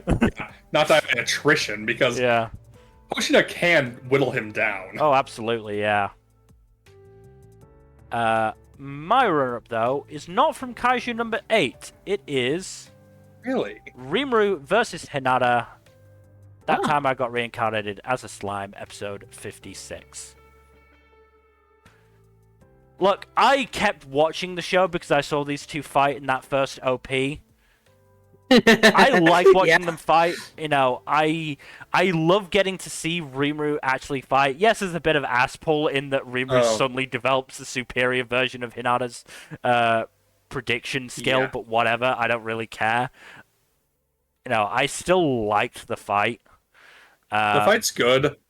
Honestly, like this one and Zoro versus S-Hawk from One Piece were like my two contenders for third place. I also considered Hoshina versus Kaiju No.10. That one was also a good one. Like the whole third squadron versus Kaiju No.10 was really good. Yeah. But especially the Hoshina part of that. I did think it was really good. You might notice that we're not really talking about any Windbreaker fights in our in what we're going to pick for runner-up. There is a reason for that. And that is Nmbr, your winner, Jack, your winner, and my winner, Sakura versus Togame, Windbreaker, episodes 7 to 8. Yeah. Look, It's the best fight in the series. In a series with a lot of really well choreographed fights. But this is like the one that has the most like actual depth to it. Yeah. I think. I Like yeah, this is definitely the best of those sort of 3 big fights we get in the Shistoren arc. I think Hiragi versus Sako and Choji versus Umemiya definitely could have been contenders. Also, that's something that I didn't point out. I love the fucking battle damage on the fists. Oh yeah. yes. It makes it seem like Yes. they're actually It's fighting. So detailed. That's such a Something Not to else. mention, like, That's such a good little detail. yeah. Something else that I don't think we ever mentioned about Windbreaker. The music slaps. Oh yeah, no, the music is fucking great. Absolutely. Especially during these fights. Yeah. Because holy hell. No, the music is really fucking good. Yeah. I do also want to at least mention, like, the opening part of Choji versus Umemiya is animated superbly. It is. Like, it's probably the best cut of animation I've seen in the show. And that's saying a lot. Yeah. But Sakura versus Togame is also just excellent. Really well choreographed fight, really good story behind it. Yeah, and it becomes the kind of fight that I love the most. Respected rivals. So yeah, no, very, very good fight. But we've got our penultimate award, which is Sequel of the Season. Nmbr, your runner-up is Demon Slayer: The Hashira Training Arc. I can understand that. Yeah, it was good. I hate being a Demon Slayer fan sometimes. I hate it. Okay, I don't want to be a sheep. Okay, I hate it. Would it be mean of me to ask if you didn't watch any more good sequels? To be, my sequel list was pretty limited. I mean, it was honestly either this or Urusei Yatsura, but I genuinely just had a good time with this arc. Fair enough. The anime did good with it. Yeah. Also, if you I think did actually put this above Urusei Yatsura on my final list as well, but it's not my runner-up. Yeah. Also, if you think you were limited, I only had 2 sequels to pick from. Yeah, you were even more limited. So, to be fair, it made it easy. I just had to pick which order they went in. Yeah. Yep. Speaking of, Jack, your runner-up, and my runner-up, and Nmbr, your winner. That time, I got reincarnated as a slime, Season 3. Yeah. Yep. Yeah. Kind of foregone conclusion in there. Yeah. Yeah. It's been a good season. It probably would have been up here even if I'd watched more sequels. Yeah. Yeah. So, I can't fault it for that. But Pretty sure I know what your guys' winner is. Yeah. Rip all the band-aid off, Mel. yeah, sorry, I was yawning. This category isn't very exciting for me, considering I only had 2 to choose from. No, Jack, your winner, and my winner, Delicious in Dungeon. Look, it says a lot that I had a lot more options than either of you, and I still picked the same 2 things as Mel. Yeah. Wait, what? I thought it would be Detective Conan. What the hell? I don't generally include One Piece in here because that's just unfair. Yeah.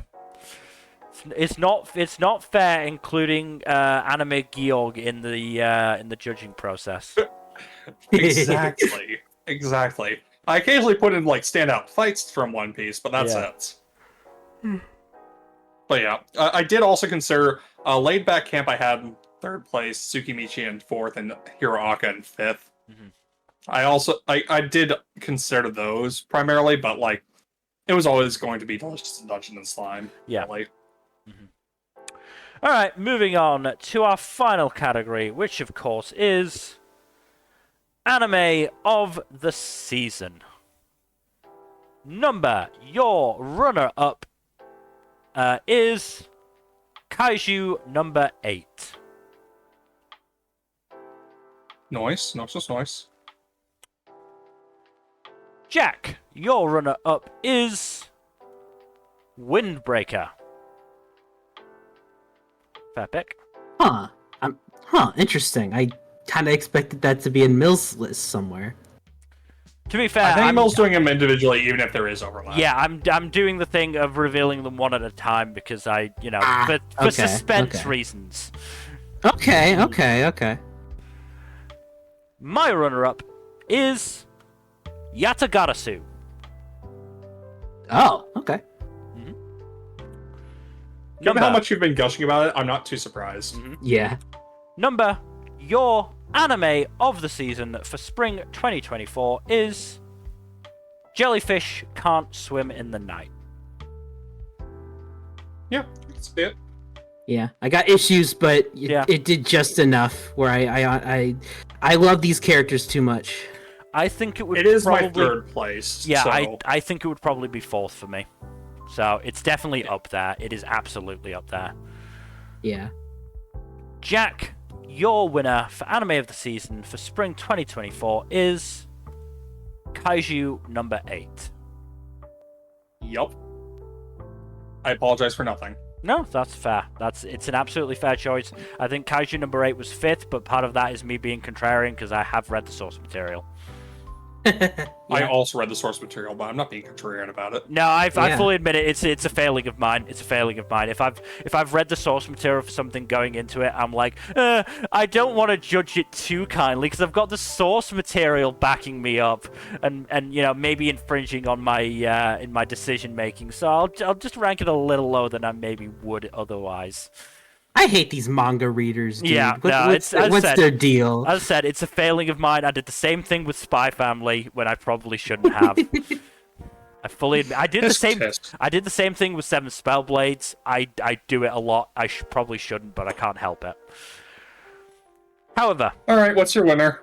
My winner for anime of the season for spring 2024 is Tonari no Youkai-san. Oh, nice. Okay. Windbreaker is third, and it is only because of that non-ending. That's fair. You know what? That's fair. That's part of why it's my runner-up and not my winner. Yeah, that freaking non-ending, dude. Oh my goodness. Genuinely, if it had a more concrete ending, it may have actually made its way up in second. But Tonari no Yokai-san, Jesus Christ, any show that can get me crying the way I was in that final episode deserves that award. Because Tonari, so I should probably go over the rest of my top 10 at the very least, just because, I have a top 10. Because I'm like that. I do have the list in my mind, I don't have it written down anywhere. Yeah, I write mine down because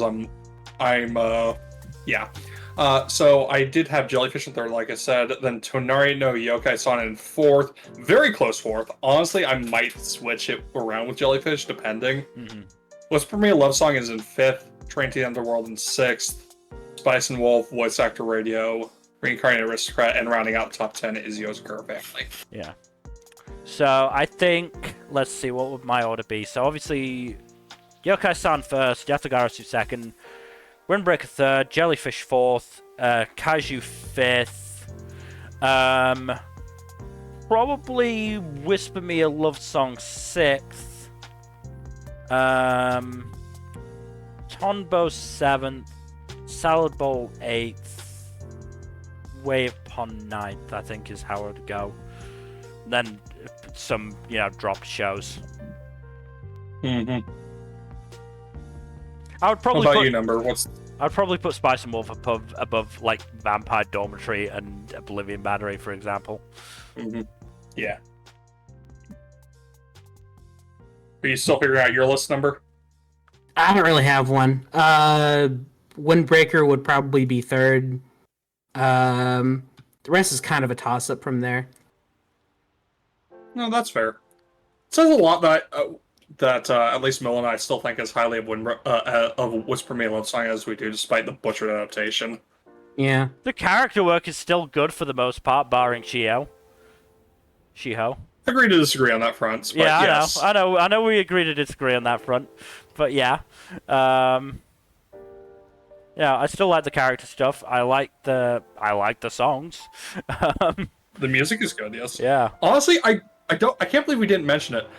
Shiho's band has a really slapping song. It's a good song. It is a good song. And it's in a slightly different genre to SS Girls, which makes it stand out that much more. Mm. But yes, It's good. It's real good. that is everything for today. That is Spring 2024 anime wrapped up, and awards given out. Like I said, I found the awards interesting. There was a lot of crossovers, but some not in key categories, which I thought was interesting. Mm-hmm. But yeah, definitely good amount of crossover. I think we only had one unanimous one. Two. No, two unanimous. Yeah, the best fight and best ship. Yeah. No, three then. Animation as well. Oh, animation, yes. And to be fair, we may have had more unanimous stuff if I'd, backed the side a little bit more. Yep. That's on you, dude. Like I said, I like giving other things shoutouts once I know that y'all have picked it, especially if I'm having trouble picking for myself anyway. That's fair. But yes, that is everything. We will be back next week for the Summer 2024 premiere stream. There are some shows that look very interesting, and there are some shows that look not great. We're gonna get into that in detail next time on Dragon Ball Z. Oh boy, I can't wait. Oh boy. If nothing Oh, else, boy. I'm really looking forward to talking about my dear friend Nocturne. That's going to be an insane shit post of an anime. How are you Hell going to talk yeah. about that? We're gonna have a fun time. Yeah. I've seen the OP for it online. It is wild. I've been holding off because I don't want to be. I just want to watch it as it drops. Understandable. It's absolutely unhinged, and I love it. Yeah.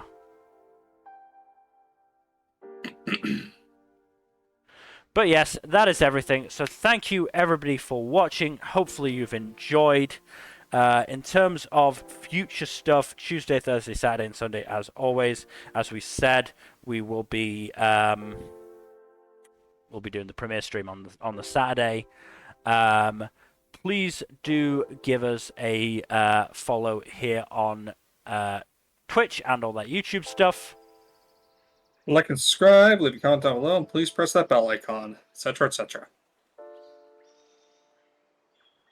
Otherwise, hopefully we will see you tomorrow for probably D&D.